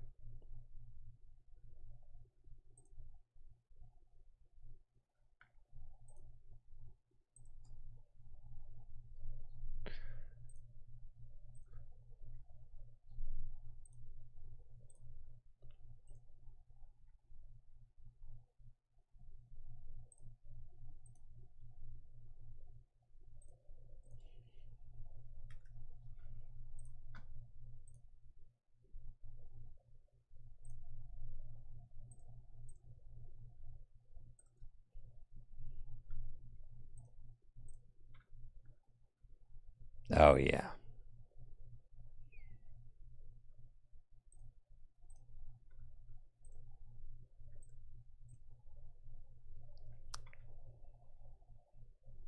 Now we're in there.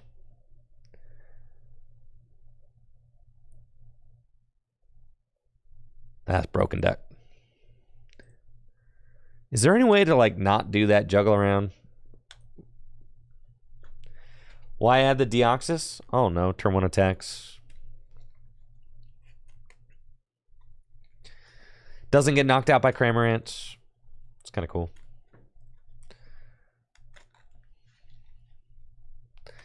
Also, giving yourself, like, a couple fusion energy can just allow you to draw under Spiritomb.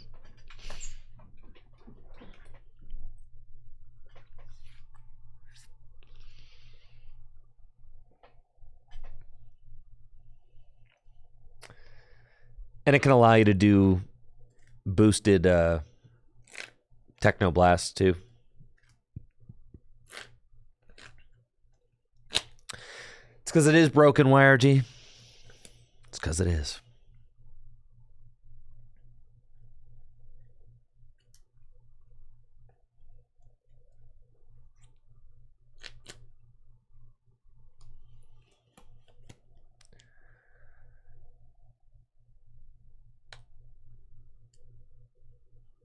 This is DT Mew with extra steps. Yes, exactly.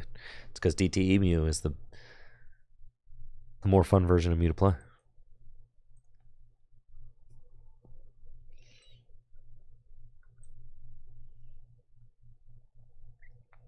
Oh, it feels good to be back. Relying on Cramomatic flips turn 1.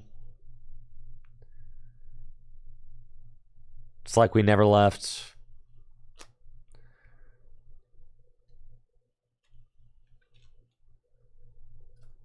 We flip tails, we lose.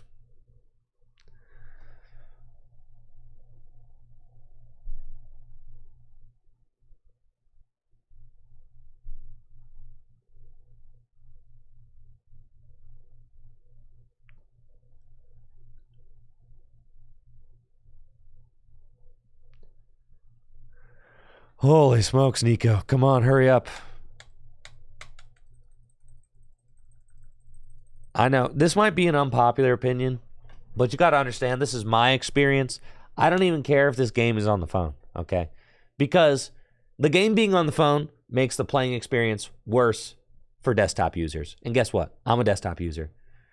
When it's on the phone, people be trying to squeeze in games of Pokemon cards when you're on the toilet, bro.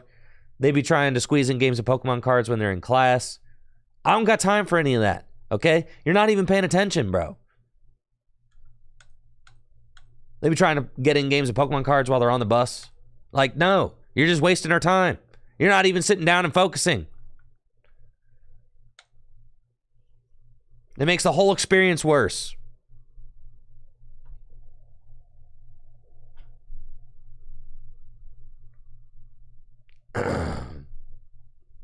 Not to mention, the design choices for the phone were horrible. And the game was clearly designed with the phone in mind first, but like, but the phone, yeah, it's frustrating. Anyways, carrying on. There we go.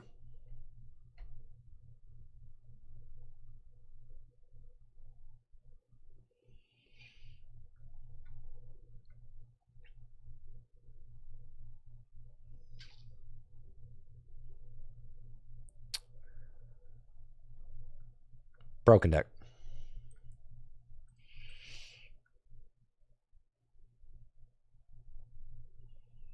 Let's go, baby. Let's go.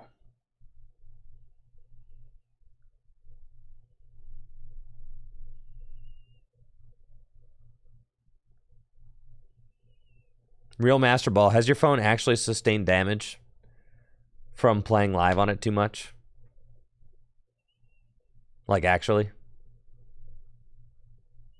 All right, hear me out. What if you put a 1/1 Bibarel in your Mew deck? Hear me out, bro. Just a 1/1 Bibarel.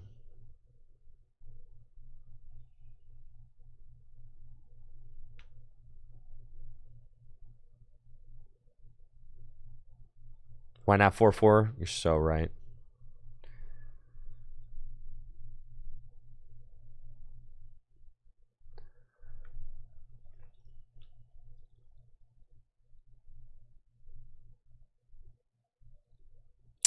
Okay. Battle VIP pass.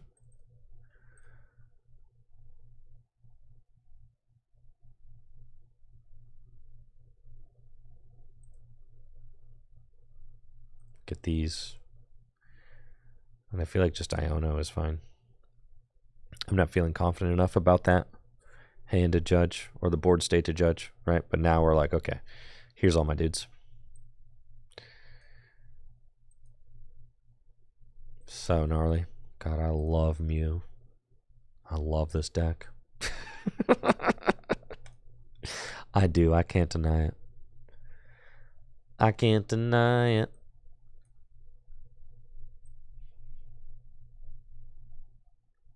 We just wait and blast that Palkia turn 2. Yeah. For sure, for sure. I would love to get a path turn 1, but at the cost of... Nah, we ain't gonna risk it. Okay. Enter.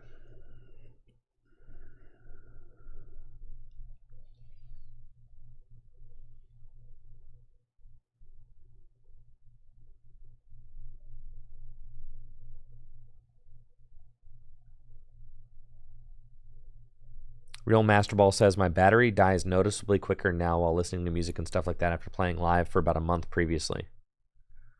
I don't play live on my phone anymore, but the damage seems to be done. Yep.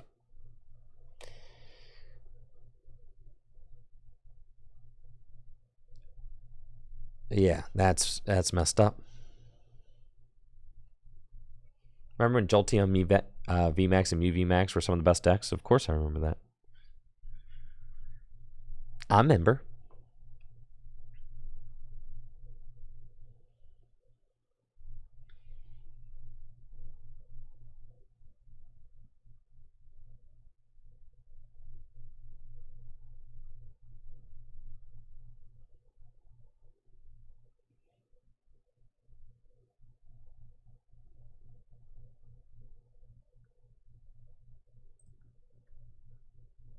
Three gears.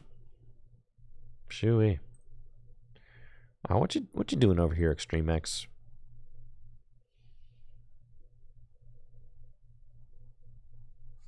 I suspect that you're just going to lose this game, so hurry up. Hurry up so I can finish bodying you.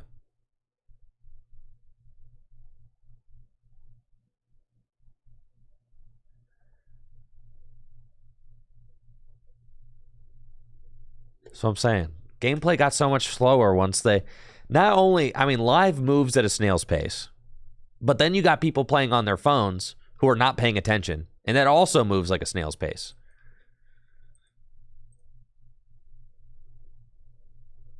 It's just the perfect recipe for disaster.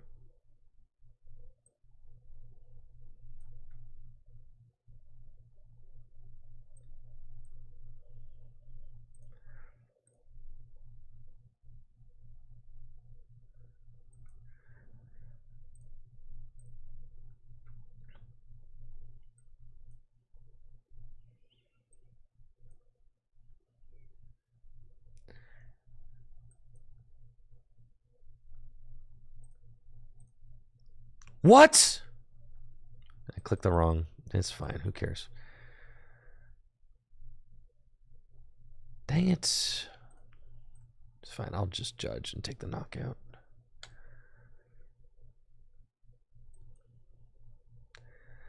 I meant to click Fusion Strike System.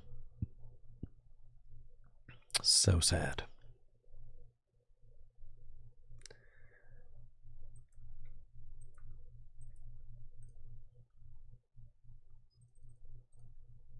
Who cares? Mew is so good it can chuck a V-Star power and not even care.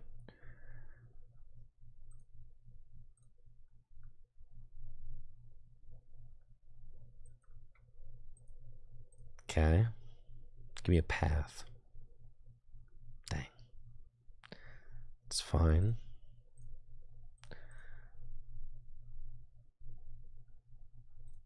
Chillin'. Retreat. Give me the old Techno Blast. Oh, lordy. Okay, there we go.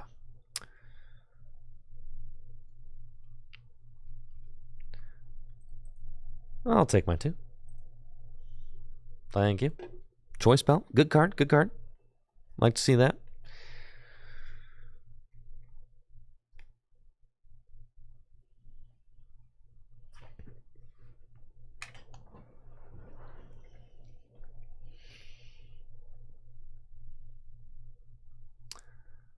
I don't know about this guy. That's potentially plus 4 card slots.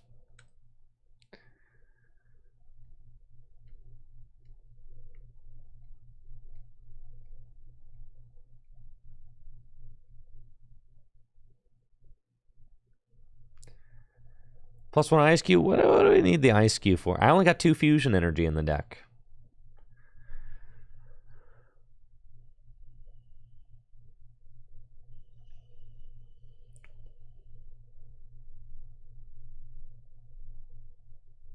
I think my opponent is just trying to play like this Turbo Palkia deck.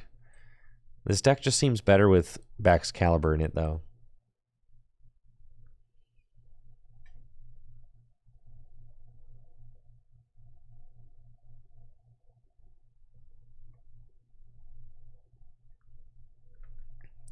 The Deoxys is just here to give us like a turn 1 attack against decks like Lost Box. Like you can go turn 1 attack, and then you can start judging after that. I guess is like the idea. Judge. Swing with Deoxys.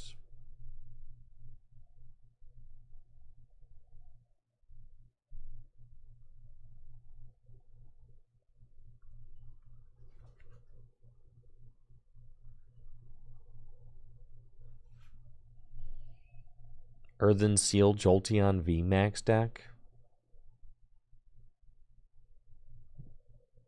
No.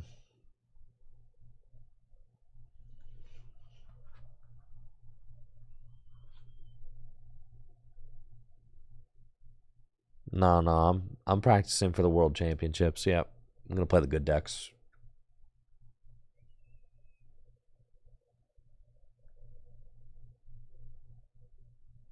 And Big Gangster, you don't need to tag me every time. I'm reading chat, you know. I'm here. I can see you. All right, let's go. My dude got sauced. That's fine. You will be punished.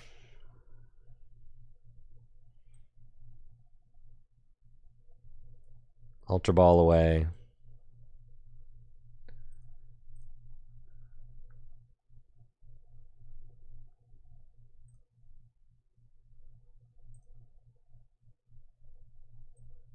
Those.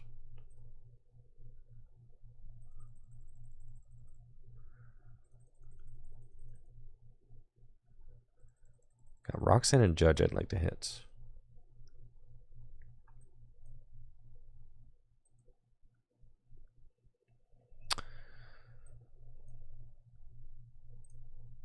Fusion Strike System for 3.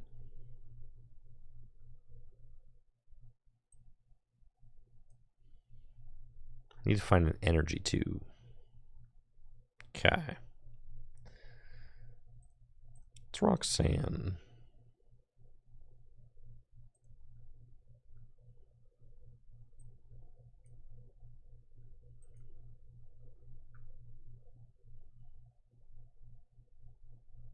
It's pretty good, but I still need to find an energy.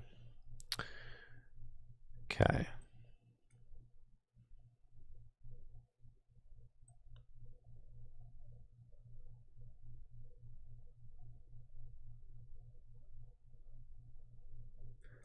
Okay, we do that. It's fine.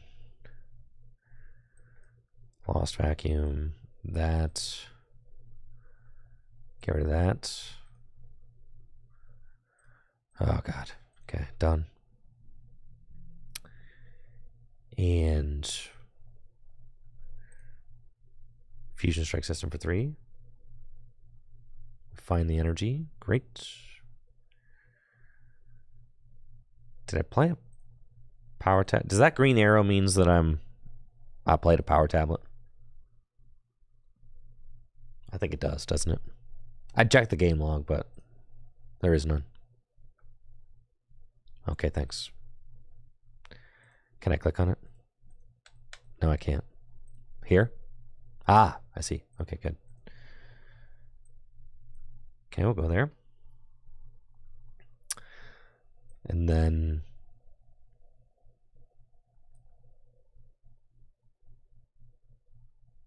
Fusion Strike System. And then Ultra Ball away these.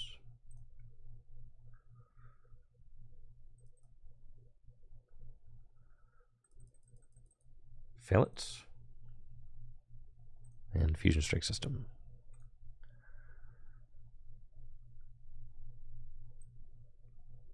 Path. Cross Fusion Strike, Technoblast. And then I need to find a switch. My other Mew is prized, so I definitely need to find a switch.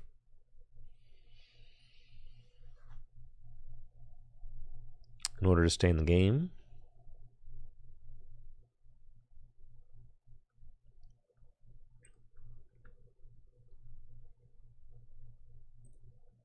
I should be able to find that. I've only got 8 cards left in deck. I can draw them all out. So that's cool.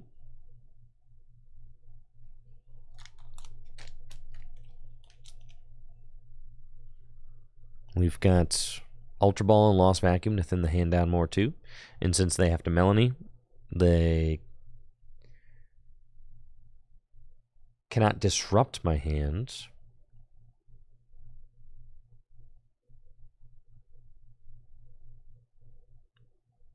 But I do have to...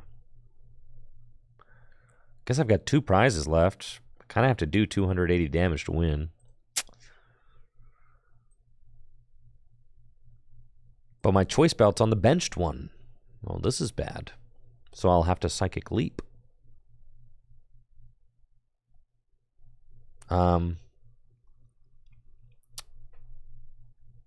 Which I guess is fine.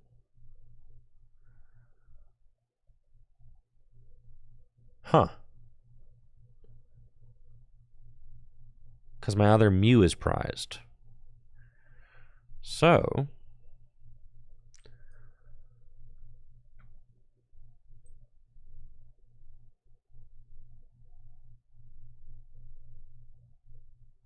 get rid of that. And that. And then...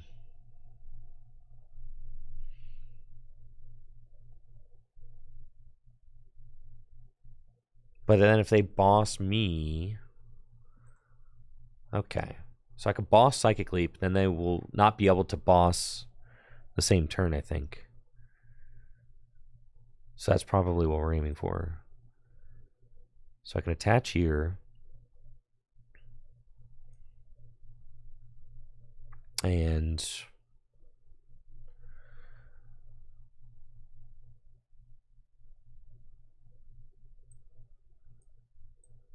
play Power Tablets.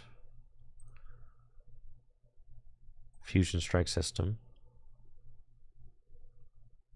I need to find an escape rope or something.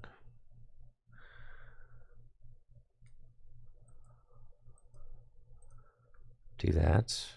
So we've got switch cards in the deck. Okay. But I have to find that switch card.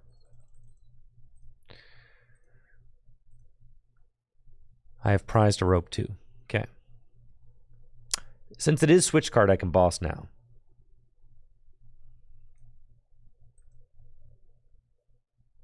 Because I can retreat switch card.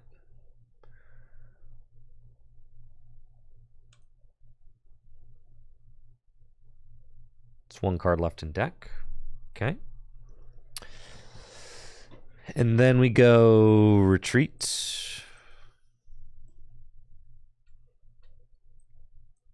Switch cards.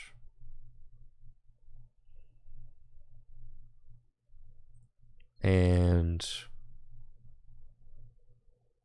Cross Fusion Strike. Psychic Leap. Yeah. I'll put that up. It's fine.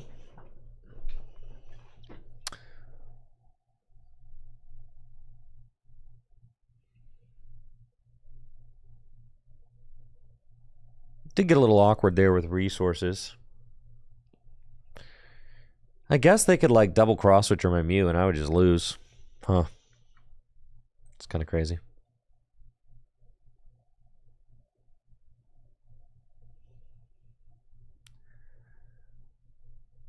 All because we prized our other Mew VMAX. Sad.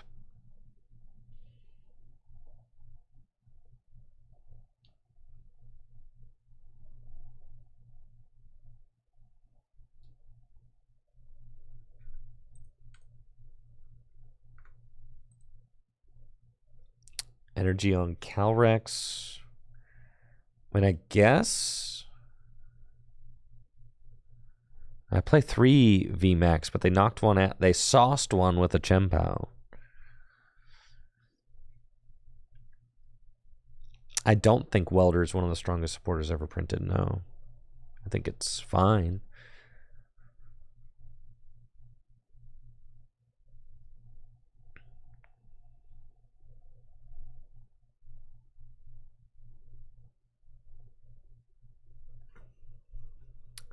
What are the top 3?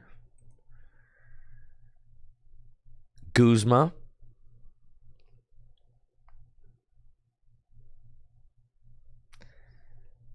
N in research. Or Guzma Iono in research. Pick your fave. Guzma is 1. Hex and like, all right, band supporters like Hex and Lysander's trump card. Sure.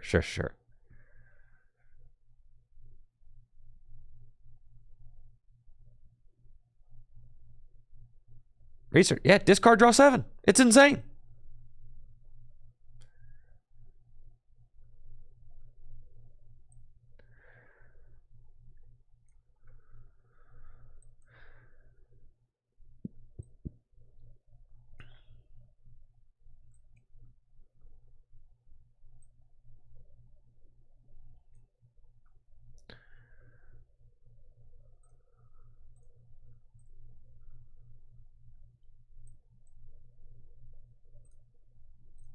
GG's.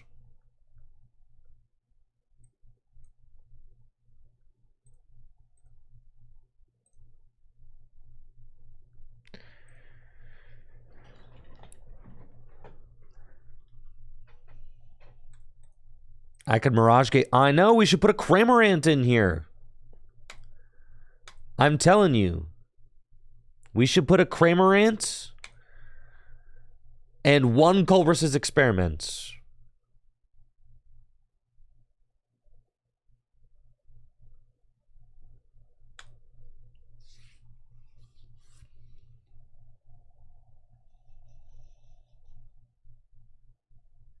Bro, the turn 1 Culver's? The turn 1 Culver's attack with Cram? They'll never see it coming.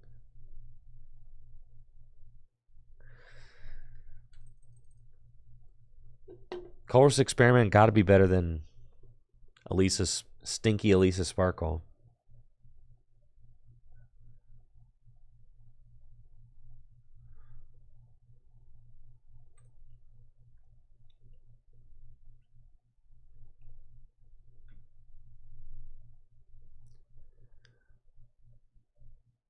Dang, bro. 3 double turbos.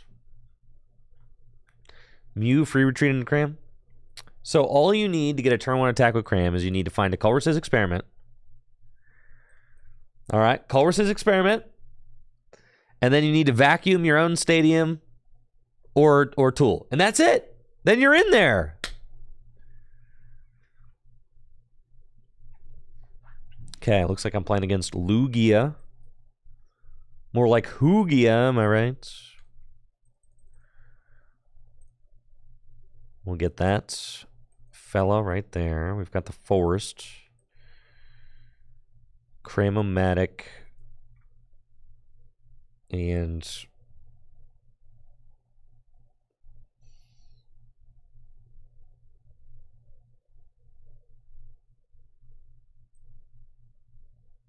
yeah, I'm feeling myself.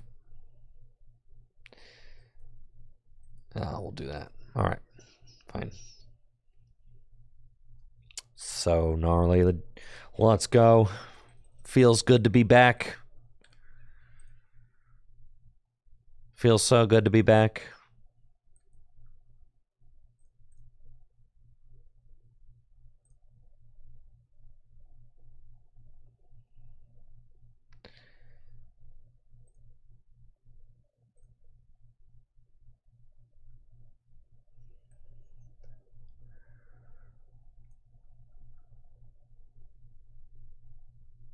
No! Can I cancel? This is so bad. I meant to not. I haven't used because I don't want to use it yet. I'm being greedy. All right, here we go. It's fine. We're chilling. We're chilling. We're chilling. We're chilling. I'll get to use it later, and it's going to be broken. See? We're chilling. Play down the Lost City.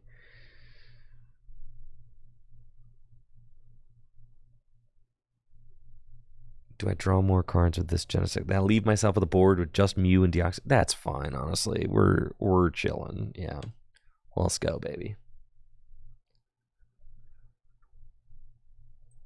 Exactly, chat. Exactly. See? There we go. Brilliant.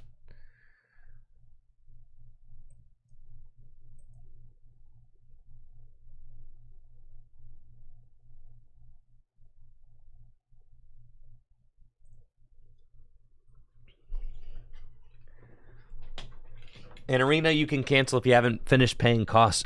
Well, yeah. Arena has a lot of things that Live doesn't have. Tweet, Lugia does not play rope.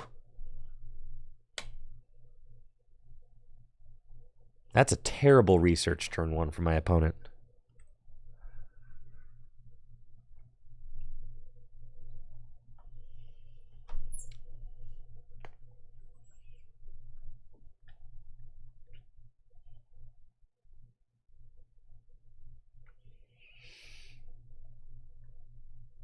You need to bench another Lugia or else it's looking bad for you.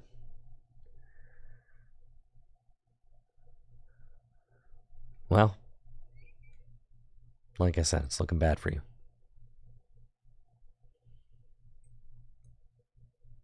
That's game. Just like that. Dang, that's crazy.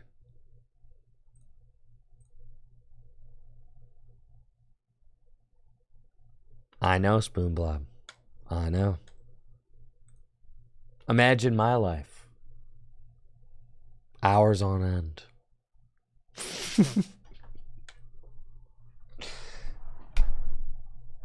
Hours of premium Pokemon TCG live content.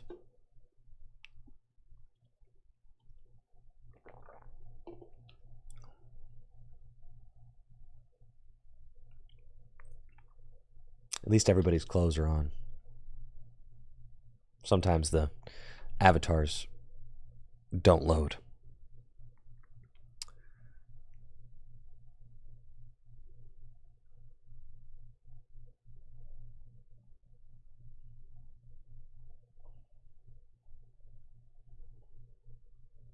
Okay. Yeah, it's like the entire experience is a slog.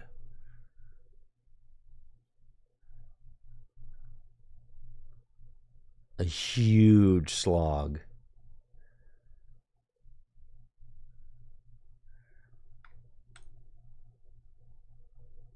Broken deck.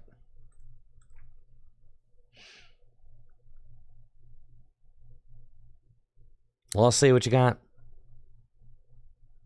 Looks like I'm playing against the Urshifu deck. Great. Actually, who knows what they're playing? There's grass energy in there. See, now I get to win.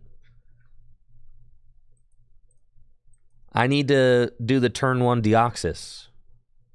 It's happening! Let's go. There's the Deoxys. There's the Elisa. It's happening.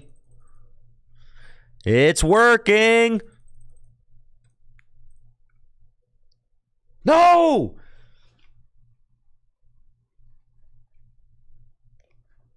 I was going to do it too.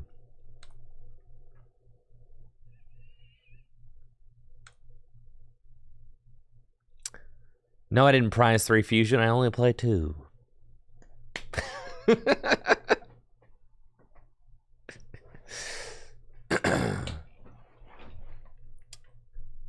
Oh, yeah. The fusions are just for drawing under Spiritomb. And for occasionally attacking with Deoxys. If we happen to have it like that.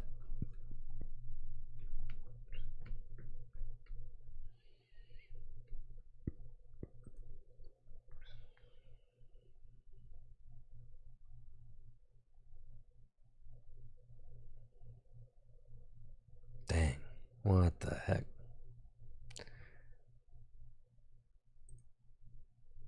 This deck is broken. So broken, dude. What in the world? This is the gnarliest deck there ever was.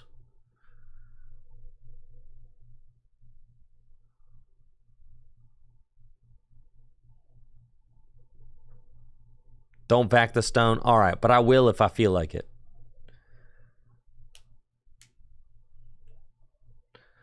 YRG, sometimes you got to learn new things. You're a better player if you learn how to play all of the decks. And there was a time where I needed to teach myself how to play Lost Box decks. And now at this point, I'm like, all right, you know, I got top 16 in a regional with Mew. I got top 16 in a regional with Lugia. I got top 64 at Nats at EUIC with Lhasa and Gudra. And, you know, NAIC didn't go my way, but I still scored points with Guardy. So, like, I feel like I've got like a lot of different bases covered now. Now I feel confident going into Worlds because I feel like I've played a little bit of everything.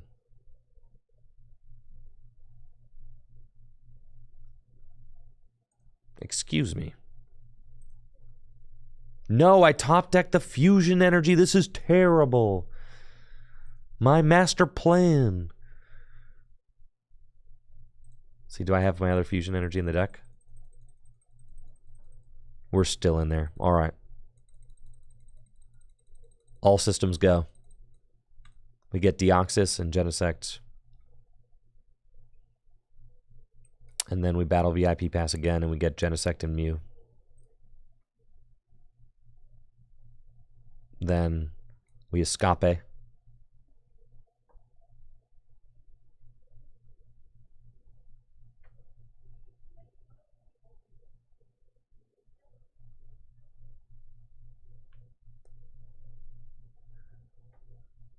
Escape rope.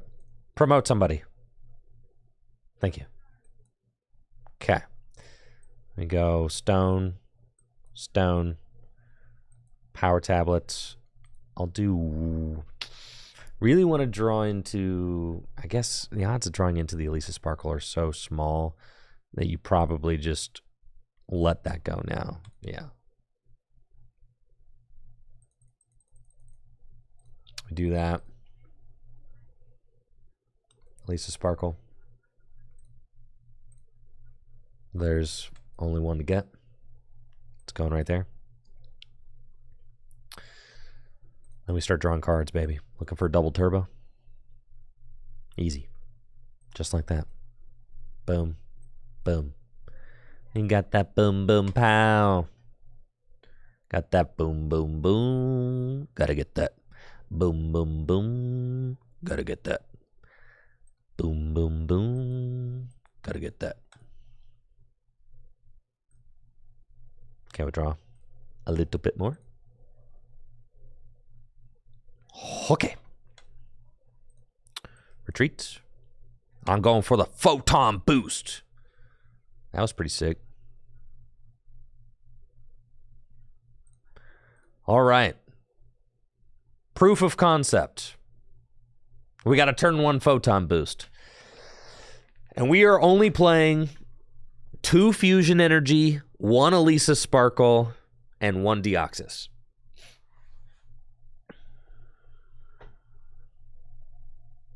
If they drop Tomb right now, it doesn't matter. I'm set up and ready to go. I don't care. I got tons of supporters in this deck. We're chilling.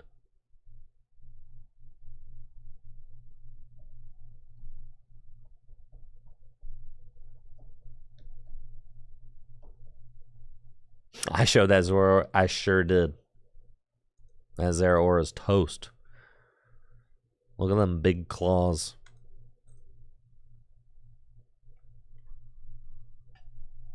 The economy build. Well, the thing is that Fusion Energy and Elisa Sparkle are all terrible cards to have in your deck. Terrible. Horrendous cards to have in the deck.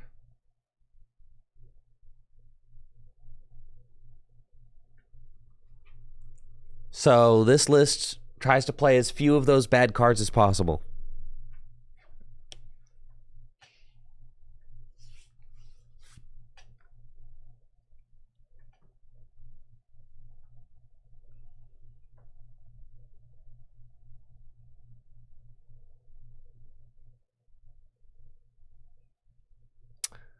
Why are they bad?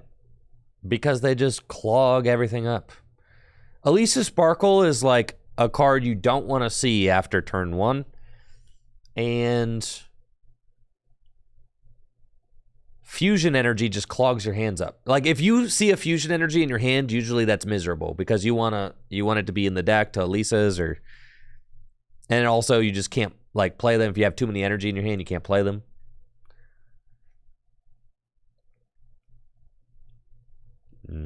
Okay.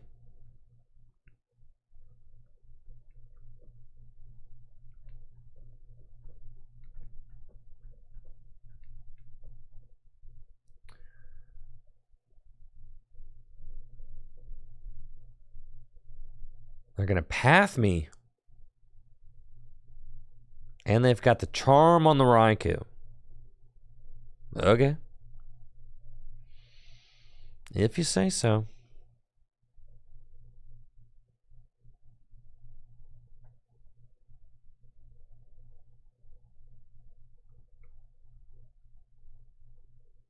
Okay. We've used our V-Star power.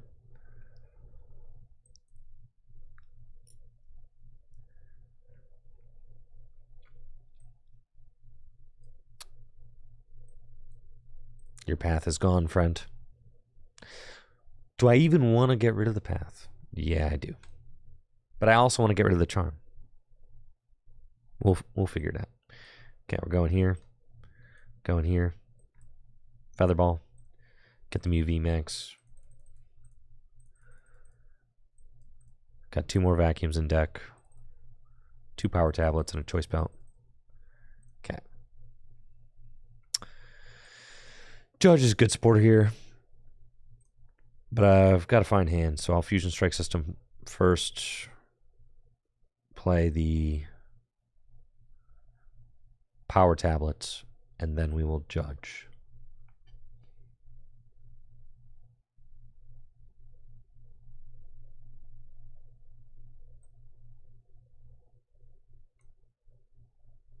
We'll go here. We'll go here.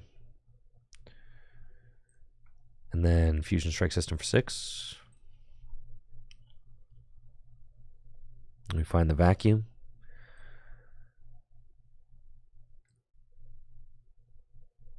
We'll get rid of that. Get rid of that charm.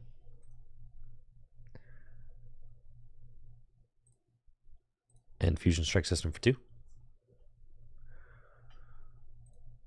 And then we'll cross Fusion Strike Techno Blast. 220. And we'll take our 2 prizes. Cool.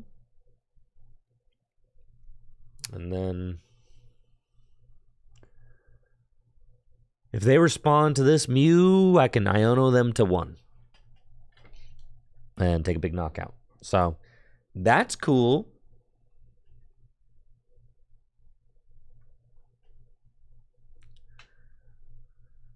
Fontaine, the reason why Deoxys is cool is because it doesn't get knocked out by Cramorant. That's what you're missing there. Deoxys does not get knocked out by Cramorant turn 1. So it can get in there for 2 attacks, which is cool. Whereas if you go in with Meloetta, then Lost Box easily knocks out the Meloetta.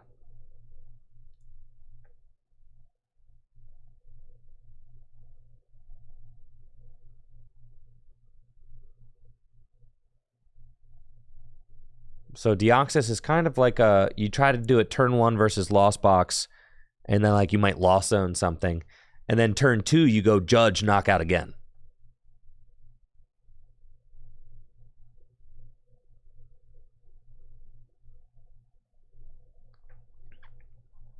All right, they've used their V-Star power now. They've got Dynamotor. Okay. And 2 energy on board. I don't think that they're going to be able to cook up a huge knockout on this Mew, which then gives me 2 turns.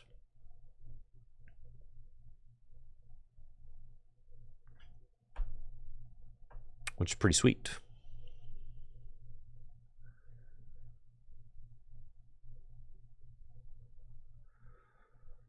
Yeah, they've just got energy on Raikou. It's probably just going to be a swing with Raikou situation.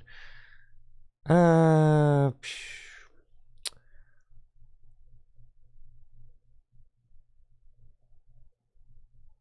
guess.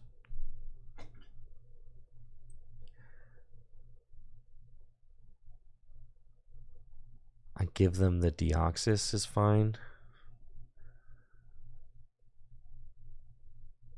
It's either that or I give them a 2-prizer. Either way, I lose if they knock out a Mew VMAX afterwards. And either way, I'm going to Roxanne them and Path them. So I don't think it really matters. I'm going to go Roxanne knockout, and then I win the following turn if they don't have win. So I think that's about as good as it gets. Cramomatic. And we are looking for a heads. It is not a heads. Sad. Okay. Go double turbo energy there. We can, they've used the V-Star power. That's great. It can be a Genesect, and let's Roxanne.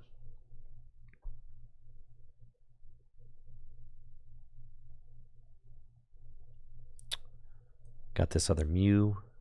And do I need... Got 1 path in the discard pile. Do I need anything? I need a damage buff. Do I need any supporters out of my discard pile? Probably not. Boss's Order is all I'll need. So I can afford to cram this pal pad. And we got heads, which is very good. So the choice belt guarantees the knockouts, but then we are digging for path. I could get greedy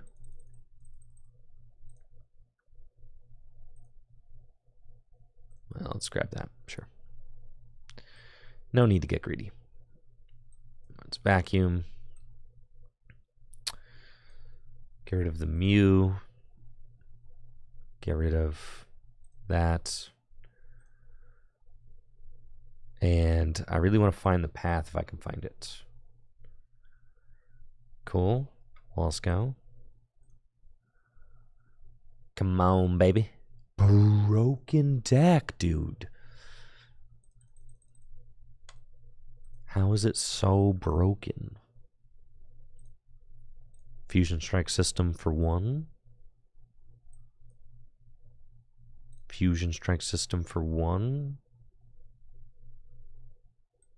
Slam that path down, and we will cross Fusion Strike Techno Blast for 220.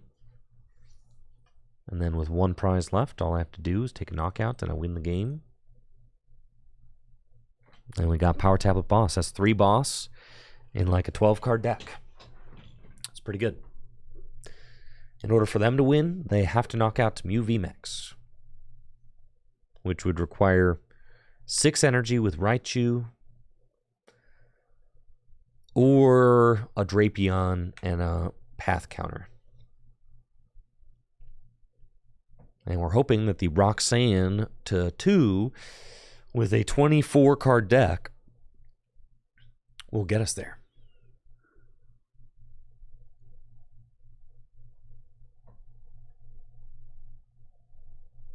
Which it ought to. Not gonna lie, if my opponent somehow whips out the win here, I would be stunned. Nah. That's a pass, dog.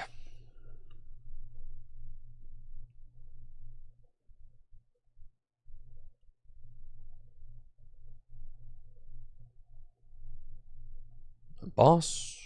Try to stall. My turn. I should have a switch. With the Ultra Ball, that certainly guarantees it. Let's check the deck real quick. We got Switch Cart and a Double Turbo. So, as long as I draw out the rest of the deck, I've got win. Power Tap. No! No! No! Oh, thank you. Power Tablet.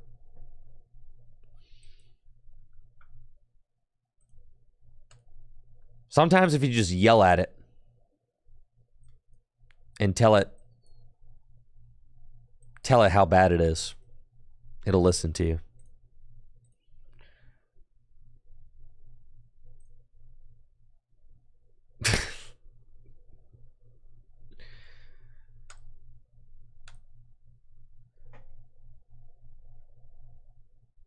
That was almost the end of stream. You're right, Roth Kiko Man.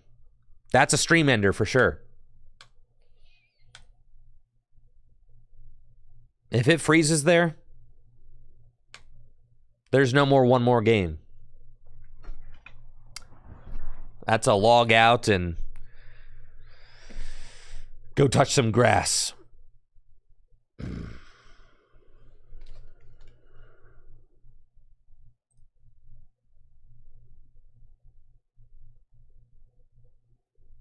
You'd pay to see a stream enders comp. Oh my god, it'd be the saddest video I ever made.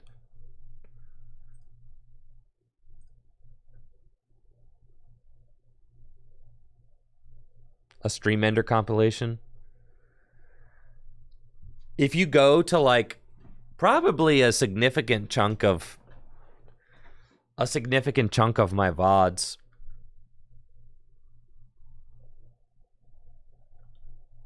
end with like a game ending bug. So it wouldn't be terribly hard to do. You just have to scroll back through all the VODs and be like, all right, which ones of these ended with a bug? A solid percentage.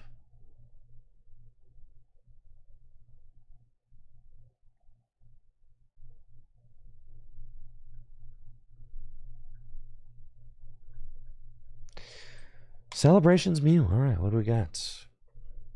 What you got for us, Tyranitar?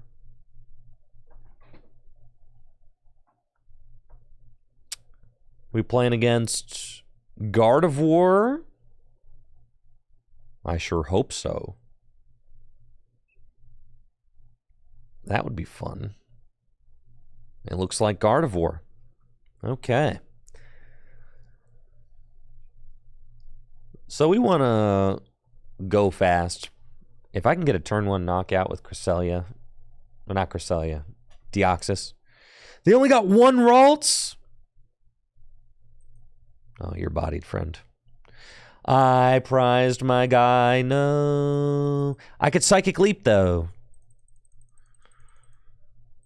What if I Psychic Leap? I could Psychic Leap turn 1. That would be so sick.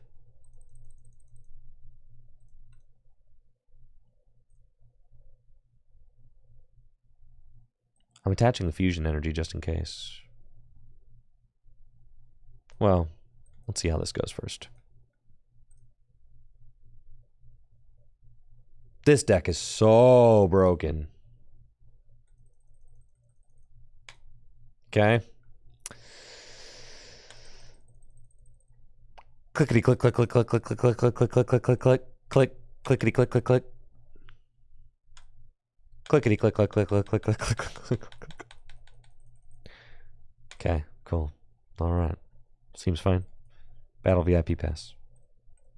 No, close. Good. Okay. Nice ball. 1 more Mew. Okay.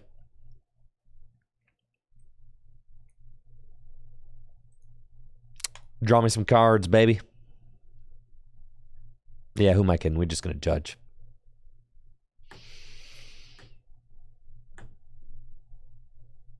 They just lose if I do that.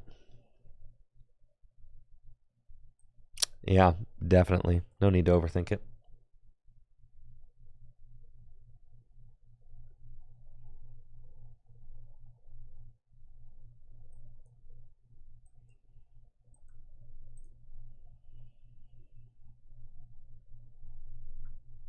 Oh well, oh well.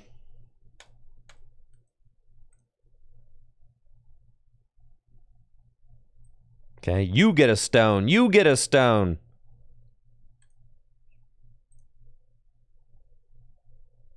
Okay. Pass.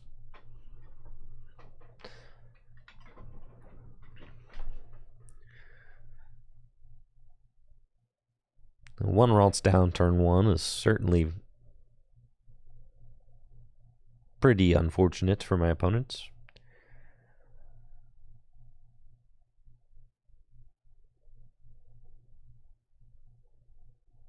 Found level ball. I can level ball for Kirlia, but I do not plan on allowing that Kirlia to stick around.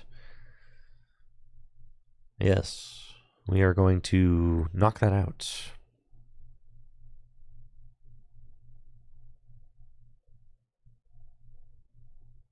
This is the 1 in 5 Gardevoir games where they just don't really set up very well. They're a little bit more stable now. They got plenty of Ralts. And it's my go. Well, let's do it. No more judging. Their hand is small. It is time to pounce. Understand?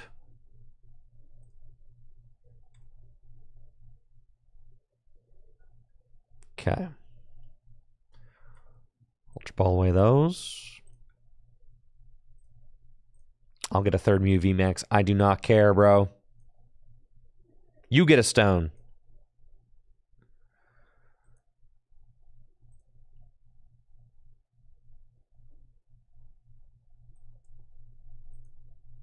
Gonna need a big heads flip right here. That's what I'm talking about.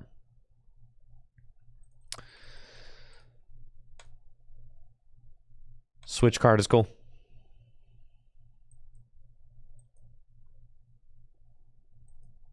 Play one of those. Fusion Strike System for 3. Oh, yeah. Let's go. Boss up that thing. And then I'll save my V-Star power. That's fine. Yo, I could just max Miracle? That's so broken.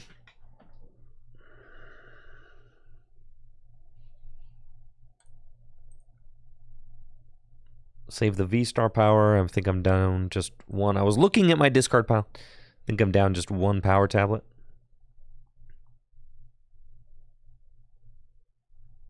So that's not bad. Still got three power tablets. I can knock out, let's see, Gardevoir EX. If I'm doing 210 plus 90. No, I will be short. You need 4 to knock out Gardevoir EX. So that's fine, though. Doesn't really matter. We are trying to win with, like, path and stuff. Yeah, that's a scoop. GG's.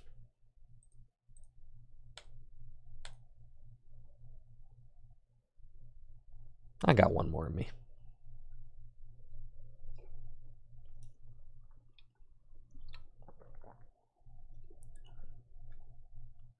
People saying Mew is washed. Like, what are you talking about? What are you talking about?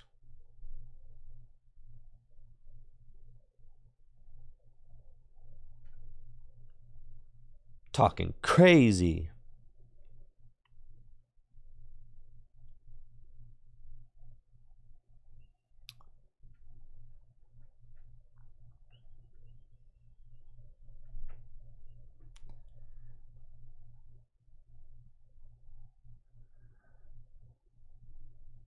Please, Tassie, please flip the coin. I'm begging you. Please. Please decide whether or not you're going first. I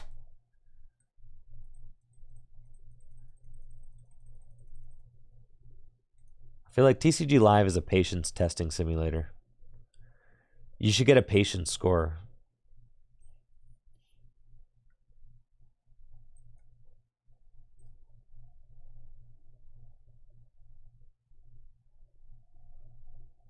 Based primarily on how many times you click the green hexagons.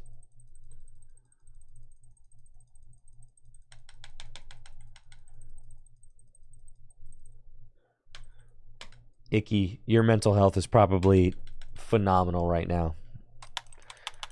Genuinely, the Pokemon Trading Card Game Live has done substantial damage to my mental health. 100%.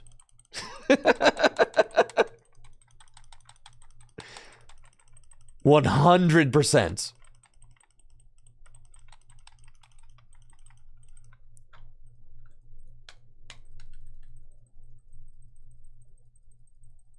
I can point to, like, being forced to switch from the Pokemon Trading Card Game Online to the Pokemon Trading Card Game Live is like a signpost in my life where things decidedly got way worse.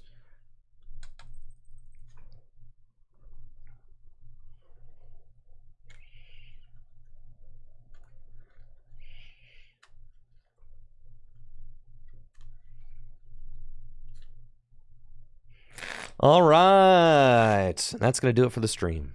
Yeah. A man can only take so much before he's got to throw in the towel. We made it back to Greninja. Let's go, baby.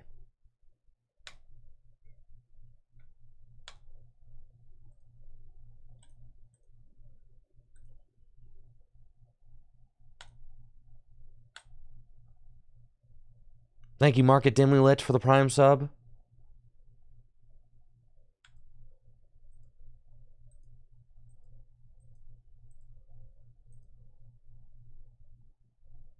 Look at my new kicks.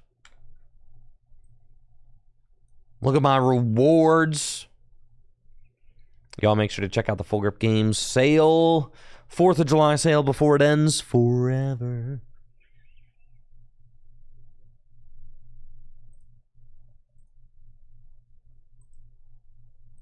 All right. I'm out of here. That's it. Have a great weekend. I'll be back on Monday with some more action-packed Pokemon trading card game content. Woo! Whippy!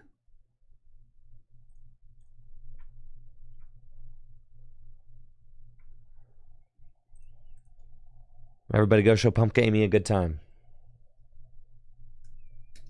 See ya.